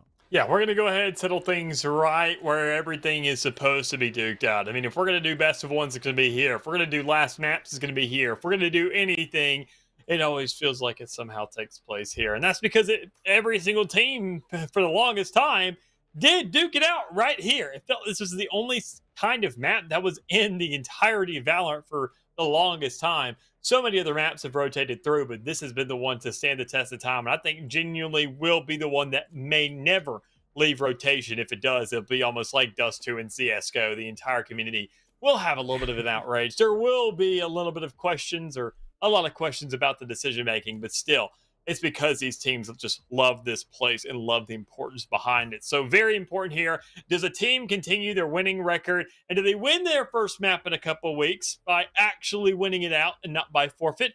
Or does a team get their first win entirely and it comes down to this map alone being the deciding factor? We'll have to go ahead and find out. Carlton is 0-5. And I don't mean this derogatorily whatsoever. They have put up a wonderful performance against Seneca. Yes, the initial stages of split left much to be desired, but their comeback was so darn close to completion. They have put up a wonderful showcase. They've had an amazing series. And this is coming from a team that not only is 0-5, I'll make it even worse, however unfortunate it may be to have a fan hear this. They've only won one map out of 5 games. That means they've only played 11 maps, and they've won 1. Seneca, on the other hand, they've actually won legitimately 1 game, where they did win 2-1. It did require a 3rd map, and the other 2 were forfeit. So in general, Seneca's technically played less map because they didn't have to play their last 2 weeks matches. But Carlton have looked like a team that is not 0-5. They've looked like a new beast, and I think that's very impressive. It maybe goes more to show the level of competition that's available here in this Ontario Challengers division than it does to necessarily Carlton is a good team, because they are at this stage. But they have to start off on the attack. They have to play Ascent. And they're pretty handily stacked up towards that B side where, even though it's a pistol round, look how much util is there for Seneca's defense. Yeah, it's pretty crazy. I mean, all things considered. I mean, once again, it's these points where I mentioned those kind of trends of first rounds. You know teams are going to push this B site immediately every single time for round 1. And already, you see the presence there, but it's not fast enough of a hit. So you don't have the number advantage anymore. Instead, you get a first blood going underway and 2 now for the defensive side for Seneca here. Seneca starting things off. Alex with that final pick there. Still sitting inside market. It's not really transitioned away from it. 1 player holding close. They'll throw out a dark cover to maybe give some spacing for the rest of the team of Carlton to transition through courtyard and in through walkway and on to tree from A side. They have 2 players to do so. They're still not transitioning the Omen, finally joining the rest of the squad. But look how Alex has already moved away from there. The second that smoke goes down, that dark cover goes down, Alex pivots to deny from glass. A really smart play for Seneca to understand what's at stake for a pistol round. Shots connecting from Iron. They take down Shade. Sandwich, who's been subbed in here, is not far behind. And it goes the last player of Jihoon to fall as Carlton will give up round 1. Yeah, a little unfortunate there for Carlton. I mean, considering once again, it's those situations where you have to figure out what you're doing. You got to go into it with a game plan. I've said it again and again. This map isn't about how well you play. It's about how much you mess up, how many little mistakes here and there you start to make. And already being hesitant, not really deciding when you want to hit something is a mistake in its own right. It's honestly a massive one, especially from a team that we talk about timing being one of their biggest weaknesses, especially after what we saw in that last map. This map will chew you apart for it and spit you out with little to no regard for your life whatsoever. So you have to be prepared for literally for whatever. And even then, you're not really prepared for the middle push, but you get out with your life nonetheless. That's honestly more than you can ask for. Yeah. A lot of times we see rounds not go their way because they just kind of fail to survive as the highest priority. Here. Your life is more important than a single kill most of the time. Yes, trades are good, but think about how good it could be if you got 2 kills instead elsewhere. If you could cover your teammate to make sure that even though you got a trade, they don't get the option or the luxury because you're getting pushed from the flank and they can't tell what the audio cues are and the call-outs being made. It's more important to play for that. Iron gets a pick on site. They'll lose to Jihoon quickly One after. enemy remaining. And it is blue in the feed as Seneca tear through the remaining players. Harry to find the final 3 all by their lonesome. And it is a dominant round to go for their bonus. That's what it is right there. Just going ahead, counting up those ultimate ticks. And once again, it kind of gets to those situations where you can start to micro-analyze and say, well, who got those frags? How close are they sitting to their ultimates now? And Terry is the, out of a lot of ultimates in this game, he's probably the worst to give things over to. If we're being quite real, especially for a map as small as Ascent. I mean, you want to make sure that, sure, a Blaze Storm can only do so much, and you still have to invest a lot of utility in the back end of it. Running back, you get free kills. You get free armor right back. You have a free life to run off things with, and only 2 more ticks is required to go ahead and accumulate that. So already some good starts here from CU White. He managed to get a couple kills in the middle of the map, and with a nice little hop and skip towards that A site, you're not really going to be stopped by too much. Jade's going to be the first person to entry in. Needs a little bit of initiating potential behind it, though. Flashes around the corner. That's all apparently Carlton need alongside the man advantage they've already gained. That nets Water a quick kill over towards the Lone Omen on the side of Seneca. Ian will go ahead and put down that spike, and Liam all by themselves with Snow over by Rafters, trying to contend back the other way. Liam has no real potential to break down that door either. It's going to make too much noise, and they don't have the most solid of weapons to do so. Look at how they'll break it and immediately be rushed upon once the door has been finally cleared. Snow still up in Rafters, though, finding one. Knife from the flank as Bling Bling swings through tree. They were initially, sorry, not from tree. They were initially inside mid, bottom mid. They swing through defender spawn, and they sneak upon that player. What a cheeky play by Carlton, who once again kind of read the scenario at hand. It just feels like they know in some of these rounds, and other ones they're just kind of lost. Yeah, it's the first buy round coming out from the side of CU Whites. It's a little bit unfortunate for Seneca, but all things considered, it just comes out of how they just take that flow and really what kind of adjustments are made off the back of it. They now actually have these rifles to work with. They're not going to be nearly as aggressive in the middle of the map, right? Because, well, they have these full rifles. They don't really have too much to lose. And even then, they want to be in those longer combat situations. Knowing the Phantoms are going to be in hands too, they're going to be making sure to kind of play those close corners. Terry is a little bit questionable for the kind of ballistics that you're going for and the encounters that you want to be optimizing yourself on. But, all things considered, you're just waiting for some kind of information to give itself up. And Hyan's going to be at the head of that. Wait on this A site, look very closely, perk your ears up as much as you can, and see what free picks you can possibly get once everybody starts to push. Do not overextend here. Wait for everybody to push up, and there you go. You can look for a trade, but you just get shy of finding that first. Snow's holding a perfect cutoff angle, though there is a Cypher cage that cuts off sightlines. You can still spray through and deal quite a lot of damage to the players trying to step forward. Your Jet, the side of Carlton's down to 1 HP. They'll lose their life first in the next engagement. Sandwich holding near generators, able to find 2 in the process, but he does get a frag back. Transitioning away with from the shadows, the ultimate being used for Carlton. That puts them up and behind Rafters. Will they make it in time for the denial? Snow is there, 1-2 punch. Liam's the one who finishes. Ji-yoon facing off against Snow. Snow will swing first from around the back of Jin. Has the potential to maybe tap that spike. They'll send a recon bolt over the top and go ahead and try to stick it to release tap, but it's too little too late. The HP advantage and the info advantage of having to tap that spike just gives Carlton enough of an edge to go ahead and say, we got this one. Let's tie things up 2-2. And yeah, looking at the state and looking and see what really is going on with this game, you see some good looks here for the side of both of them. Seneca obviously had themselves a pretty solid hold. They had some pretty good attempts there, but they just didn't really have the full resources, considering that you're looking for that lurk right there in wine.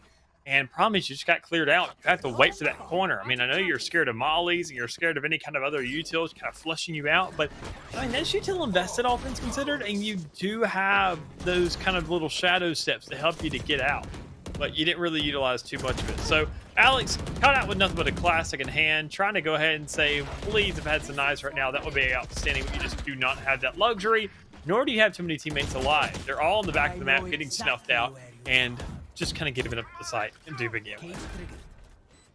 Sandwich falling back as fast as they can here in this post plant. That was one of the weakest parts of Carlton's game in map 1 over on Haven. It felt like their post plant positioning was just really poor. They would get it stolen by Seneca quite a few times. Defensively, they knew what they were doing. It just felt kind of flat on their attack. They're not having as many problems this time around. I like their spread out nature here for this post plan. It's worked out and it has paid dividends. They're splitting up. If one player on site gets pressured, you've got one from Boathouse. If the Boathouse player gets pressured, you got one on Walkway. If the Walkway player gets pressured, you've got two on site.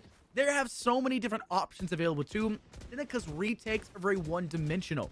And we're seeing them get cut off from these pincers. We're seeing them get cut off from these crossfires. And they haven't really adapted to that just yet. But they'll have rifles to work with here. And on top of having rifles, Dallas, I think you may see that big boy gun in the hands of Alex. They're opting for the operator here. They're going to play the default position for that inside tree doorway.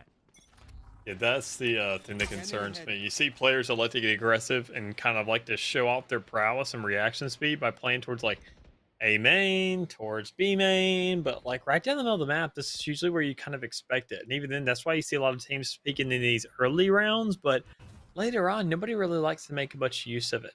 Already, you got to look for the slow and steady. Alex, come on. You got to hit those, because otherwise you could have found yourself dead in probably every other scenario you could think of in that point. You also have to look at that one. You get away from the fight. You save your life after the fact. It's impressive that you were able to escape. Yes, you do need to hit those shots. Seneca, man disadvantage. Somehow Carlton had managed to swing past you and onto your site. Alex still with the operator. You've highlighted so many times before, Dallas, in our cast, how disadvantageous it is to play the op in a retake. You just don't have the ability to swing as cohesively. And while it does net you one, you have a player to distract who had to give up their life to do so, and you can't win the isolated 1v1 after the fact. Blink Blink gets the upper hand. Water on side gets the final, and Carlton are on a 4-round spree, still looking dominant. Now they got a big boy gun to work with as well. Shade's gonna say, hey, I'll do my best Alex impersonation. Hopefully I don't miss. Yeah, it's one of those points, I mean, where you already see it just start to unfold, and it really just hurts to watch a little bit when you miss those initial shots. That's why Chamber was such a massive influence in the game, and that's why his ultimate was just such a big deal, and even then his presence just in a game in general. Because if you miss that operator shot, you have the slowest recovery time. You have no backup for that gun, and you were just choked out. Instead of spending all of that money, that 4,700, you would have been better off just burning it, quite honestly. I mean, it just hurts to see those shots wasted, because that's what the operator is made for. And if they go to the other side, well, boo-hoo, 50-50, you win some, you lose some. If you had that opportunity to miss it, it's just unacceptable. But already you have a shot right here, kind of pushing onto you from this boathouse. You got players that are close to you, get toadstooled. But hey, you find yourself a kill regardless. Liam still hitting inside market. Terry with a nice sheriff shot. Unfortunately, not much past it, though, as it looks like Seneca being gate kept from stepping deeper towards site. Carlton have not set up a good post plan here. I'm very unimpressed with this. No one in walkway, nobody sitting closer to wall. Yes, the fear is you could be wall banged, but you need to be able to strip sight lines away. Blaze goes around that corner, curls perfectly. Shade, you can't miss! Going for the Blaze storm instead. Right click goes nowhere. Terry with nothing but a sheriff, but little to no HP. Blink Blink says, I'll step through the smoke. You gotta find a kill, Blink! What are you doing? You can't turn away, but you do, and you still win the round. I am nothing but impressed, but I'm still disappointed. How was that even possible? Impressed? I'm straight confused. That may be the best way to describe it.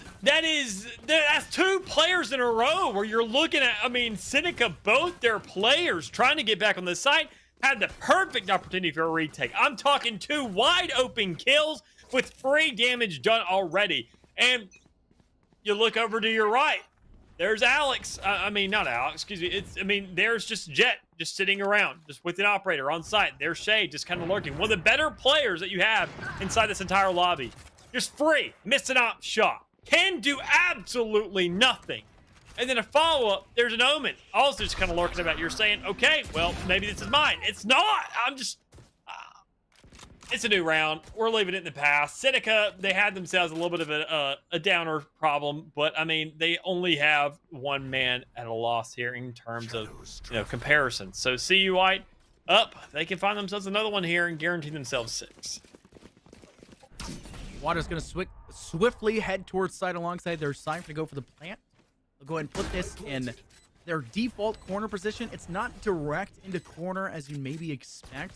Slightly far forward, so it's a little bit harder to go for the wall bang. But if you happen to get around them, say Bling Bling Boy does not get cleared away from inside B main, you know exactly where it is, and you can play for the angle instead. That possibility is not going to be allowed. Just solved quickly.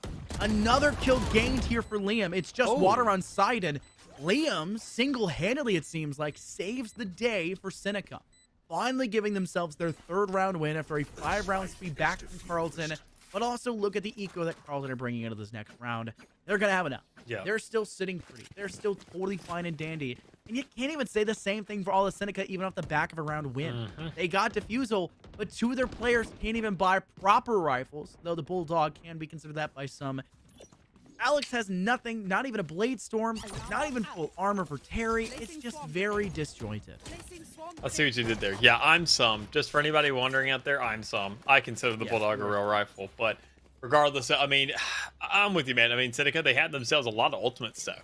I mean, they're running back. You have 2 Phoenixes, technically, but with the suppression being brought down and no command, gotta say, kind of a good pop there. You can go ahead, suppress everybody out, leave with almost near to no options, but another thing that happens is that you have that reassurance. You know that, okay, a player could be back alive. We maybe don't have to waste these resources. We have a free push on the side, but you also go for that early investment. Guess what? They're playing for the retake now. Running back is fully available. The player that has a rifle is Terry, who does have 2 lives, literally, and is just looking to just let people push into him. He's just pushing into vice versa. It does not matter because, well, you can just throw lives away at this point. But still, another ultimate going through for the side of CU White, holding things down and actually finding a detain in the meantime because you overextend for the paranoia. Slightly too far, and could be Seneca's undoing. Terry with a nice flick over to Jihoon, who arguably could have had that kill. Eye-in from Stairwell. What a play. Unfortunately, it's only good for one. A sandwich turns both ways. You can watch Walkway and Stairwell by your lonesome if your name is Sandwich and if you got 10,000 hours in CSGO. I'm sure they're not just hyped about that round, but also about the fact that Source 2 is coming soon. Could be March of 2024. We don't know. But they're content with the scoreline. They've reached their 6 margin down. And we've talked about it all the time. If you've already reached the halfway point, everything here is just a boon. Everything past this point you are happy with. But Seneca have gotten their 3, which we also consider, you know, the minimum you need to work with. Yeah, so, I mean, you can already just kind of go ahead and qualify this thing as close. I mean, considering that it is Ascent, Seneca's gonna at least get another one. Right. Well, after that first blood, it's a little bit more questionable. Still possible, but you got to consider, I mean, the options here and see what their attacking side's going to look like. With that Phoenix, you probably have a lot of confidence going into it, and it's an eco round here for the likes of Seneca, so you can't really go ahead and beat them up too much. But everything past this, I'm just really curious to see how they're going to play this latter half. Terry's going to go ahead and grab the ult orb all the way over on that A side. Seneca realizing that a man disadvantage and arguably a gun disadvantage, carrying Snow as a Spectre, and only had a share in the hands of Terry on the other side. You're gonna get what you can. The ult orb is a good way to do it. Get it fast enough that they won't get plant down to deny. You have a player to slow them down, even if the option was given, if they just push straight through. They do squeak a kill out in the process, and that rifle is arguably out in the open taking.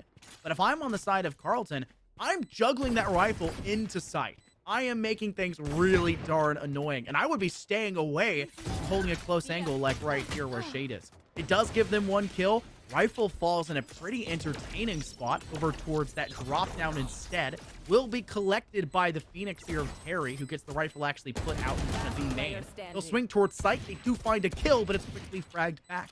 Ion has not collected a rifle for themselves. They may just be playing here for an exit. Carlton, you may win this round, but you guys will not survive this site.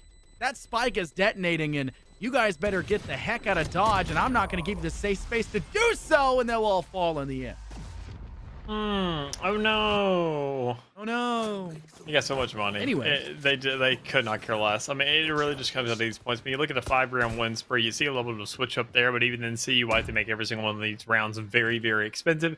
And on that round afterwards, they still had a Monumentus buy because, well, every single round before then, prior, was very, very dominant on their side. They really didn't have to invest too much afterwards. So it's these kinds of points where you're like, yeah, maybe we need to step things up a little bit. And once again, Alex is going to try to do that with the operator in a hand. And if you miss a first shot again, it's going to be very, very sad for you. But hey, you go ahead and back up. And you don't even get the chance because you see a camera and you'd rather not pick that fight. Alex has the long shot potential, sitting bottom of mid. Smoke will be sent there to, I guess, give Alex the idea that they're not going to be playing there, or maybe trying to cross in courtyard. Alex initially took a few steps over to the B side, but they got the idea that maybe it's a rotation instead, and they'll rotate to A.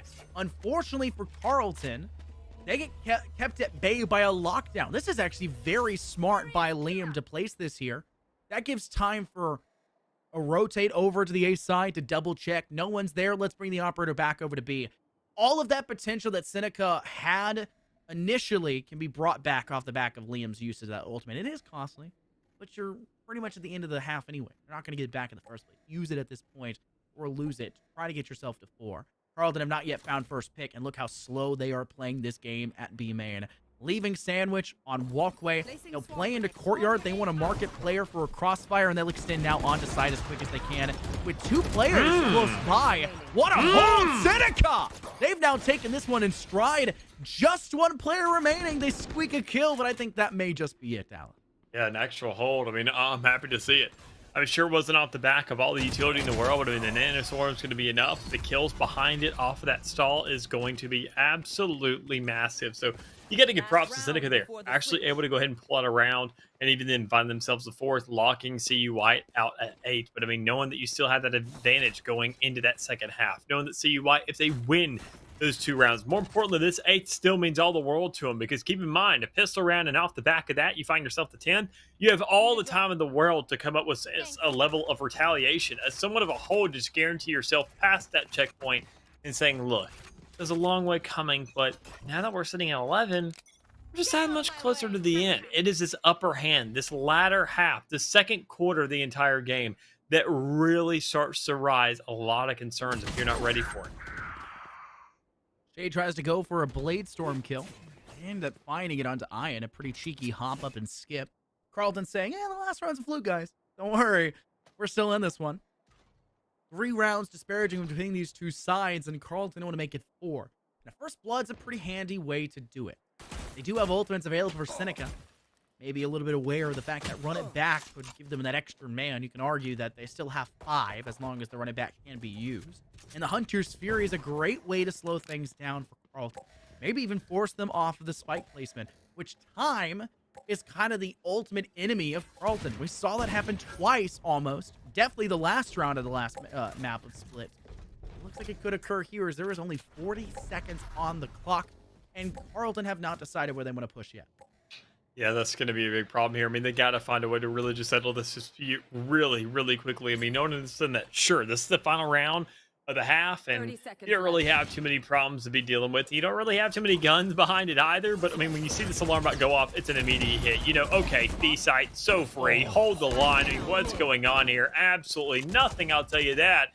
And, well, Seneca just call it for them. Things are going to be difficult. You know that the flank could go down theoretically, but man, it's going to be a 1v3 situation, and an extra man on top of that when you're saying, I can just swing it. What's going to happen? Absolutely nothing. They're right there in that corner. Swing them, kill them. They have nothing they can do. The 7-5 second half is underway here for CU White, and you are happy, especially for Seneca players, to go ahead and know that, well, they don't have a guaranteed 10 off the back of that pistol round.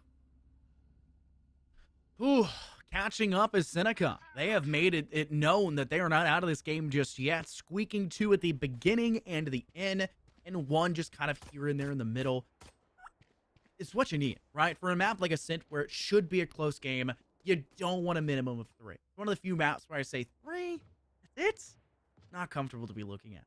Carlton, a team that looked really solid on defense for the first map, seeing them now here on defense for the second. I do fear that the rotate potential that's there on Haven doesn't have as much here, as well as the cutoffs. Trying to swing from mid to get a counter angle and to really pincer in the attacking side isn't going to be as viable here. Defensively, it kind of works out. You can swing much sooner to site with much more direct angles than you can attacking one.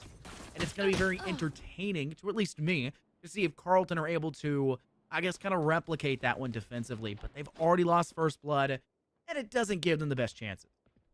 Yeah, it's going to be a little rough, but I think they can handle it so long as they just find themselves the right openings. I mean, that's really feels like what we've been lacking in this game thus far. It's just a little bit of a First Blood lineup somewhere. It always feels like somebody's trying to lurk for it, or kind of just gets cut off on the push. And you never really see the attackers trying to be able to squeak that thing out or some mid pushes. And speaking of finally, there it is, Blandling Boy and Terry matching up in the middle of the map. And well, when you know KJ's on the defending side of the map, they should win that. And that's exactly what they do. Alex has the angle to maybe get cover towards sight. Or maybe aware that Sandwich is holding back behind Jin. You only have a tailwind and a single cloud burst to work with, Alex. They'll get the initial smoke played in between. They're aware as well that a trap is in 30 play. seconds left. Length has been extended upon, and it makes it very annoying to deal with. Sandwich cut off because Alex swings it back around Jin, despite Sandwich moving over towards Brick instead. Those pallets not saving the day, not getting around them in time. And it will be a pretty hasty plant for Seneca, saying we want to cement ourselves the first two of this half and tie things up 7-7, and they've gotten a pretty solid start to do so. Yeah, it just comes down to whether they can actually have the retake underway, and even then, I mean, it's already looking very, very dire, considering that you're down to one player with nothing but a frenzy in the back of the map. That's supposed to be holding close corners, not going for long engagements against the likes of a Ghost that is made for those encounters. So already, I mean, getting another round to work with for Seneca, that shows really good signs for them in this half to say, look, we can tie this thing up. But it comes down to the third round, more importantly, afterwards. Because, I mean, you still can get shut down in a round like this as much as it is unlikely. So you're just looking at the next one and saying, please, please don't mess this one up. You can pray you don't mess it up, but takes a bit of action here. It's your responsibility to change the game at the end of it. Yeah. Seneca, proper weapons, Dallas. They've got everything they need. It's going to be Carlton just saying, swing, take some peeks, double swing as much as you can. Frenzy picked back up by Sandwich. What a cheeky play by Shade coming in through Link alongside the rest of the team. That's 2 SMGs dropped for Seneca and now recollected by Carlton. They have information as well that there could be a possibility of a walkway presence to go forward. Snow's holding a direct angle, smoke's put down. And if I'm on the side of Carlton, maybe be looking to take a couple steps back and away. You don't have spike control as far as I can tell. You do lose a kill there, but you get 2 back in return. Water! Blind through the second, takes another off the board. Seneca, they're going to lose the round. Carlton squeaked it. What a performance. An unexpected one. And out of nowhere, it now goes back to a 2-round difference. That's one of those problem rounds right there. I mean, you just watch it unfold. I mean, even then we saw it on split be the detriment of CUY. And sure, they were already having a tough time to get there. But I mean, even then, when you finally think you have a luxury and you kind of have it ripped from you, more importantly, when you think you got a comeback and it comes and gets ripped from you, that feels even worse, if you ask me, considering, I mean, you win the pistol round. I said it. I mean, it always feels like it's guaranteed. But when you lose it, it hurts that much more because your entire economy then is just in an absolute whirl. And the bonus that was supposed to be granted to you now ends up being where, oh my goodness, they have rifles and we're stuck with pistols. This is even worse than a bonus. This is as if somehow we won that last round, but everybody died in the meantime to the spike. And that's just something you don't see very often. CUY don't even really need the rifles to end up winning this round. They still are holding on to a lot of these SMGs, holding these close corners, and able to maintain some kills off that alone so they can just go for the purchase of the next or have a bonus on the next and just ride this game out. Gun here. Alex, maybe a little aware of the fact losing that first player puts them at a pretty poor state to work from. They're going to ignore the walkway for now, and they're going to go ahead and dash through bottom mid and control over towards market and B site directly. Harry's going to swing through the smoke. What a shot. Connecting for one. The curveball and a second one not far behind. What an entry in for Seneca. They have finally said back to Carlton, we don't necessarily need the big boy guns. We just need Harry. And it's worked so far. But now they'll play a little bit farther back. They don't have the same luxury they did prior. They only collected one of those SMGs they've dropped so far here in this round. Meaning it is just Terry with a weapon in their hand. Alex holding from B main. 3 players left for Carlton, 2 from defensive spawn and 1 from market. They'll swing out all in tandem through these smokes. Paranoia to cut sightlines and an owl drone for information, but it can't tell them where Alex lies. Alex threw 2! Oh my god! Off the back of the owl drone ping, and a make it a third. What a play from Alex and Terry in that round as they'll get a buddy ace between the two of them. It seems like nobody can really make up their mind on this half. I mean, we had the kind of usual that we're used to seeing again and again and again, but I mean, now we're looking at just absolute twist-ups where you're saying that Seneca, I mean, it's the 2-1 lineup for the half that we were expecting to see, just in a very odd way, albeit. I mean, after that first round, Seneca was expected to win the next, and so they won the next. But even then, regardless, so this is kind of better still for the side of CUI. Sure, you lost your rounds. Sure, your bonus didn't come in the last one, but still, you didn't have to invest very much money. It just comes into how well can you hold on to this one specifically. Because, I mean, in a round like this, you typically be kind of shut down a little bit. You'd be down to the dumps. But because you didn't have to purchase in the last one, you were investing right here, right now. But you don't have plenty money on the back of that. Seneca definitely does. Even better yet, they have a Blade Storm and to run it back. So even more money being saved on their end. Terry's already on site. A little bit of firepower and pressure brought the other way, but the running back will eventually dissipate. Bling Bling finds a pick. Who's sitting in the back of Boathouse, catching Alex maybe off guard. But Ian is there, right next to him in tandem to frag back. Shots going through the inside cubby, trying to get that wall over towards that alley. Does not work just yet, but it does give a little bit of information to Carlton where they may be lying. They'll finally clear him away. Terry does scrape a kill back in return, and Ian cuts down Shade, who tried to extend towards back of Boathouse. They do know they're there. An easy swing off from B main, and Liam, who has been pretty much uncontested from that angle, alongside Alex there previously. It just feels like Carlton aren't clearing that first, and they're falling victim to it every single round. Yeah, I think honestly, I mean, looking at the way they're playing this out now, I mean, Carlton on the defensive side, you're looking for these aggressive overextensions. And honestly, just in the meantime, while they're trying to look for those, they end up putting themselves in those exact shoes. And it's something they kind of have to be a lot more attentive of. I mean, considering that, I mean, you're on Ascent. I talk about it already. I've mentioned it in this game, and I know I mentioned it in every single other one when Ascent is being played. Those mistakes just cannot happen. We cannot afford these mistakes. So, I mean, when you look around the map and you see these kinds of utility expenditures being made, you're happy that they're just playing a little bit more slow. But that just hasn't come out very often. They're opting because they don't have all the information in the world. They're playing off of a Cypher and a KO. They don't want to use those early utils and those early knives or cameras to kind of seek that out for themselves. They want to peek with their face and find the bloods and pick up the guns. But, I mean, think about it. When you finally get ahead, you don't have to worry about it anymore. Water's going to go ahead and sit in the back of sight, and they'll be forced to stay there for the time being. Seneca have maybe given themselves the go-ahead, being 4 rounds behind initially. Sorry, I'll say 2 rounds behind. They did get that one towards the end. They have now caught up and are seemingly moving above and beyond. It is an eager round for Carlton. I'm not going to give them the, biggest negative factor here. But it just is a scenario that they have kind of put themselves into. There's no one to blame but themselves. Clear it away, Jihoon. There's nothing to worry about. You're going to be known anyway. Jihoon will go ahead and send out a smoke to cut down arches. That may force that player to swing the other way. Bling Bling boy, though. Get that nice pick. A second one. But there's that player from Arches who was just waiting inside the smoke for the right timing. Seneca, very coordinated, Dallas. They do feel like a new team, and they feel comfortable on this map, which is something they didn't have the same sort of luxury when it came to Haven, where they were just getting outdone at every turn. I mean, I think it comes into the star player, and we saw it being Terry on that first half. But even then, I mean, it also feels like the fact that on the first half, their KJ wasn't really the most absurd player in the world. So now, when you see CUI, you're not seeing Bling Bling Boy have as nearly as much emphasis as what we saw earlier when it came around to the map of Haven.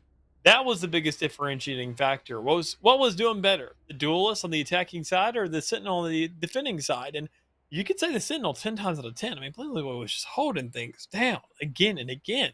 But now Seneca, they found out this kind of formula that works against CUI, and it's just hitting the site with as much aggression as possible. And they never really had too much of a problem with it. Honestly, it's a little bit predictable, but I mean, CUI just have not had a way to really punish it just yet. Double Duelist has proven to be a major kryptonite in their system because, well, they just can't handle the heat. Plain and simple. These gunfights, when you have so much stuff being thrown at you and so many flashes on the side of Seneca Esports, why? And they're all just really forcing you to turn away, it never feels like there's an opportunity you can look to really take that fight on even circumstances. Timeout has been called and officially has concluded. Maybe the right timing. I noted before that Carlton called their timeout on an eco round when they weren't really expecting a win. This time, though, they don't have that eco. They're sitting prime and pretty with proper weapons. They're saying we can contend. We have weapons to work with. I just don't think extending for no reason is the play. I do not believe that you should isolate from 1v1. You cannot fight fights that are at a disadvantage.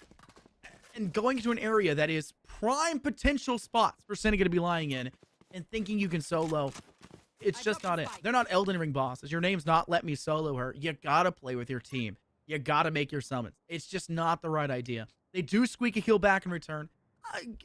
Fine. You know, it's okay. They overextended into market. But now Seneca says, hey, I don't want to go to B. There's quite a few players there. Let's hit the A site instead, where there's going to be less util, because we know for a fact that KJ placed it over on B. We're going to play a little bit smart. Which they kind of run into a little bit of a surprise, seeing that, I mean, Nano Swarm grenade was set up towards tree, but I mean, even then, regardless, it doesn't do too much for them. They just take a couple shots, so many smokes already thrown in that area that honestly, there was not too much of an actual stall preventing them from hitting that site. Instead, it was just a couple seconds of a wait, no rotation coming through, and then finally, it comes in very late. So it leaves both of these players trying to play for this retake in terrible scenarios. You see KO on the back of the map, you see KOJ over there towards tree, that they just can't find this pinch. They can't really collapse on a player because if you drop down from hell, you're done. If you drop in from tree trying to swing on a generator, well, you're done. I mean, you just have so many crosses that have been points like this where you see a lot of guys just kind of turn tail and run away from their problems here. And that's exactly what we see CU White kind of figuring out and saying, seems like a much better option. Ion doing as everything they can alongside the team. Seneca saying, we got the man advantage. We're fine, but you just don't have anything. You're just not there. You're just going to say, this next round, we've reached our double digits. Let's get the man advantage again. Let's play for that man advantage every round, which is fine. I'll be honest here, Dallas. Carlton have been giving them these rounds. They peak early, they give up kill. They don't play corners, they give up kill. They don't retake site, they give up kill. Why is it that Seneca have found 4 in a row? It's because Carlton have let them find 4 in a row. Carlton have said, if we just get these kills, we're fine. If we just find first blood, we're fine. They even things up last round. It's not fine. The kill they gained gave them too much information. The kill they gained told too much. Now with Carlton and any go around, nothing in the hands of Shade besides the Blade Storm. A Spectre in hand on sight.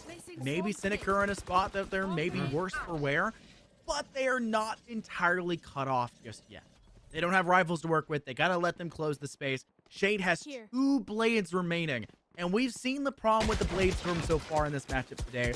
We can't say it's going to go perfectly just yet now, especially with the fact they're gone and you've got nothing but a class. And even then, when you hear that retaliation, you hear the blades coming right back at you when you're hitting a certain corner, you know that the player's there. You already had them sniffed out. You had them dead to rights. That was just their last-ditch attempt, but it just didn't work out for you. Seneca, they're looking to go ahead and find themselves a little bit more presence around the map, and it seems like it's going to be seemingly given to them without much contention. I mean, you see them sniffing out, trying to find that kill and trying to secure it, but they know that there's going to be a lot more in the way, and they say, honestly, let's just guarantee that spike, because you mentioned time, and CUI isn't really the best managers of it. So let's just go ahead and put the pressure on them and say, honestly, now a spike down, you're the one that has to play against it. It's an even 3-on-3. This is arguably one of the best spots that Carlton have been in for a while. But look at the post-plant situation right now for Seneca. A player over towards Winery inside Arches, a player sitting back of B main. Yeah, you have one on site, but that person on site's a non-factor right now. You've got so much potential still there. The lockdown dissipates, and you can just play for the audio queue and the intel off that recon bolt. What a ton of information. You've got to swing through the smoke. They're 10 HP. Why'd you stop spraying? What are you doing? Seneca, stuck through your fingertips and even closed and secured after the fact. What just happened? Carlton, what a round. I mean, you got to tap it. You got to check both sides. You have to know exactly where that spike is when it's planted and have the attentiveness to know that you have to shoot both edges of it. But we barely saw a spray even nailing that spike in the first place because it just seemed like the kind of, I don't know, the latitude didn't line up. I don't know. I mean, you got to be shooting a little bit higher because you know you plan it. I mean, yeah, you know you plan on elevation. You kind of have to just keep on hitting that. I understand the spray, but I mean, man, you're behind a smoke. You got all day there. Shoot 2 bullets, stop. Shoot 2 bullets, stop. And there's about half a second window in between each of those. So regardless, though, another round to go underway there for CU White. They're giving themselves a chance in this game, or better yet, Seneca gave them one. But with 3 ultimates here on the board and the attacking side looking much better for them, I'd say, thus far, even though you said it was more on the back of CU White giving it to them, I'd have to agree, and we'll have to see whether that trend continues. I mean, they didn't give it to him last round, so maybe the trend will start to slowly trickle back in favor of Carlton. We expected this to be a close game, and this one has been pretty darn close. One round now between these two sides. Sandwich able to isolate Alex. Harry steps in close, but the run it back is the only thing that's closed away. So it is an even 1-for-1 trade. Jihoon in the back of sight and is able to take down 2 straight to the afterlife. Carlton have found something that works. It's called play correctly. Hold a crossfire, hold choke points, hold cutoff angles. And Seneca just aren't checking those. And they're giving away kills off the back. Harry takes one down, now finding a second. It is Shade that falls flat and on their face. One more player in market. Harry is going to get shot in the flank because of it. Not aware where the next player is lying. They'll hide within their wall to get some healing. But unfortunately, a great counterplay sent out by Bling. They'll quickly force him away there with the Nano Swarm. They'll move in from walkway. Harry's still holding in the back of Boathouse. Needs to swing closer to sight. Watching Stairwell first. Double swung. And it is a close cut round for CU White as they'll equalize things 10-10. That chokehold is coming through right now. That has not been good for Seneca giving that one up. They'll take a much needed timeout. And even they got plenty of money on the back of it, which I'm fairly surprised with. I mean, it feels like they have not had a single eco round this entire half ever since that really weird start we had earlier. But then again, I mean, CU White, as you mentioned earlier, kind of gave them a couple rounds here on the board. So, I mean, obviously, CU Carlton, they're going to have to fight for this thing a little bit. Seneca, though, with the Front of the Shadows and Bladestorm, don't really have too many resources at their hands. But, I mean, they do have aggression. They do have a Phoenix, and they're looking to play around that double duelist. But, I mean, they're the ones taking the time out. They're the ones who feel like this pressure isn't working for them. That whenever it gets around to a post-plant situation, that they just really can't follow through with that aggression anymore. And sure, you lose your duelist by then, but they've already done their job. The rest of the team, the bottom of the board, are the ones who need to stand up because, well, as we saw in that post plan earlier, with that spike and a smoke being there, you have to know how to play ratty. You have to understand and really know what you're doing in those situations as saying, well, I mean, honestly, we could be past this 11 point. Seneca could have all the money in the world, but also have a legitimate lead. And Carlton could just be completely choked out because of it. But that's just not the case. It has resulted in 2 more, and those 2 could have already cost you the entire game and gotten you to go home for the night. I love your concept of playing ratty. I think that is probably the best idea to come out. Carlton had played a little bit more ratty in the last few rounds, holding those cutoff angles like I mentioned. Crossfires, not so much, but they're properly playing the angle. They're properly playing in these positions that are catching Seneca off guard. And against other teams, that may not be the case. But Seneca just haven't been checking the corners. I feel like they've grown overconfident with the rounds they took in a row. And now they're starting to maybe realize that that is a consistent problem. Harry also losing the running back early in that round meant they were forced to be that 3rd player in, and the rest of the team had already been taken down. They'll start things off solid here with 2. Make it 3! As Bling Bling Boys, sitting behind crates, was able to quickly secure their life into the afterlife instead. Shade finally taking down 1 for the side of Carlton. You gotta find 4 more. It is a 2-4 disadvantage player count. Harry will re-swing into Shade. They may lose that fight, but you've got backup, man. Ian is there. You're playing for these trades. That's the right call. Sandwich forced into a crossfire. Too many targets to pick in Seneca. We'll say it's not too late to start. Let's get back into this one. We're up to 11. Who knew it was so easy to just call a timeout and say, you know what we could do a little bit better on? Just killing. And it actually ends up working. But regardless, though, you have plenty of money. So you kill, no kill, doesn't matter. Buy is still going to come through. Round is eventually going to come out. And even then, now when you have these 3 ultimates on the back of it, more importantly, the run it back, that's the one that really starts to matter compared to when we look at what, I mean, again and again, Alex on the Bladestorm has not been the most impressive in the world, but I mean, you're not really worried about that. Bladestorms are there for ecos. They're there to go ahead and provide somewhat of a backup and at least have an element of intimidation. Problem is, if you never hit those shots, they're not going to happen. But speaking of shots hit, there comes water, and then there comes 6 for the trade out. So nice attempts here from CU White, but it's just not close enough. I mean, they don't really have much money to work with. They're ecoing, right? And honestly, the fact that they're only a man down is impressive. But they're still a man down with not much to work with. They're just trying to make the round costly for Seneca, which is the right idea. Look at the bottom right corner of your screen. Liam is only working with 1,200 credits in the pocket which means if Liam dies going to the next round, they could be somewhat strapped for cash, having to buy their full util, which is now missing here in this round, and everything else in between. And for Carlton, that may be the biggest win you can ask for. Make it costly. You could give up this round. You could lie right here inside B main and just wait things out for time. You could watch arches in the other way around. You could hide right here next to turret, which has not caught you to fire. Play for that little spacing. Alex, though, with a quick swing around that corner. Shade will fall. Shrouded step towards the back of sight, but it's not good enough. And Seneca will not only win that round, but they'll keep the 3 rifles they remain at the end. Carlton just, I guess, growing overzealous over, I don't know. They wanted something that was unattainable. They needed to go for the second best option. And it's those desperate points where, I mean, it kind of feels inevitable anyways. When you're playing a little bit ratty on those rounds of ecos, I feel like you're playing for guns. And when you play on site, you're playing for clutches. It's one opposite side of the corner to the other. You're not going to play it like a regular rifle round. You're not going to line up long. You're not going to look for those early defaults.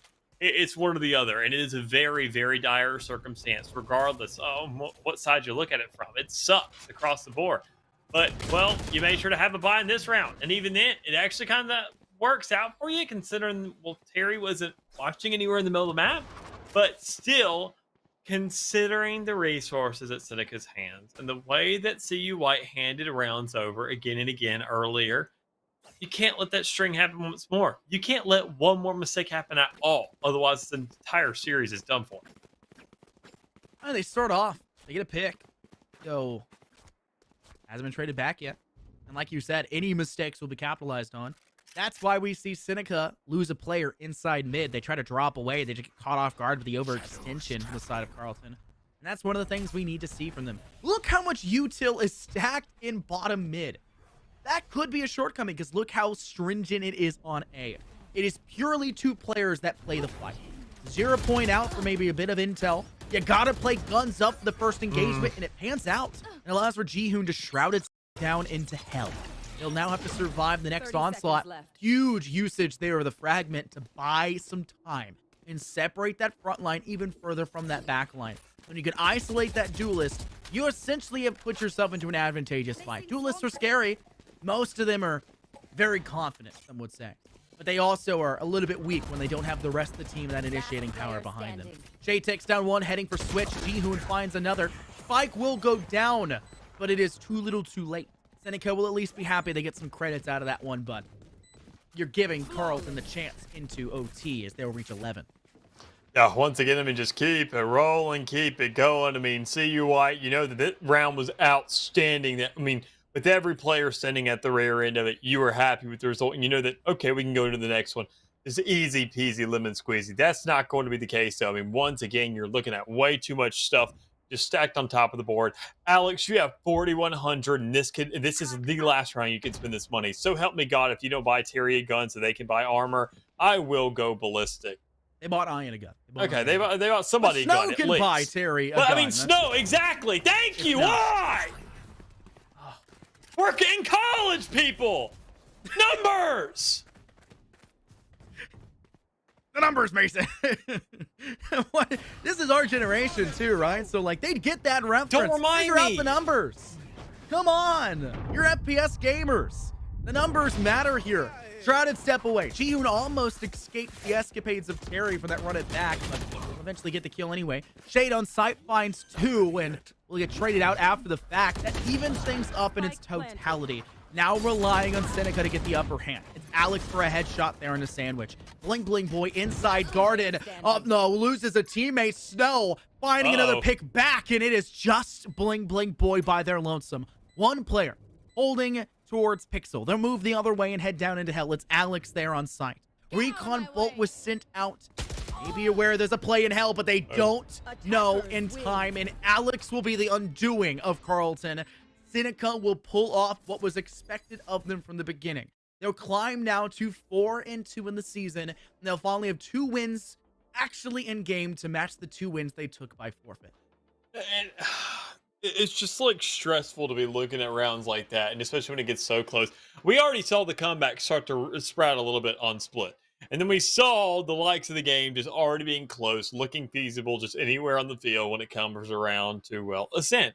That's to be expected. But once again, it's just mistakes. Carlton, they could have found themselves plenty of rounds. Any of those rounds that they didn't give up earlier, I mean, they weren't really giving up, but I mean, it was those first bloods again and again and again that you just can't really allow. You're on the defensive side of the map. Yeah. Hold these angles, play those corners. Don't get aggressive. You're not playing a double duelist. They are going, I understand, they are going to push you with the force of 1,000 gods, it feels like, because they love that double duelist setup. But you just got to be ready for it. You have to set up for that. You have to understand the utility that is there to play with and the kinds of teammates you have in the agent pool you're going along with because, well, after it being so successful in Split, you had to spread a comeback. Well, guess what? You repeated the history again, but on a map that should have just been 1-to-1 the entire time. Think about how many opportunities Carlton gave to Seneca on their defensive half, the second half, of them swinging into B main and playing for an engagement that they pretty much should never have a man advantage in. It only worked once. And even when it worked once, it worked because they were thriftying and they double swung. So why do you excuse the single swings in the later stages of those rounds? Why do you excuse the 1-on-2s, the 1-on-3s that are going the opposite way you'd expect?